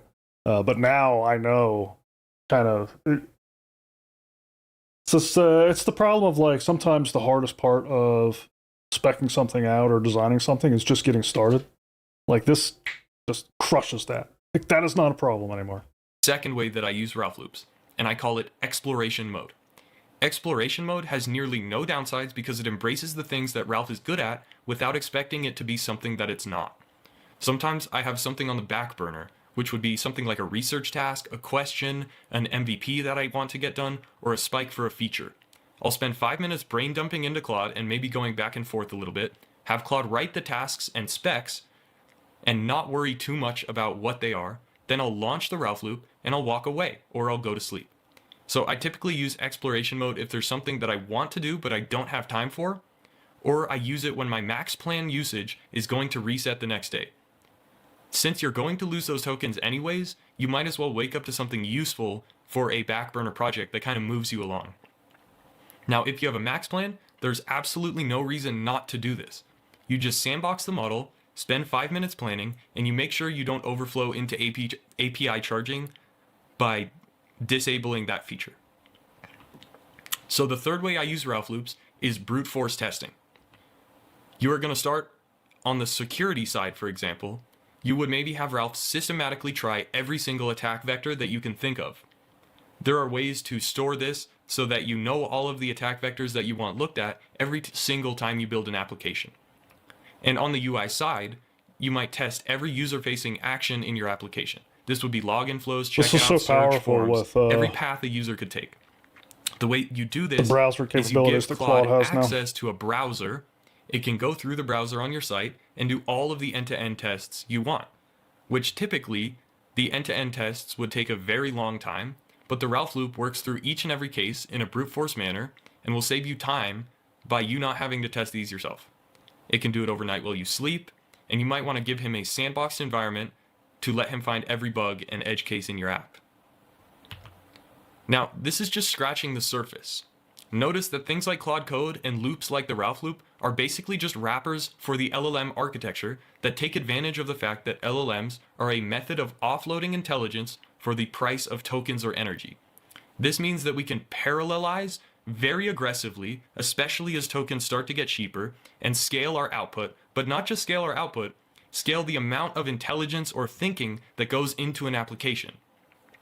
So the longer you have LLMs working, and the more you have them thinking of what they could possibly do, the better. If you have gotten this far in the video and you enjoyed it, I really would appreciate it if you subscribe, and you can go ahead and join my free school community for some nice free resources. Thank you for watching, and I'll see you in the next one. Whoops. Hey, all. That's weird when you click on yourself. Hey, I'm pasting this link into the chat so you can have that video. If you want to check it out, definitely give that a like. Really good video. Change the way I look at AI. Like I said at the beginning of this, I mean, I'm going down the same journey that probably a lot of people have. But when I found this and my wheels started turning, at first I started using it the way it was prescribed. I came up with a bash loop that fed my agent a prompt, and I worked on some specs, and I became basically a project planner. And, you know, these are all things I'm used to, but once I came up with an implementation plan, I handed it a spec and it looped through it. But there were still a lot of things I was doing manually. And then it clicked in my head, like, if I have a Ralph loop following an implementation plan, then I could have a Ralph loop doing this other thing I don't want to do anymore. And I could have a Ralph loop doing this other thing I don't want to do anymore. And so I'm at the point now where I have 4 or 5 different Ralph loops, automating just huge swaths of the process. I have a Ralph loop, for example, and its whole job is just monitoring GitHub for PR reviews. And so once the Ralph loop that handles the implementation plan is done, a PR is opened and it goes up, and then another Ralph loop is monitoring that PR for feedback. I have other agents, and we did a little bit of this last time I did a video, but I have other agents submitting feedback. But I used to be heavily in the loop. I was telling the agent, hey, go check for feedback and handle it. Check for feedback and handle it. But now with multiple loops in the mix, I don't even, like, after I've delivered an implementation plan, which takes me quite a bit to get there, I don't even enter the loop again until the PR has been signed off on by every single agent. All right, Zero. It's I'm planning on giving a demo to the community this month, by the end of this month. I don't know what I'm going to call that. I don't know if that's alpha or whatever, but I'm hoping I have something more broadly usable by the end of March. We'll see. I have that's my goal. Yeah, I started a membership program on the Discord for people who want to help out, get early access, be more in the loop, that kind of thing. Just throwing that out there just in case you're interested. But yeah, it's going really well. I'm having a lot of fun building it, and the timing couldn't be better with Discord's announcements. I had a lot of people reaching out. No, you're not pressuring me. It's all good. Dates are one of those things, man. Like, I completely feel CIG when people are asking them for dates in the chat. I'm gonna do that, Grolo. I keep forgetting. Thanks, Zinley. What's it called, or do you need to name it? I don't have a public name for it yet. Look at Steven, yeah. I've just been calling it the Unhinged Gaming platform for now, but obviously whenever I launch it more broadly, that's not going to be the only name for it. That's probably what I'll still call it internally for our community, but I'm building this in such a way that other communities can use this thing too. Where's the best way to learn the basics of this kind of stuff? Well, I'm going to do another video on how I'm setting things up for this. So that's one way, but just you can Google YouTube for Ralph Wiggum or Claude Code or whatever. I mean, I will say that like Claude Code has no competition right now. Like if you want to code with AI, use Claude Code. I mean, you could do it with some of the other ones, but Claude Code is so far ahead. Midgars, thank you so much for the follow. Really appreciate it. The dumb zone, yeah. If you want to help me come up with a name, though, Zenly, once you're in that supporter chat, we can talk about it.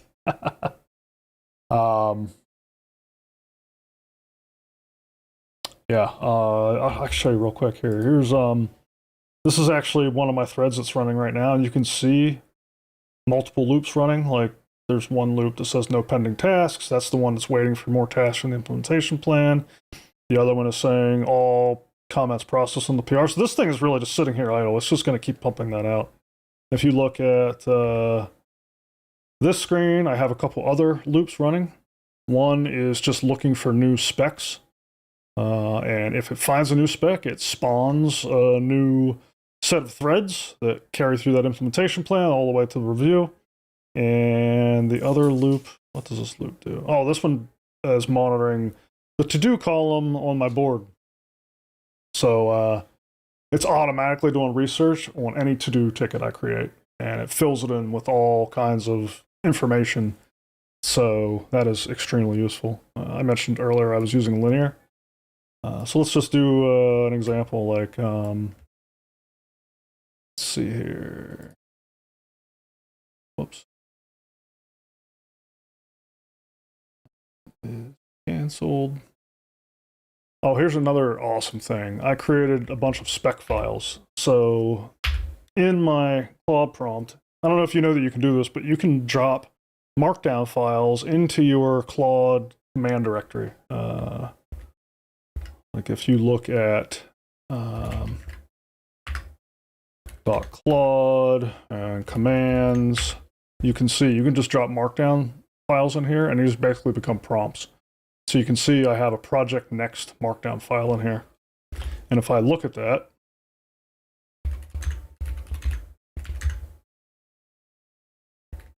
I'm gonna blow this up a little bit. You can see it's just a big long prompt, right? It says, use the linear MCP tools, fetch the project, blah, blah, blah.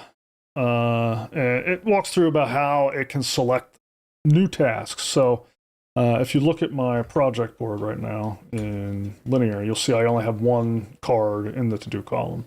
But I have a massive project here with all kinds of milestones and everything, right? And each one of these milestones has an enormous amount of tickets. You see this one has 46 tickets, 27 tickets, 9 tickets.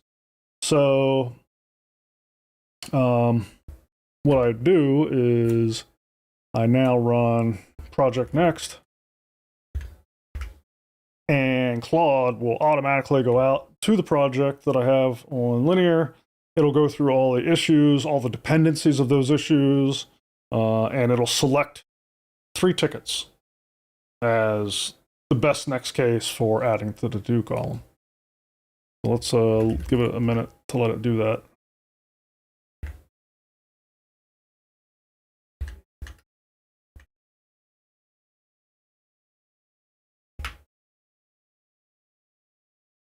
I've already authorized all this stuff. I don't know why it's asking me again.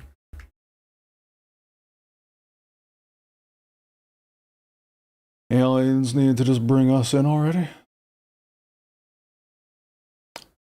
Space Tomato sent me here. Thanks for coming, Midgards. So former US President Obama just confirmed tonight that aliens do exist. Are you serious? What?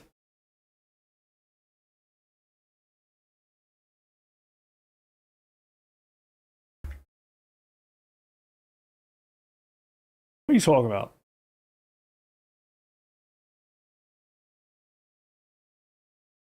That's funny. If so. Talking about, like, on Twitter during an interview? Huh.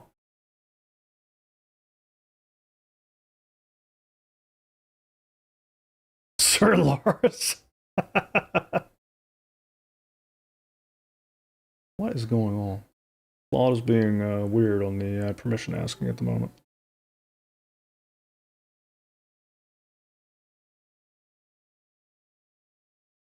You know what? I'm gonna do this a different way. Let's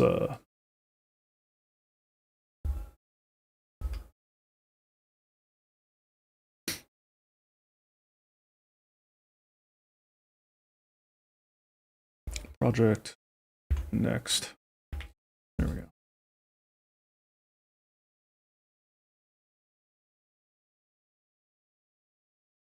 I'm launching this Claude with a more permissive permission checking. I'm allowing it to bypass permissions. I don't feel like answering all them questions. Oh. Gosh dang it. Well.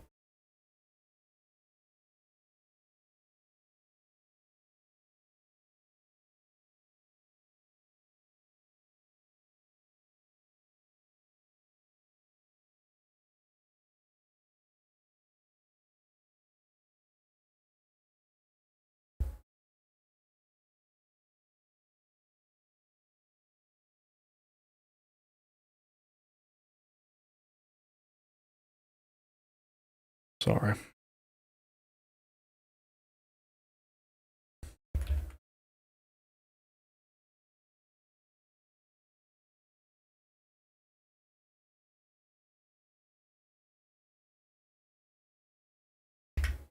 Now run. Okay. We need to set up a RTS night. Like we're landing 4v4, 6v6 or something, Anvil Empires. I sent it? You sent what? Oh, you seen it? Anvil Empires looks amazing. Alright, so this thing's going through the project now. It's going to pick a couple issues for us to work on.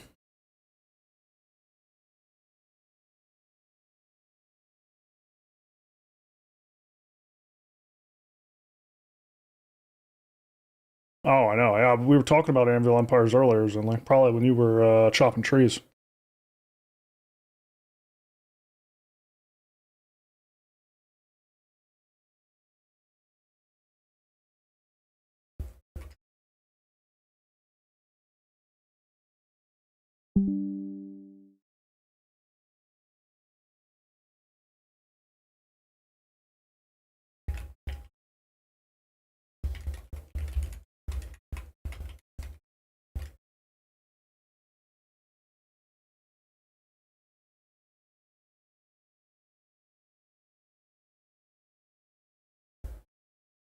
So again, just a reminder, if we go over linear right now, there's only one in the to-do column,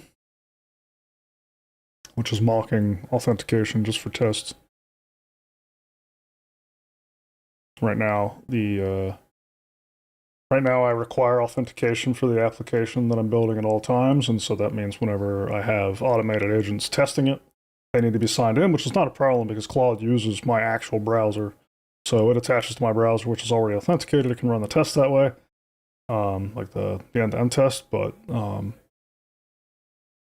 getting to the point now where I have enough agents running in parallel, building unique features that I want to be able to run multiple versions of the application on different branches. And I don't want to have all of them being authenticated because they're going to have to run across multiple browsers, and it's just going to be a pain in the ass. So now I'm going to mock the authentication so they can do it that way. Anyway, see, it picked 3 candidates, saying UH114, 109, 111, reduce client bundle size, design and plumb, universal notification system, thread scroll position on enter is off. Let's do this.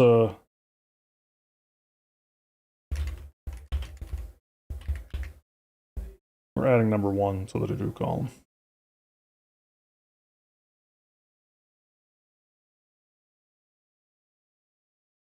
Yeah, exactly 0. All right, so we look at linear now. You can see it added that to the do column. And if we go back here and we look at this panel,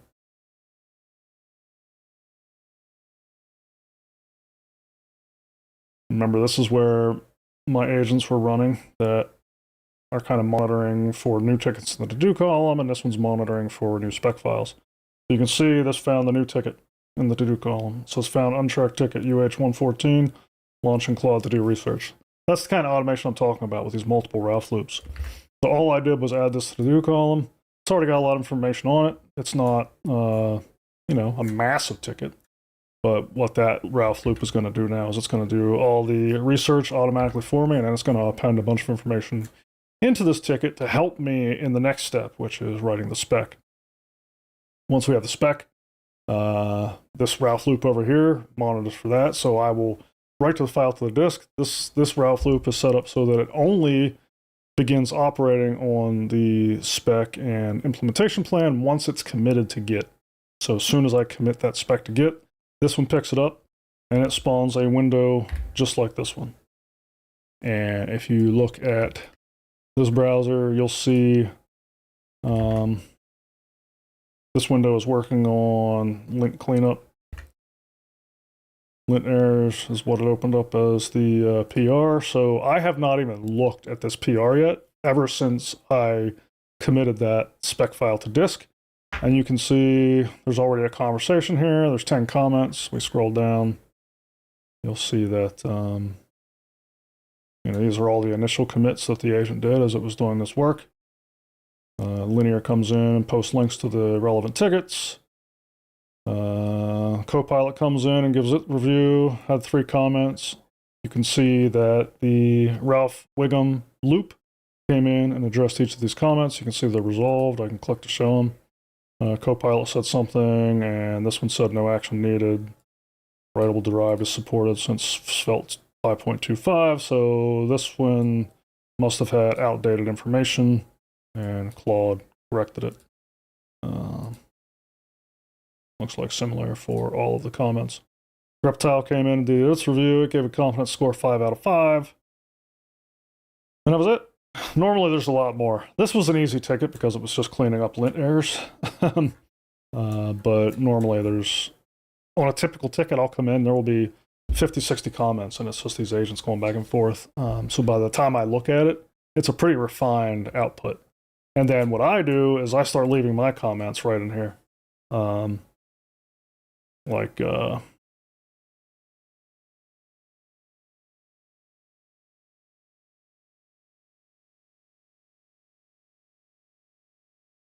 don't know. I'm not going to do anything to mess it up, but I could leave a comment right in here right now, and then back here, this loop would pick up that comment and act upon it. So that's how I interact with the loop, right through the PR, just like normal.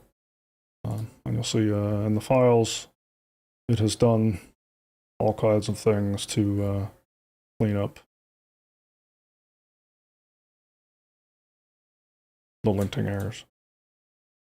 I'll have to go through this. I didn't actually go through this yet, so I'm not going to merge it or anything because I got to review this.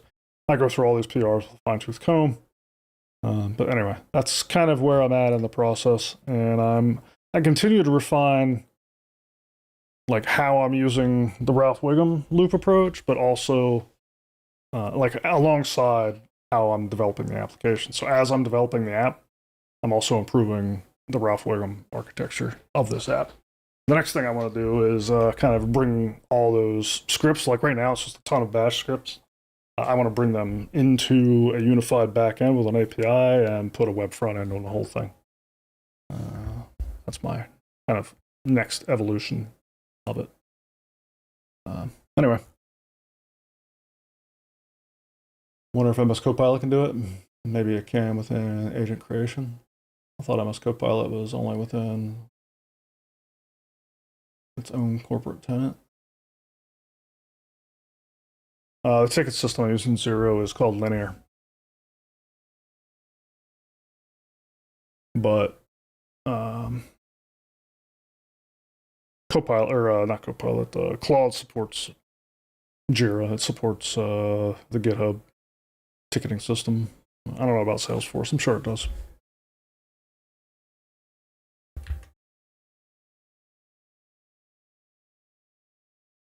You can see this thing doing its research.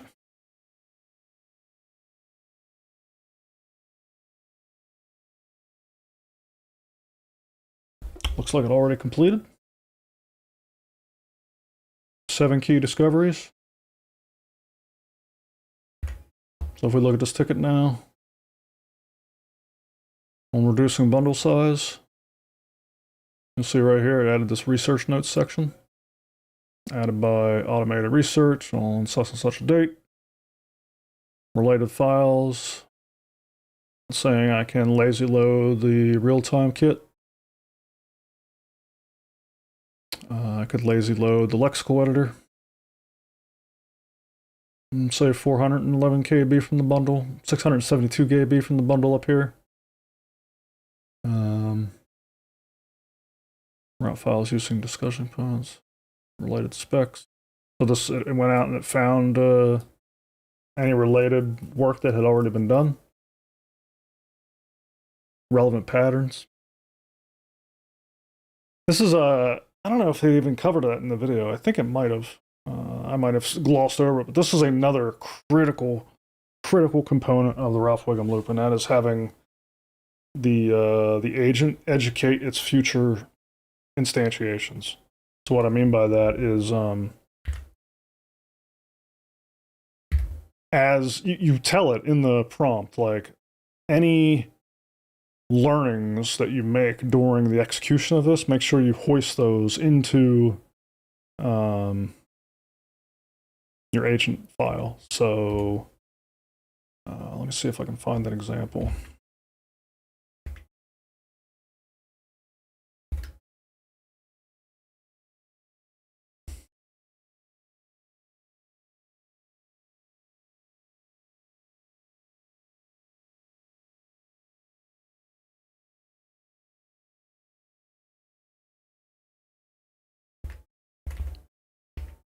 Here you go. Important patterns identified. So this section is completely automated and something I have to come in and check from time to time.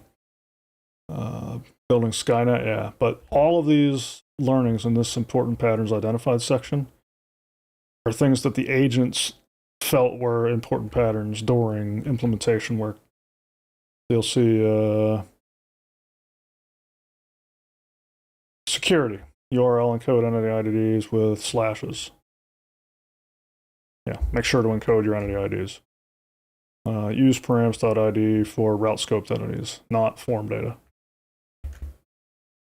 Validate cross-entity references with form or from form data. There's just real quick patterns, right? Sanitized values injected into HTML style tags. I mean, there's nothing here I disagree with. RPC, update all callers when changing RPC method signatures. So, anyway. I've only been really getting into I've only been really getting going and efficient with Claude this last couple weeks. I'm excited to look into using these Ralph loops. Thanks for the video reference. Yeah, hope you have fun with it, man. I had a blast with it. I'm still perfecting it, but yeah. The thing to know is, like, you can change the personality of any of the loops with just a prompt. I'm doing I'm working on a system right now. Like right now, whenever I spin up an agent, it has access to the entire code base, and it's collecting learnings from the entire code base, as you can see in this file, right? In those lines we were just looking at. These are patterns from across the entire code base. But the problem I foresee is that eventually this list is going to get very, very long, and it's going to start chewing up context space and perhaps mislead future agent instantiations. And so what I want to do next is partition my agents, right? So that, like, different sections of the code base have more specific versions of the Ralph loop, so that I can keep the learnings and patterns identified narrow in scope, so that, like, if an agent is working on this section of the code base, I'm only feeding it things that are pertinent to that section of the code base, if that makes sense. So that's what I'm working on now. That's not in place yet, but I see that being important. I've always had issues finding motivation to work on project ideas, but with Opus 4.6 and the whole Claude teams, they've been really jamming out some good quality stuff. That's awesome, man. Use Salesforce all the time. Nice. I've used Perplexity, MS Copilot, Bolt. And Perplexity has done pretty well for me for free solution. Not as robust as Claude. Yeah, I've never used Perplexity.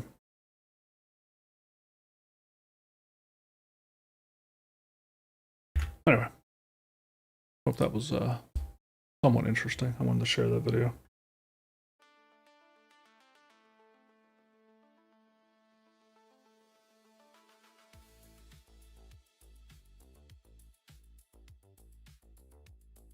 Zinley, how are we doing out in the Lioness?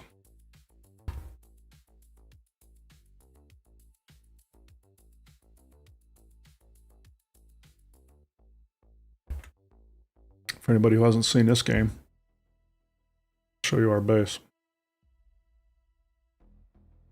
Got all the wood? Nice. This is Foxhole. Expect Anvil Empires to be very, very similar. We're just going to go deploy to our base, show you that real quick. Large and 45, then you'll be on Foxhole? Nice. I've been itching to play.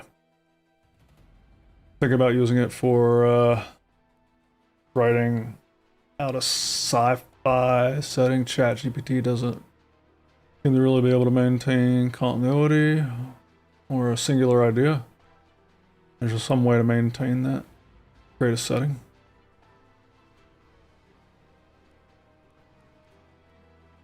I think, in my experience, GPT is worse than Claude.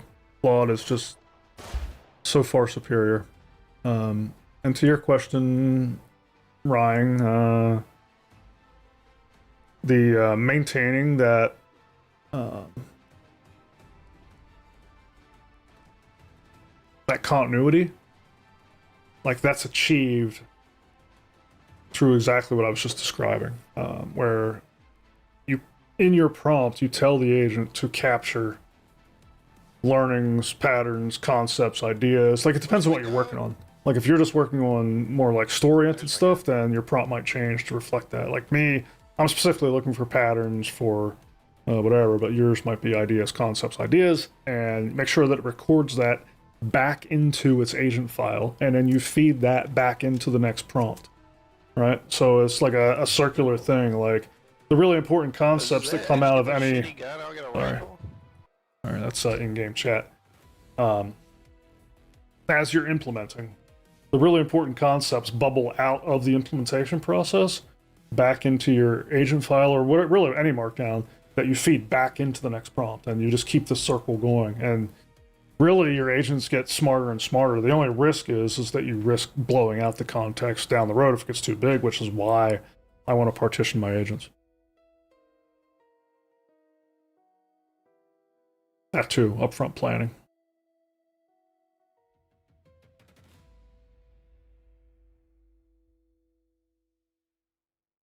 Avoid the dumb zone, exactly.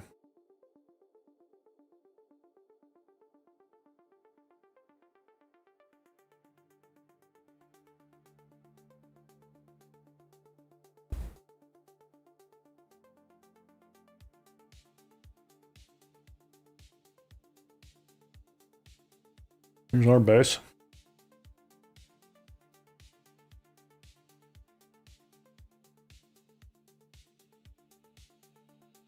We just started on this, I don't know, last Friday? But you can see the Logi is going strong. There's all of our freaking, I don't even know what these things are called. Some kind of production facilities. Our little scrap boxes. We got a train here.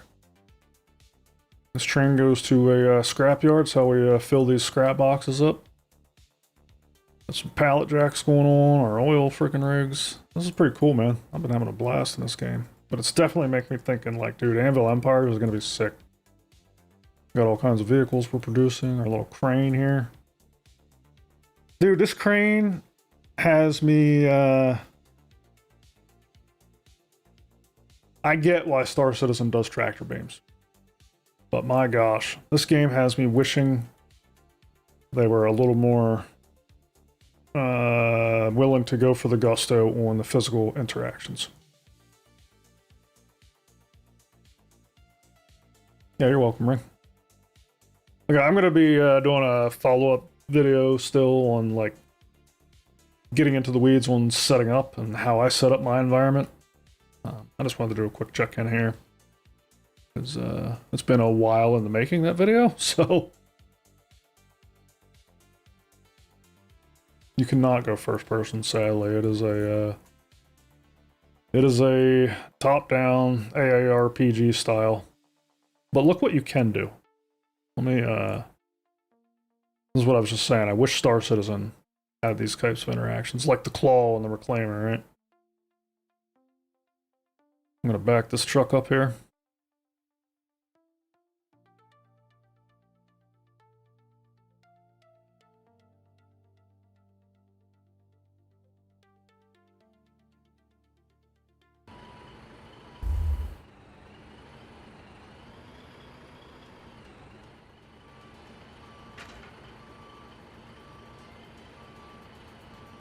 Park it right there.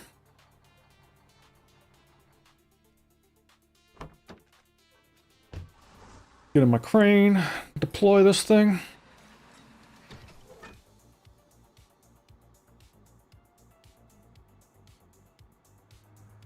Look at this. This is what I wish we had instead of tractor beams. It's like this physicalized moving of things with like tools like this. I think that would be so cool.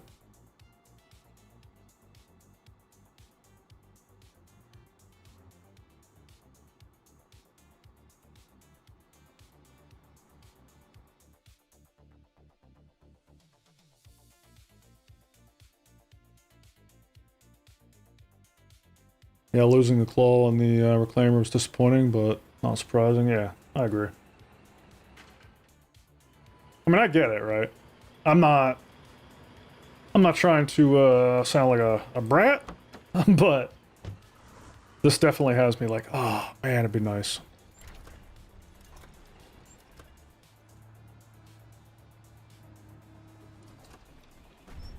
I don't know. Something very satisfying about those kinds of interactions.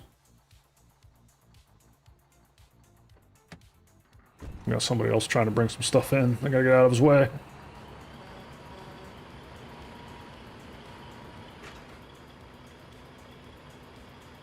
But This is a very good large community game.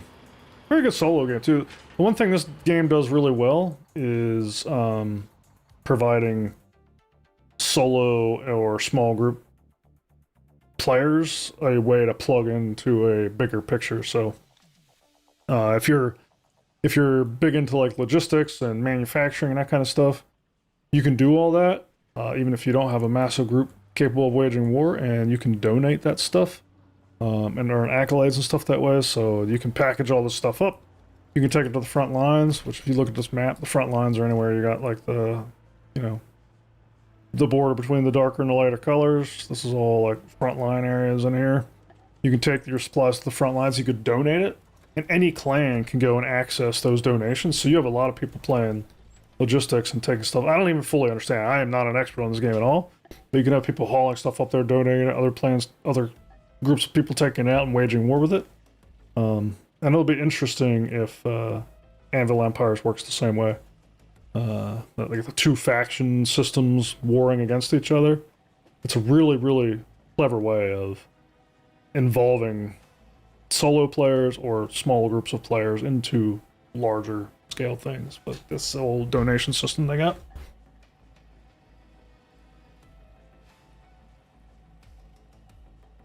Yeah, Zero, I hear you. I mean, the tractor beams are kind of fitting, but I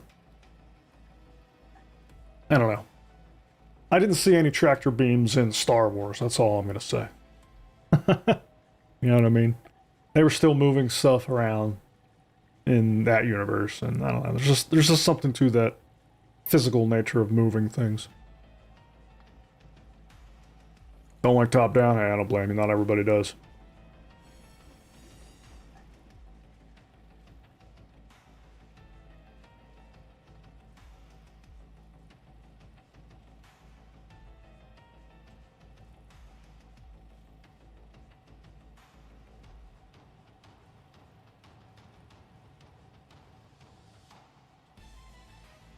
Be cool if we got it back with Maelstrom.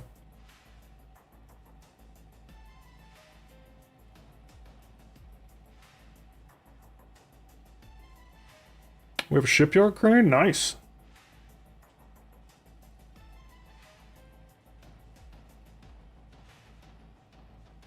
Oh, there's definitely tractor beams. I'm just saying, like, whenever you saw supplies being moved around on the interiors of the ships, they were not being tractor beamed around.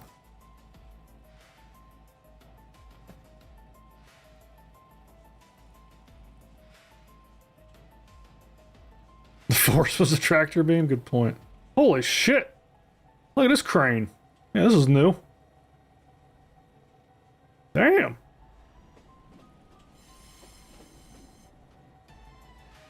That thing's badass. What do we do with that?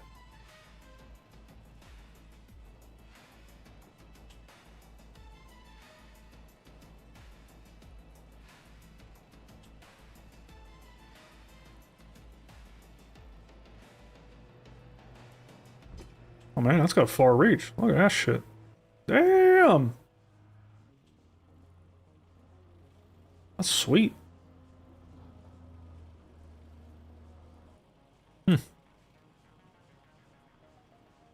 This. Oh, a lot of coal. Nice.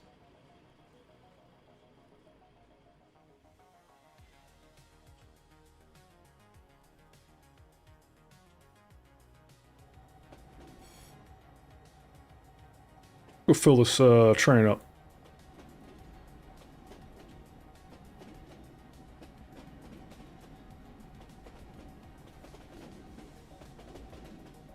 Maybe we'll start to bring that to the PU. What's that? Oh.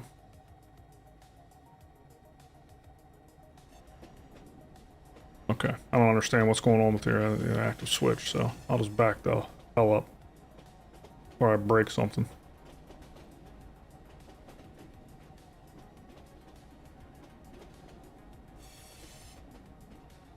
But if I knew what I was doing, we could take that and go get some coal. Or oil, or whatever.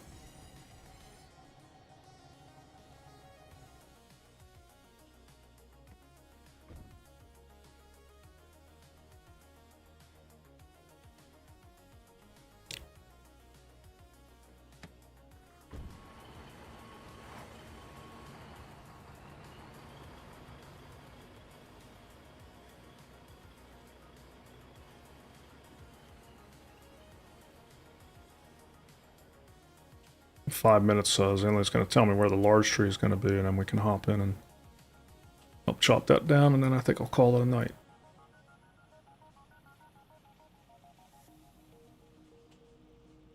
I thought on piggybacked browser credentials with Claude, depending on the target system.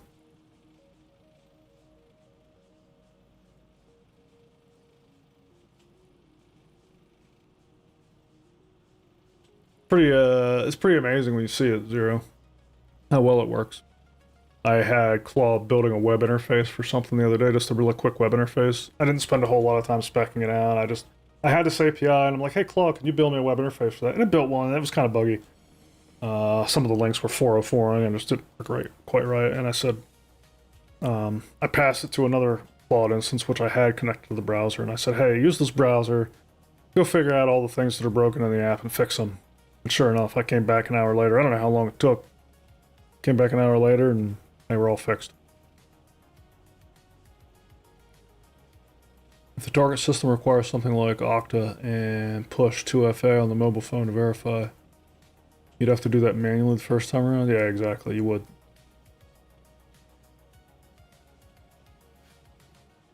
Like, Claude will not authenticate for you. It'll just use any authentication you've already done. So if your authentication expires while Claude is using the browser, it'll begin to fail. Now you could give Claude your password. 2FA it's not going to be able to do though.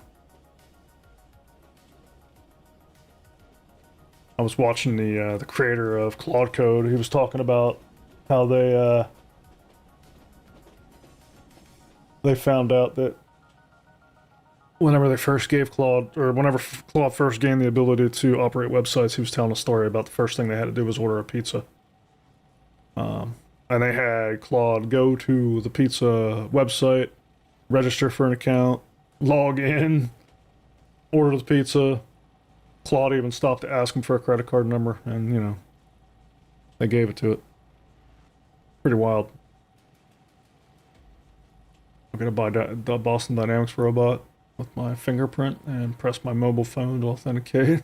Claude drive the robot? Yeah. Hell yeah.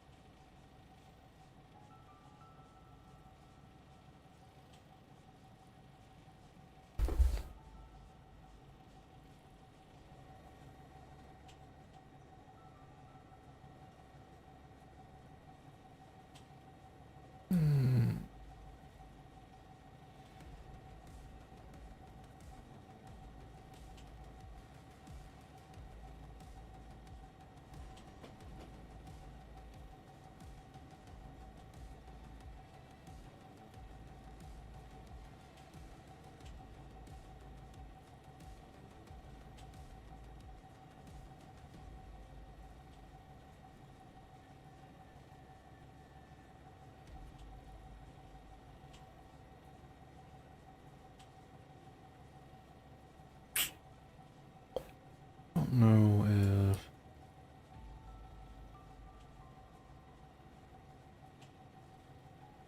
if I can pick this stuff. Actually, hold on.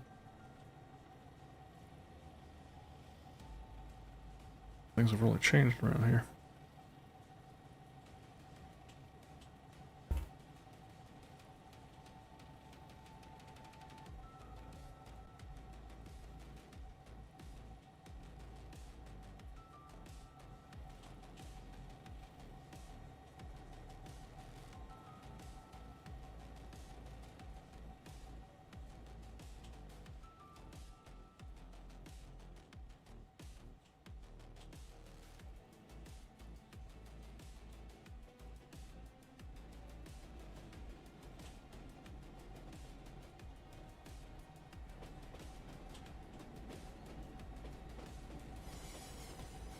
I'm gonna just take this dump truck.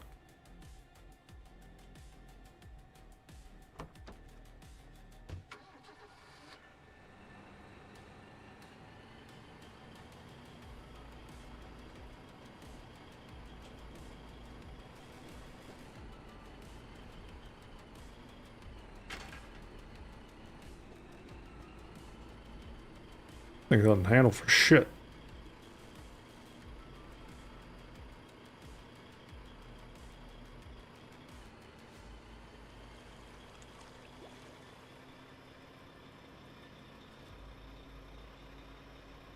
Zenley, where's the large tree gonna spawn?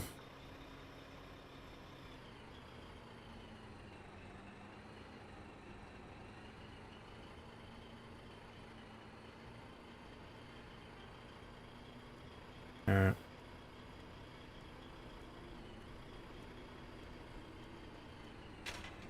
Oops. Alright.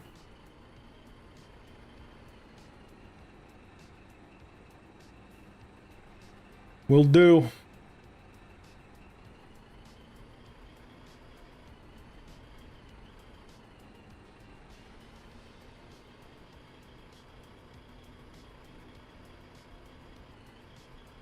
So yeah, how about the Discord news? How people feeling about that?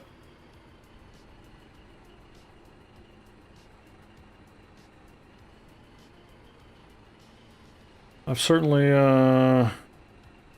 had some more interest in the project that I'm working on as a result of it, which has been cool.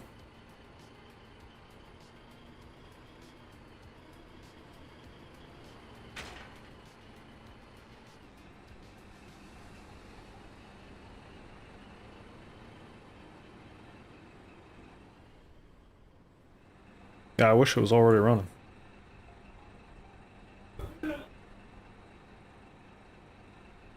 Been really fun working on it. I got voice working. I got yeah, I got all the major stuff. It's really just doing more of it now. I got text chat, I got threaded conversations, voice. Taking a very different approach to a lot of it.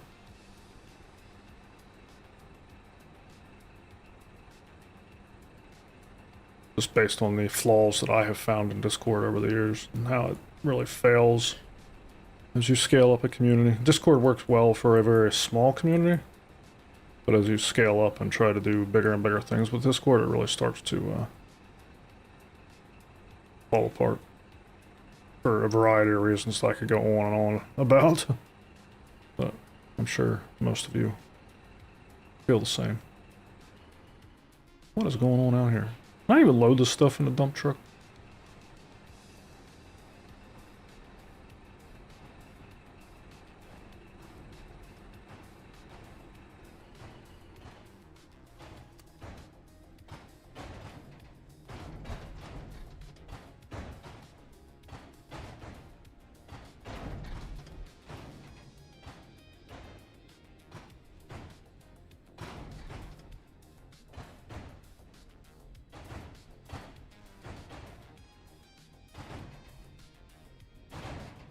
I was hoping that stuff would be part of engineering.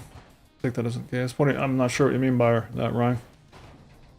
Indifferent, maybe it's time for a new VoIP platform to take over?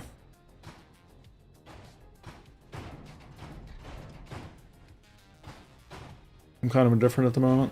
Yeah, I hear about that. I understand why they're doing it.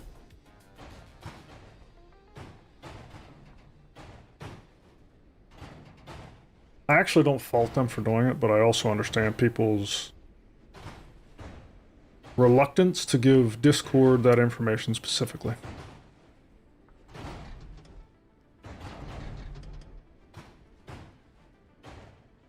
Multiple username based on different games? Yes, I'm still working on that. That's kind of core to the platform. It's the separation of character and user. It's a concept that doesn't exist in Discord.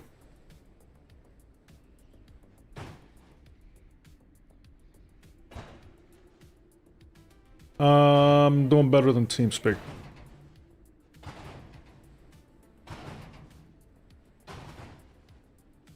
Well, I feel like it's better than TeamSpeak. Because TeamSpeak... There's a lot of complexity in TeamSpeak's setup that I think doesn't need to be there. I'm going with more radio-like comms. where you can belong to multiple channels at the same time. And shitification, hooray! I think it'll be kind of forgettable after they implement it. Yeah, I agree.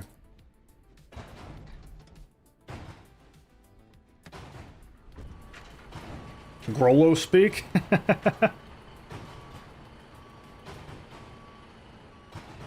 Not a bad idea. Call it G-speak.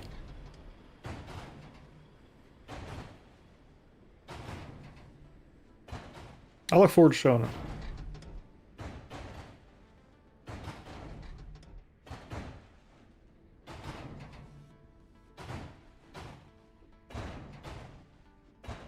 Branding's important. Dude, this stuff takes forever to fill up on. Holy shit.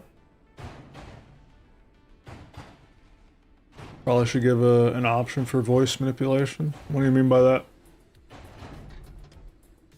Voice manipulation. Oh, I see.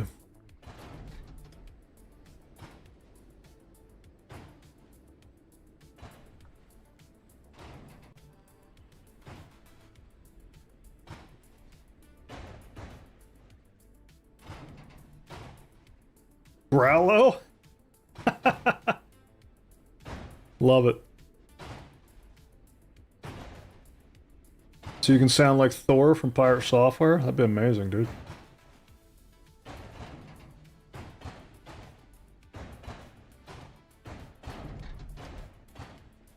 I'm gonna make Nash a preset.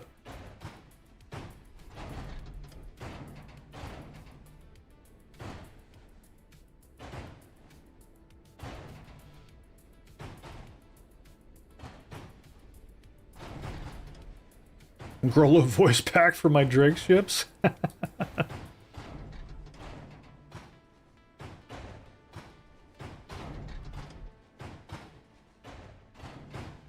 Yeah, I know, I remember that.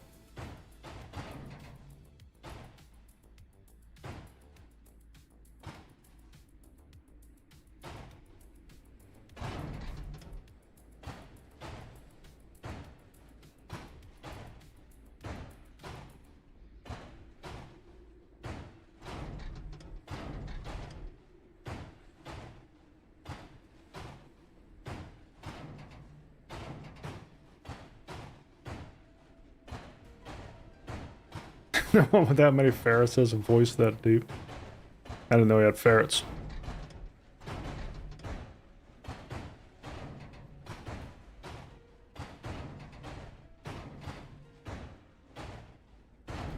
I'm gonna drop this load off Zenly and then I'll be over for that tree.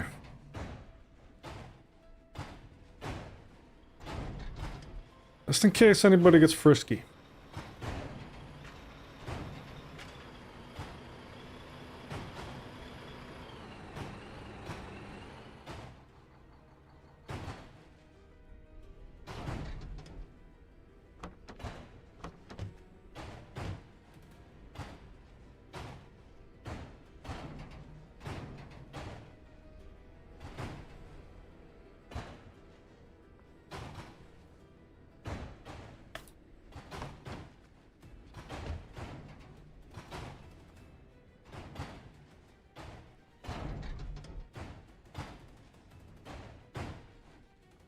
Wow.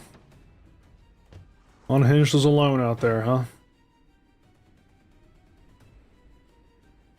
Unfortunate.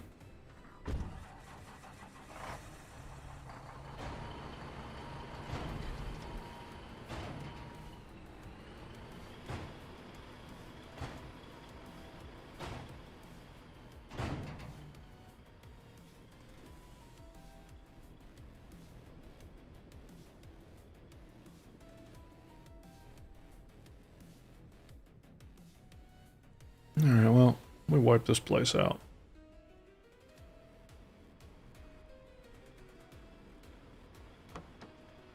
Let's head back, drop us off.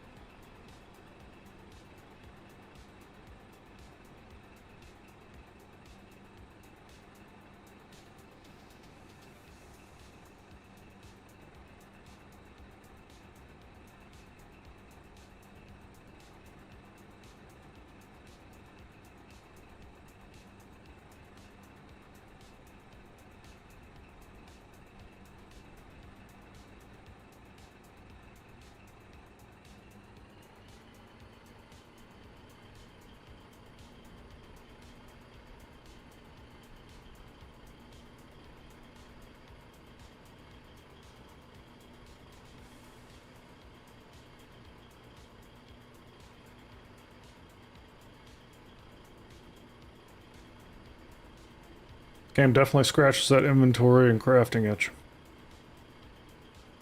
Speaking of crafting, 4.7 can't come soon enough. I heard they did a sneak peek of the inventory system on for Evocati. Anybody heard anything about it?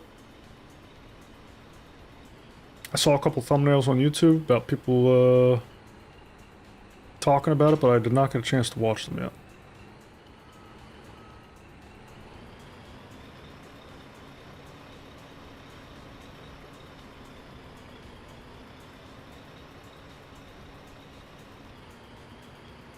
Tomato talked about it? Nice.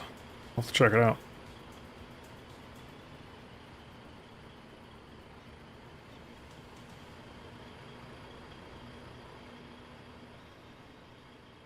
I'm jealous I want it. Hit and run, yeah, I'm not, this game's actually kind of difficult to go a straight line in Nash. Hard to explain.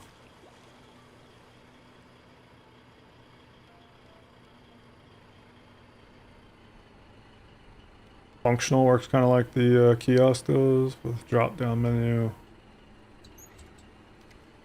Cool. Yeah, I expect there to be some bugs for sure.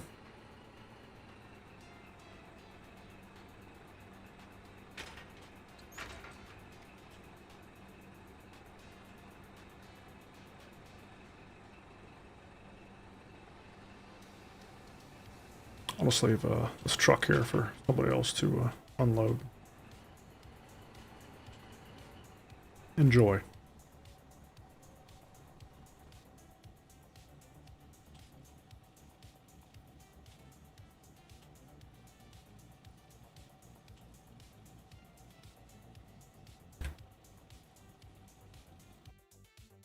Gonna help over and help get this tree.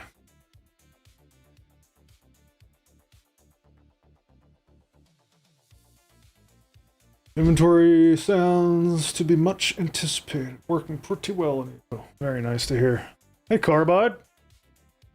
Thanks for coming out, man. I don't know how long you've been here, but good to have you. Did you work, peasants?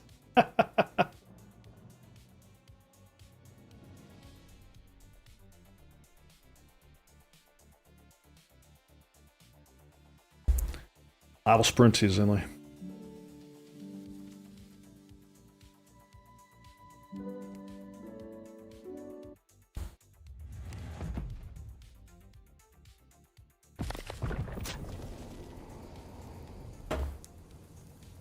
Are you serious, Zinley? Thank you for the freaking gifts, dude. Too kind.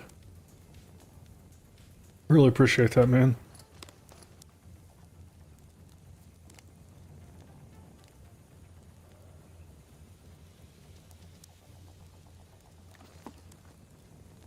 I don't know what 10 does. I don't even know where you're seeing 5 of 10. I think Twitch, like, automatically sets up goals just to, like, incentivize people to do that. But I don't know what it does.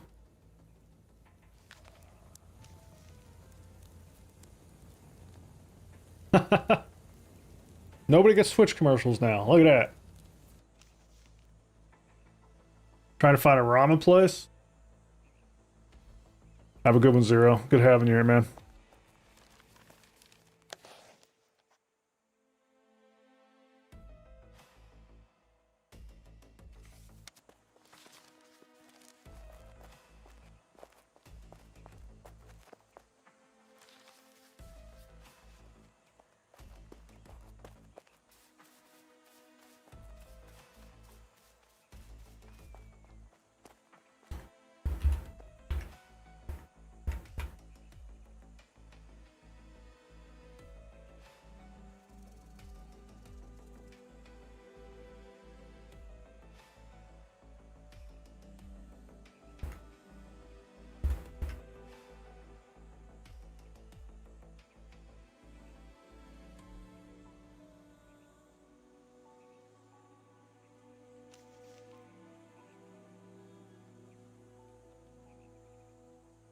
I did pick up a moth, but I have been using it mostly for cargo runs. It's cool that it has so much cargo space.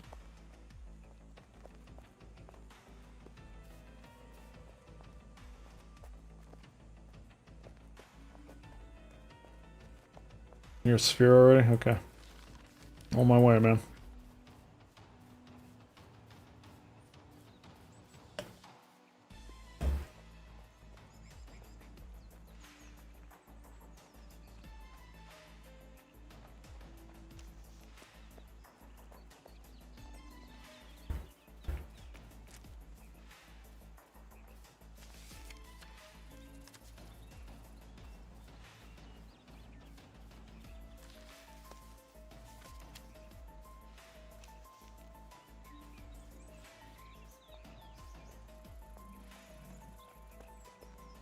I've heard the moth has salvage speed bugs.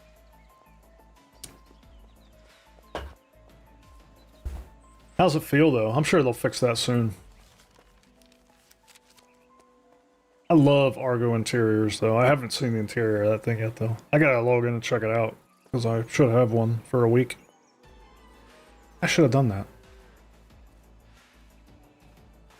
Maybe after this tree I'll log in and check that out quick.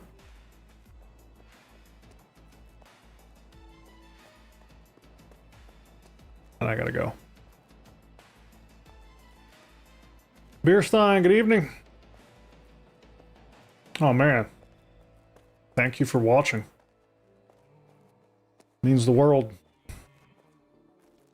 Glad you enjoy it.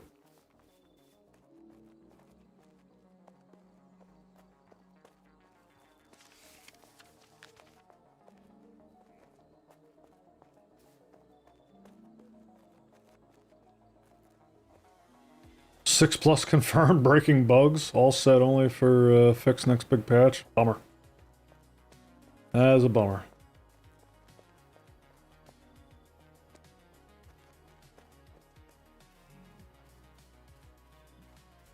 Is it free? When is the next free weekend?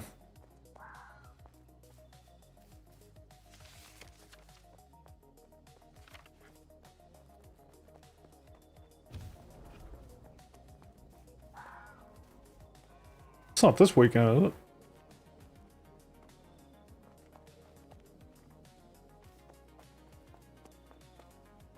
Huh. Okay.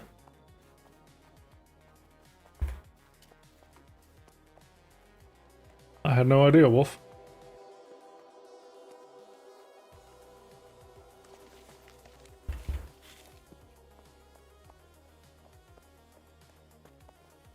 There you go. Wolf just confirmed, Zilly.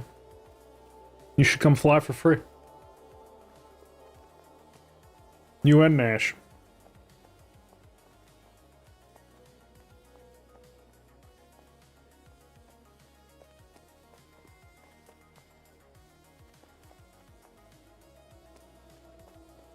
Cargo ship plus, yeah.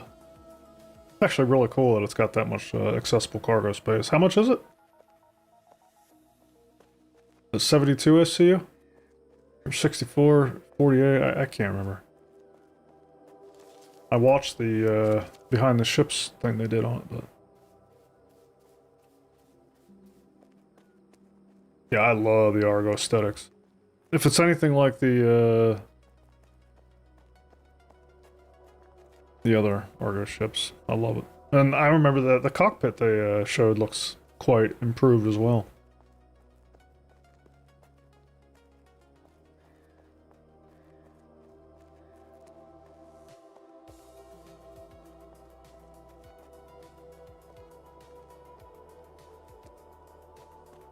Wow.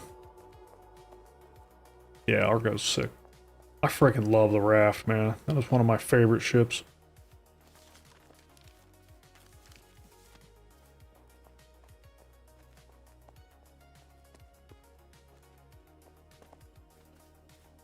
Hmm.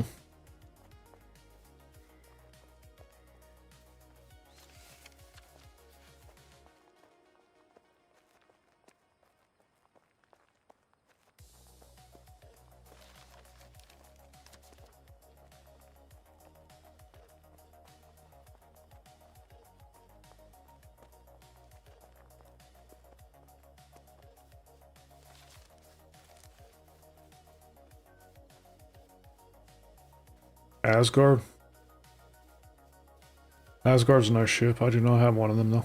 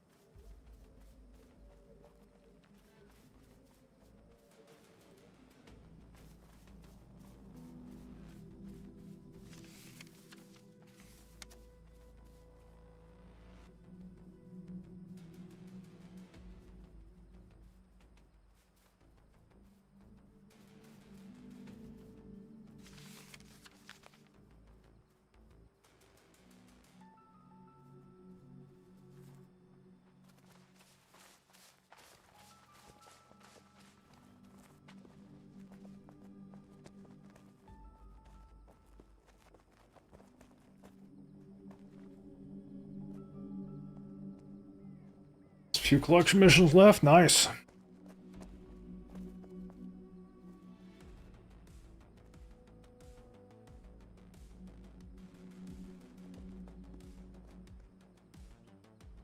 What's that?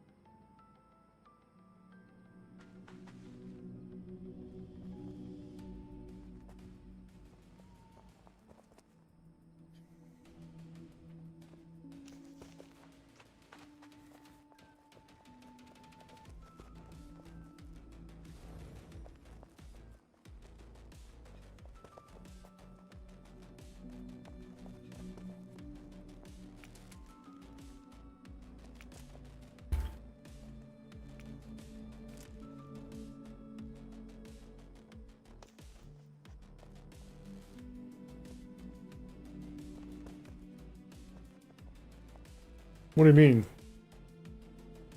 Is there something crafting table related to the event?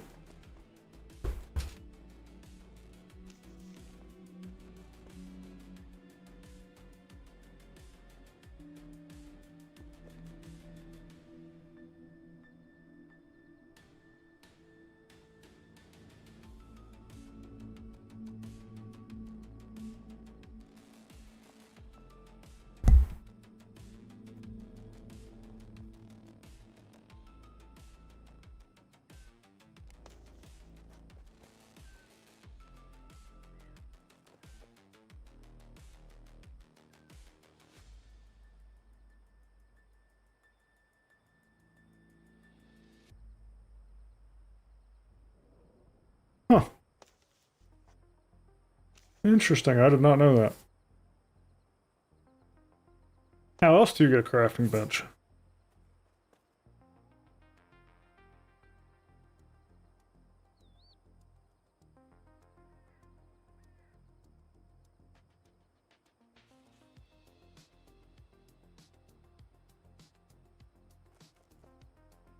What? Son of a bitch.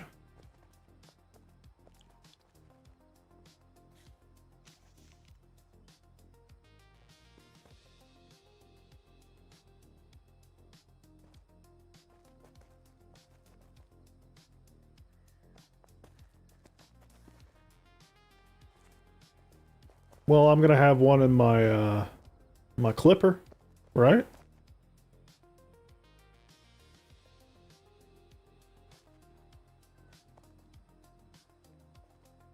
Okay, I got you.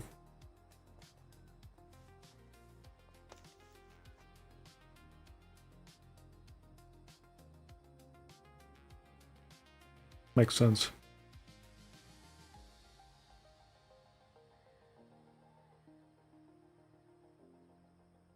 3 minutes on this tree.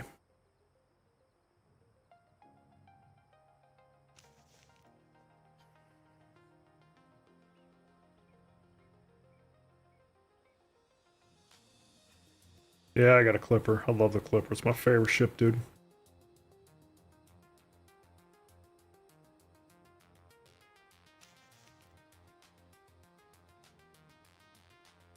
I wish I had a little bit more space in the cargo bay, but I'm not gonna bitch. Can't have a perfect ship. It is my favorite.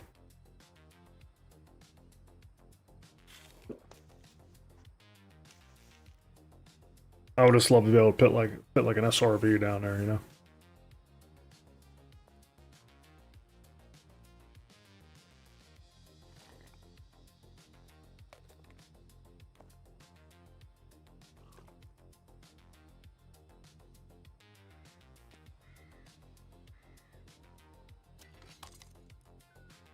Yeah, Clipper feels amazing. But I'm not a Drake hater.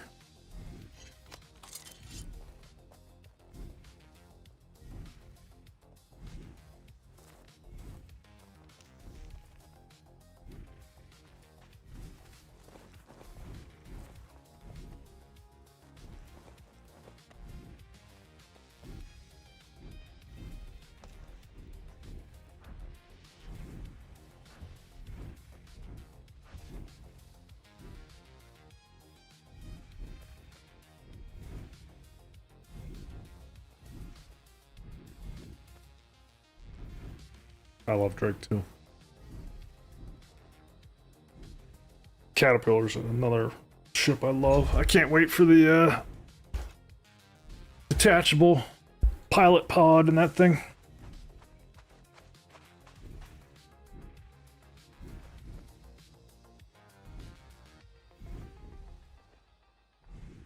Maybe patch after 4.7, maybe 4.8 for that. Probably not. Probably not going to get that until the Ironclad drops, which, what, mid-year on Ironclad?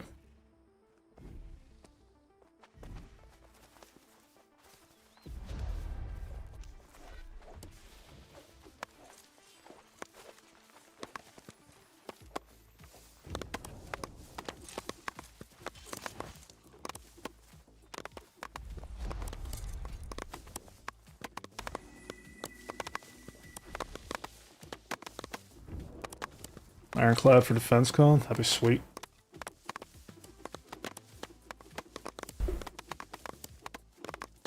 I hope we get the Caterpillar detachable pilot capsule along with the Ironclad.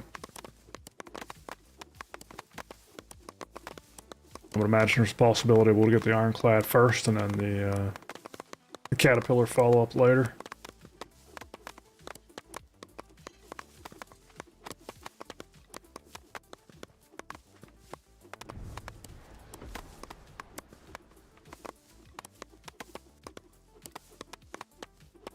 Nice. I'll be right back. I need a sweater. It's getting freaking cold in here.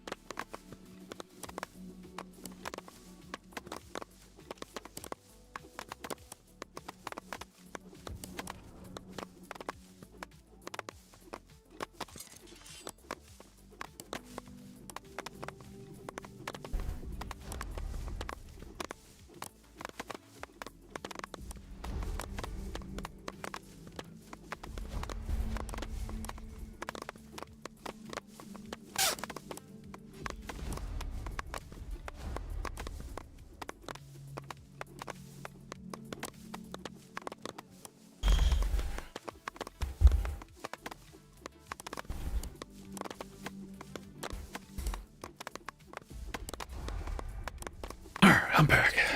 Brr. It was freaking nice today, man. Like 50 some degrees. Temperature's dropping fast.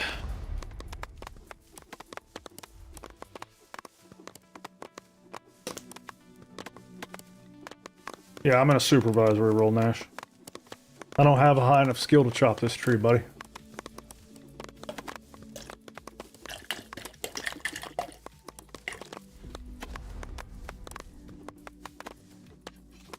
I'm here just in case we get jumped. And I can cast Healy balls.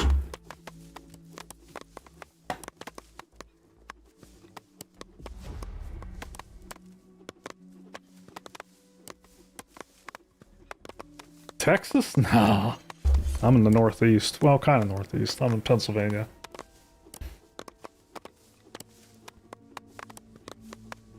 I want to be in Maine, where I will move someday. I like it cold. Got a 5090 sitting waiting for a new PC build. Gonna be toasty in my office. I have a 5090 and a 4090 running in this office, and it's still not keeping it warm. Y'all have snow coming again? Yeah, I think so. Maine is beautiful, I know. I lived in Boston for, well, outside of Boston, to the northwest, in a town called Burlington.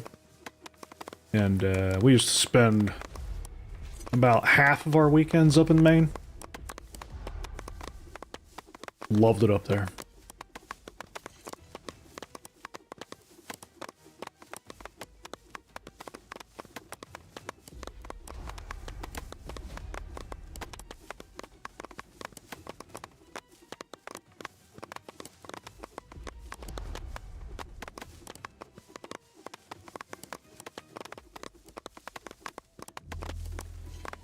I haven't seen how my PC is going to heat the new office. Door, so it's even with the rest of the house so far. Nice. I like the new place, Nash.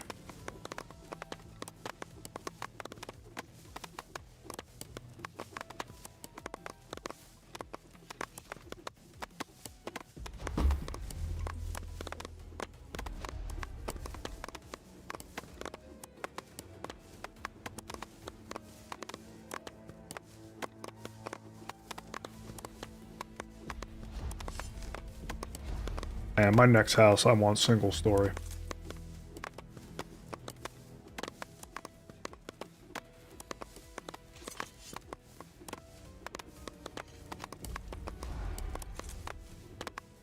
That's cool car, bud.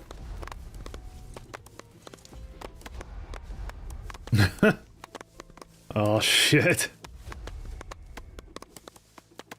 I have 3 systems in this house. One's in the attic for the second floor. And then I had a 4th, just mini split. Well, not a 4th system. I had a mini split installed in my office because my office is so uncontrollable, man. In the summer, this freaking room bakes because I got 7 super tall windows in here. I don't know if that's why, but it just cooks in here in the summer. And in the winter, it's freaking more frigid than the rest of the house. Why I'm all bundled up right now.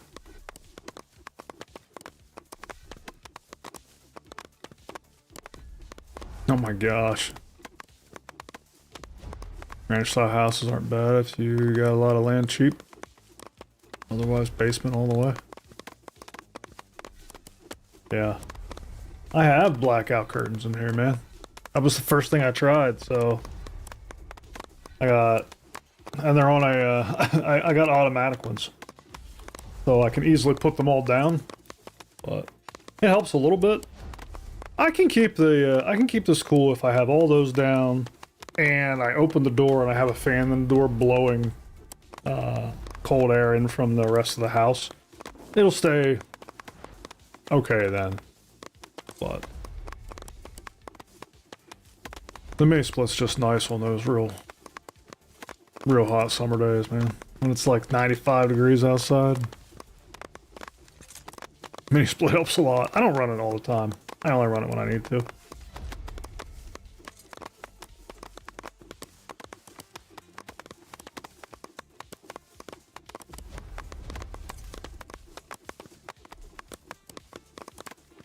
Yeah.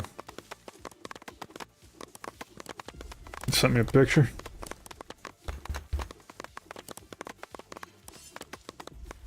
Holy shit, dude.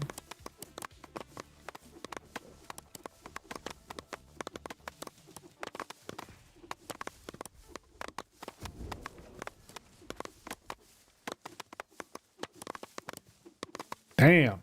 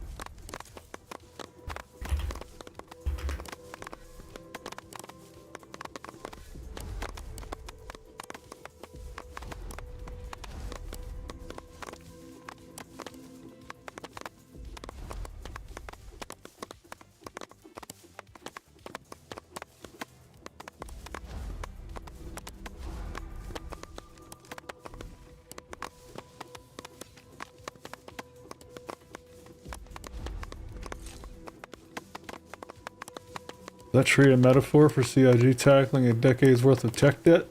What do you mean by that, Griff? What makes you say a decade's worth of tech debt? Basically deal with the temperature or move and didn't want to pay any cost. Holy shit, man. That sucks. So you picked move.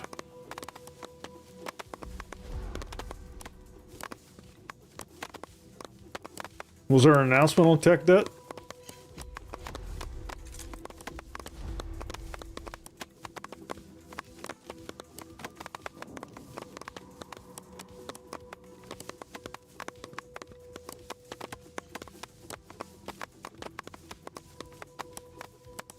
Man, I'm still reeling from that Ash stuff we watched earlier, man. That shit is crazy.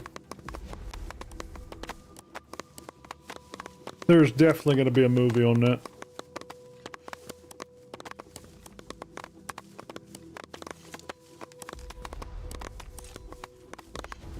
"30 guys hacking, it doesn't budge." I know, right?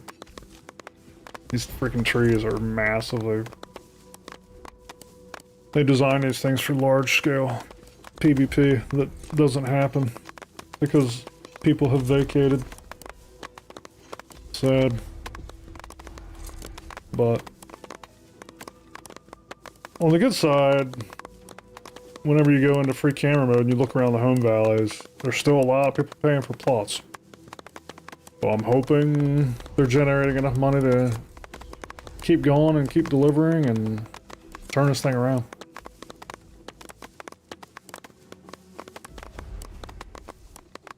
A mockumentary?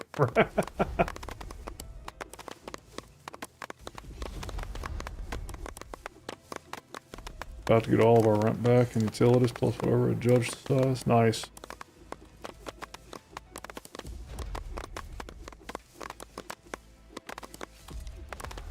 Yeah, dude. You ain't wrong, Catalyst. Freaking crazy.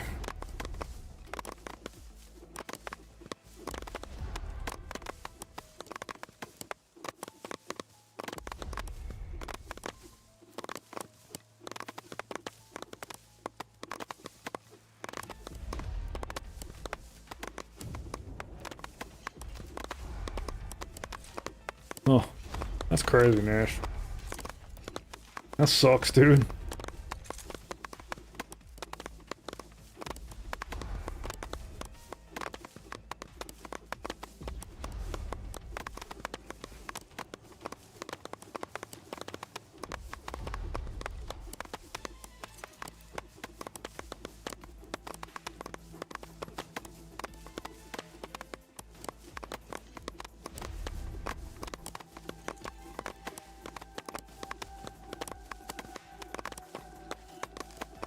Self-fund your Kickstarter MMO? Have you learned nothing, dude?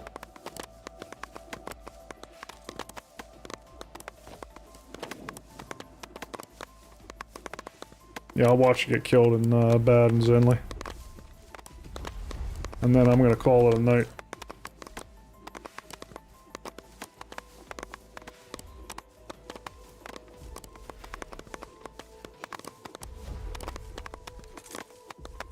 More HP than WoW raid bosses, they sure do.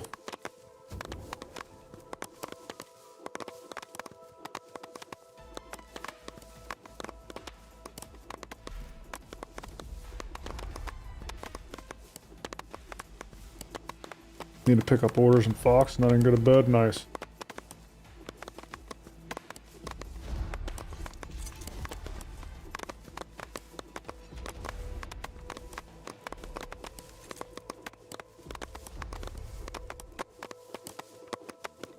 Yeah.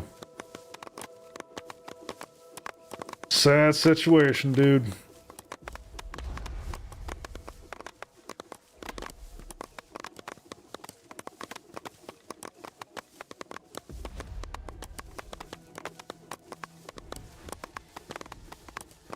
Server meshing scaling talk? Yeah, that's one thing I wanted to talk about tonight, P-Wolf, but I didn't expect to spend so much time on the Ashes drama, so I didn't get to. So I'm probably going to do a video follow-up. What I wanted to do was just kind of step through some of the questions that came in. There were some good questions that came in the comments of that last video I did on the server meshing limits. What do I think will end up being the limit for a player in a single area with a little... It's really hard to say. All I can say is there will be a limit. I would imagine, like, if I just had to pull a guess out my ass, it would be like...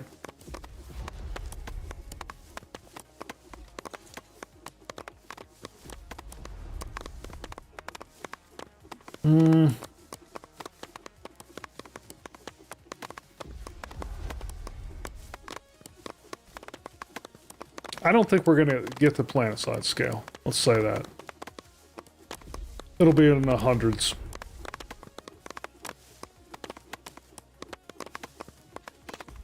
Three, 400. I think the system will be doing well if it can hit that.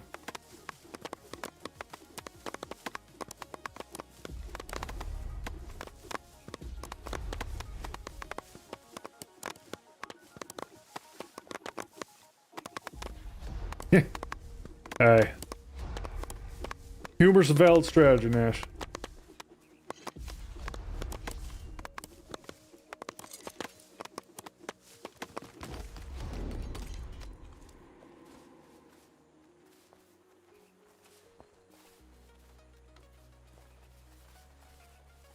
Server meshing was done, but they were just using the Unreal 5 server meshing tech. The subdividing stuff, like the innovative stuff that they were going to do in Ashes, we never saw.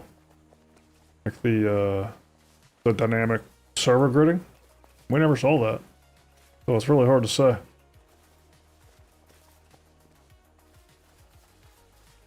All we saw was the out-of-the-box Unreal stuff.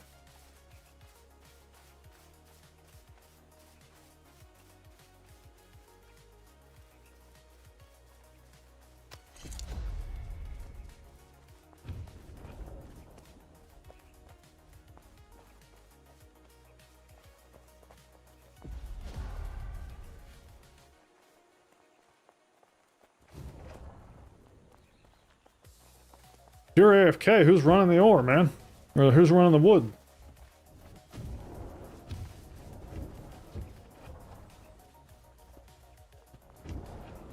Yeah, it's really hard to say, Nash. Could be. Wouldn't that be shitty?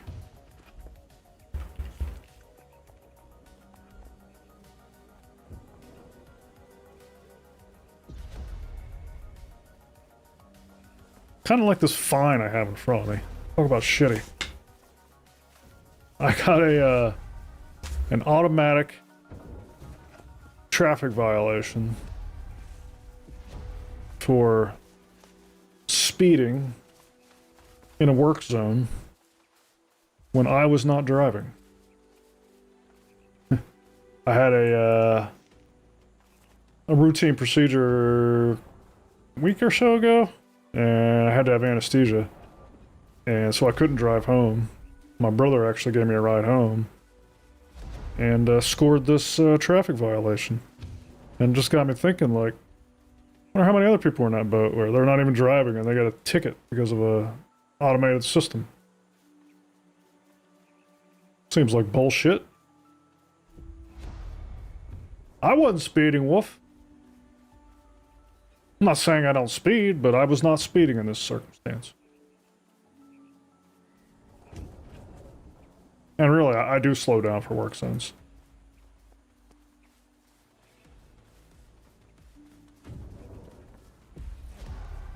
Happens all the time with red light cameras.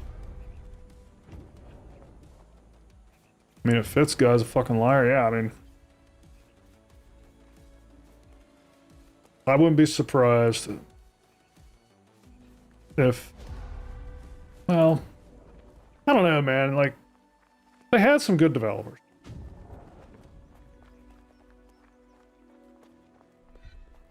And... like, the guys that we saw talking about it, like, they seem to know their shit, so... I wouldn't be surprised if work was done on it, but I also wouldn't be surprised if it was never completed.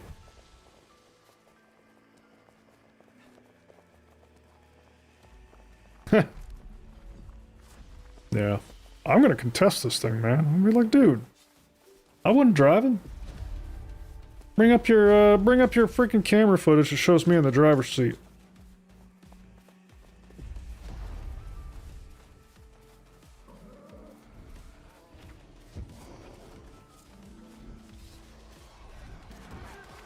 If I was driving with, just after coming out of anesthesia, we got bigger problems.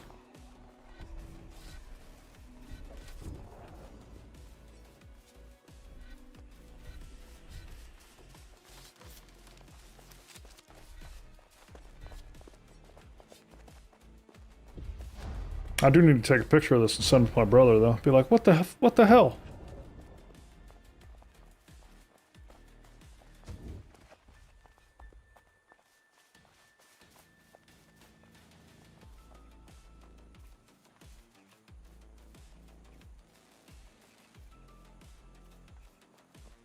Question is, are workers present? Half the time those work zones have no one in them, and it's not workers are present in Tennessee.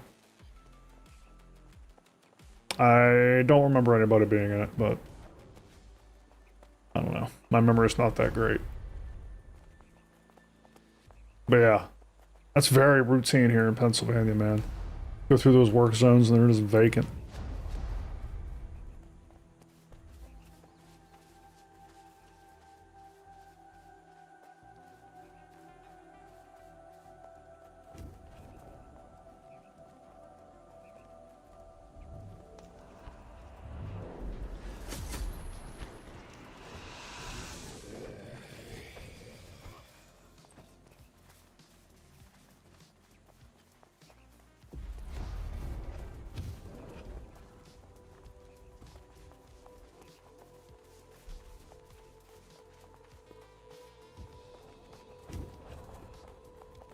Two seasons, winter and road work. Yeah, you ain't lying.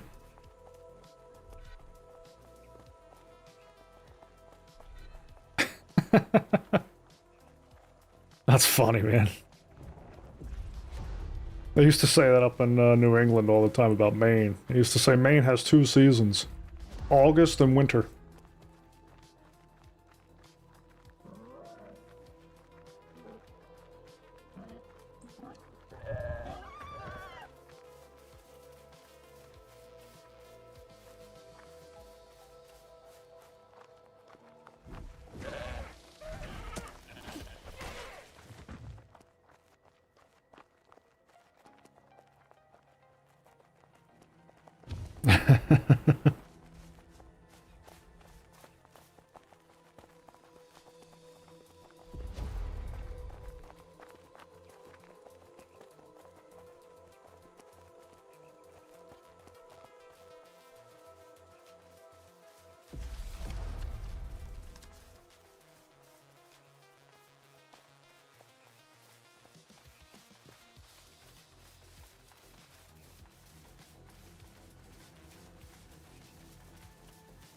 The dude who puts the cones out is on his game.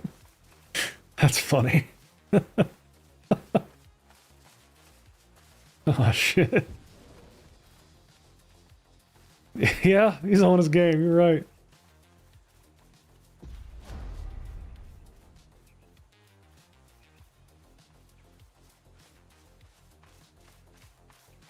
Yeah, your winters are pretty mild out there.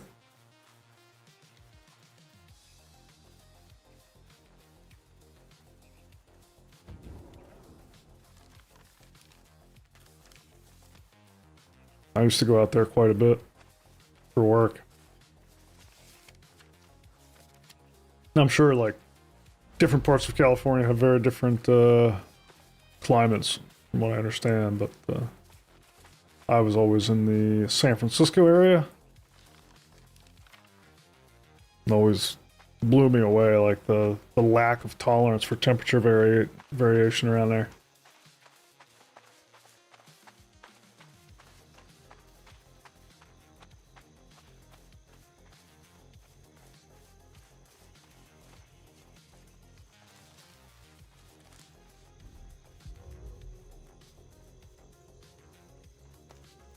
Among the natives.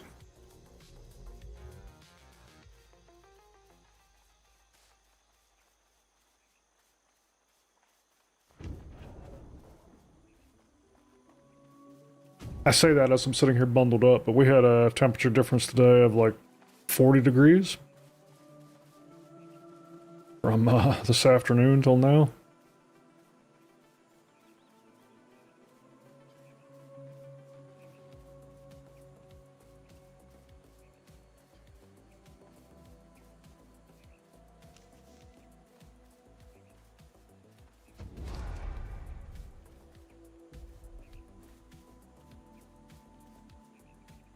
Southern Cali's insane how consistent the temperature is, 60 to 80 year round. Yeah. I mean, that's basically how San Fran was.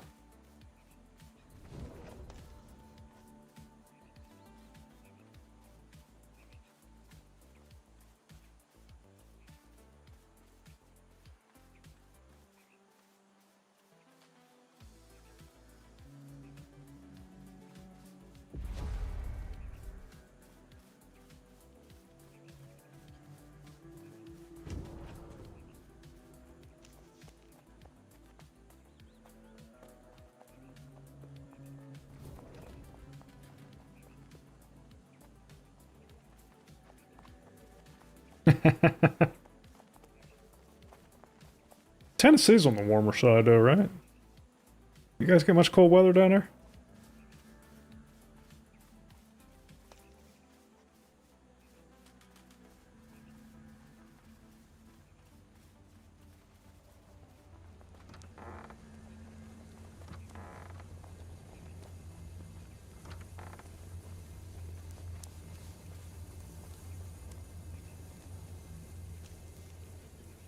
Oh, that's true. But this was a pretty exceptional year.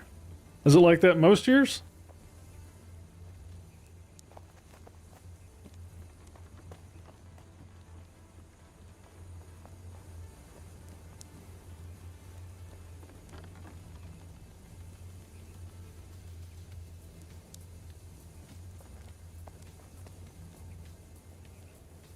We added a whole nother arena area to our place in bed in here.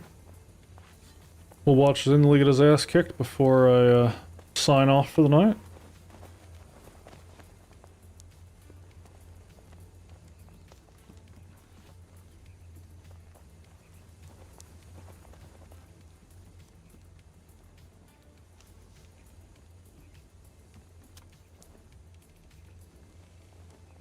Let me sit.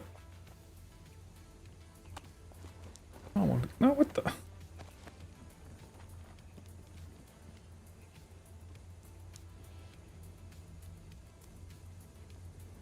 There we go. Yeah, that's the ticket.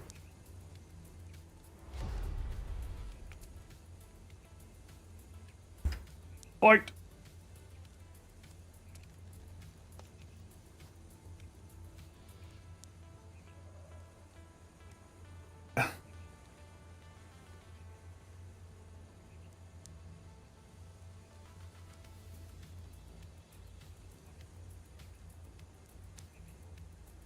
Alright.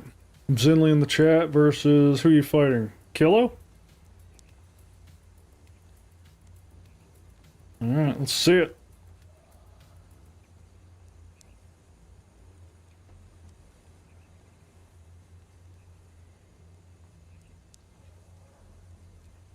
Got an audience here, Zinley. Zinley just gifted everybody those subs. It'd be a shame to see him meet his fate.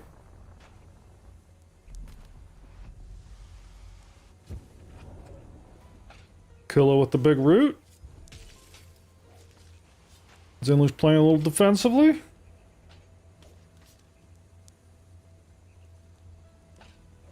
Now he's going in. He's going for it.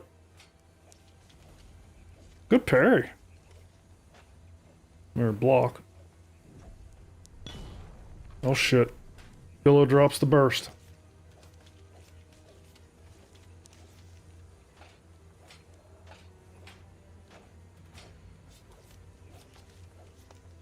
Zinley's coming in with a relentless flurry of blows. Oh shit! Kilo is out of stamina, cannot block. Oh. Zinley's still got half his stamina. He's coming in. Oh, mercy! Merciless! Kilo's gonna go down. Oh, there he goes. Kilo's down. Well, I would have felt bad if Zinley died right after subbing everybody.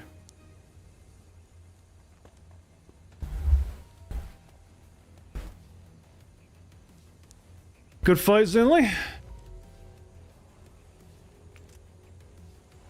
Good fight in local.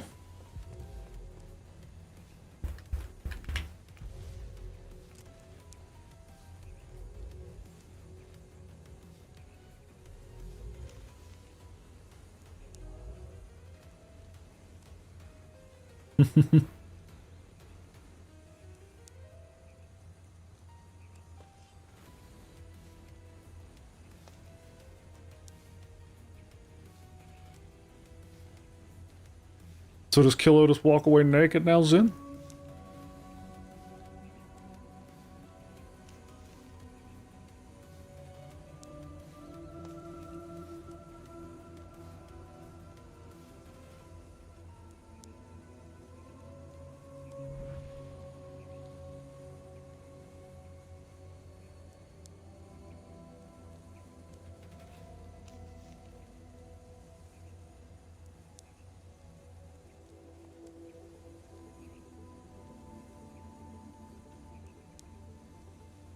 Cool.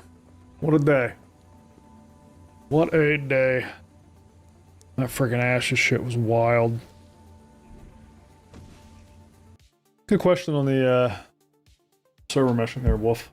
I wanted to spend more time on it and talk about, because a lot of people came into the comments and they were asking questions like, but what about the replication layer? Or what about, oh, you won 20k gold? Sweet, Zilly.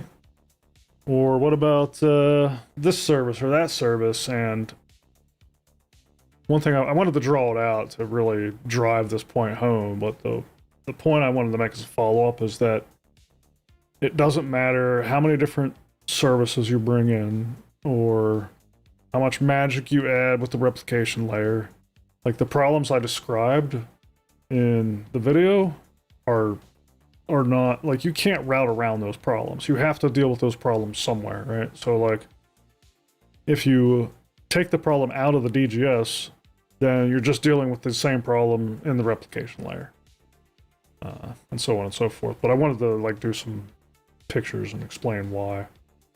Because a lot of people were pointing out that like actually the DGS does not have to source its data from a whole bunch of different other DGSs because the DGS is only connected to the replication layer, and that's definitely true in the long-term architecture and vision.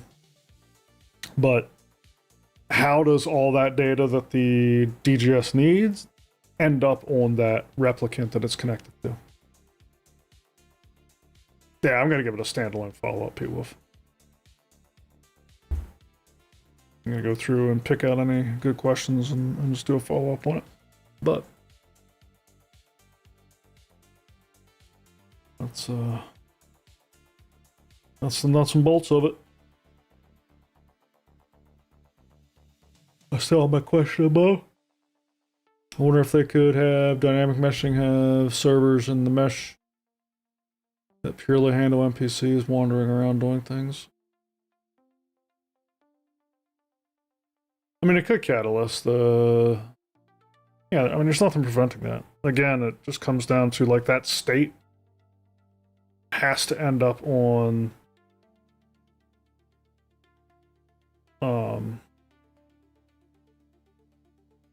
It has to end up on the replicant that the player is connected to so that the player can render those NPCs. So even if you have a server dedicated to the NPCs walking around, what the NPCs are doing has to make their way, that state has to make its way to your client. And that's the limitation I was talking about in the video. You can dedicate as many servers as you want to that stuff, but all that data still has to get funneled into the pipe that ends up on somebody's client machine, so that, and potentially on a DGS, or multiple DGSs, depending on if there are calculations that need to be computed by other DGSs that NPC is interacting with. You know what I mean? Like, there's a lot of complexity there. All right, Zinli's going at it again, this time with Chiefy. Zinli's stamina's a little low. Chiefy's at half health, a third health. Man, Zinli is just putting in a pounding here. Oh, big chunks out of Zinli's health. But it's too little too late. He's down. Chiefy's down. Only so much information a server or any server can process. There's a finite limit there somewhere. Yeah, exactly, P-Wolf.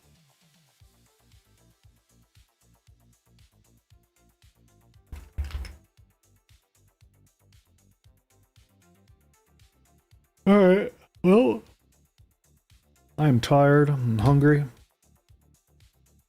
think I am going to sign off for the evening. It was really fun watching all the Ashes drama with you all. Hope you enjoyed me catching you up on the... Nah, I'm not 1v1 in Zinli, I just logged off. I'm a healer anyway. Yeah, good night, Ring Bear. When might we start to see NPC traffic in the verse outside of missions? Eventually, we do need to see NPC ships coming and going and exiting. Yeah, I'm with you, Griff. I don't know how far off that is. That feels pretty far off. Doing Ash. Yep, no problem, Griff. But yeah, that's a good question, Griff. It feels far off to me, but I don't know. I would imagine we won't see that till very close to 1.0. Now, who knows? That might be something that is like a post 1.0 thing. Really depends. But yeah, thanks all for being here. I'll get that video that we were just talking about out this week. Got a couple other things lined up, and then I'll be back at it next Saturday here again. Would love to see you all out. It's been really great having the regulars out every weekend. It's been amazing. So we'll do it again. Same time next weekend. Night Carbide. Peace Hustle. See you, Nash, Wolf, Griff, Catalyst. Take care, all. Ow. Grolo out.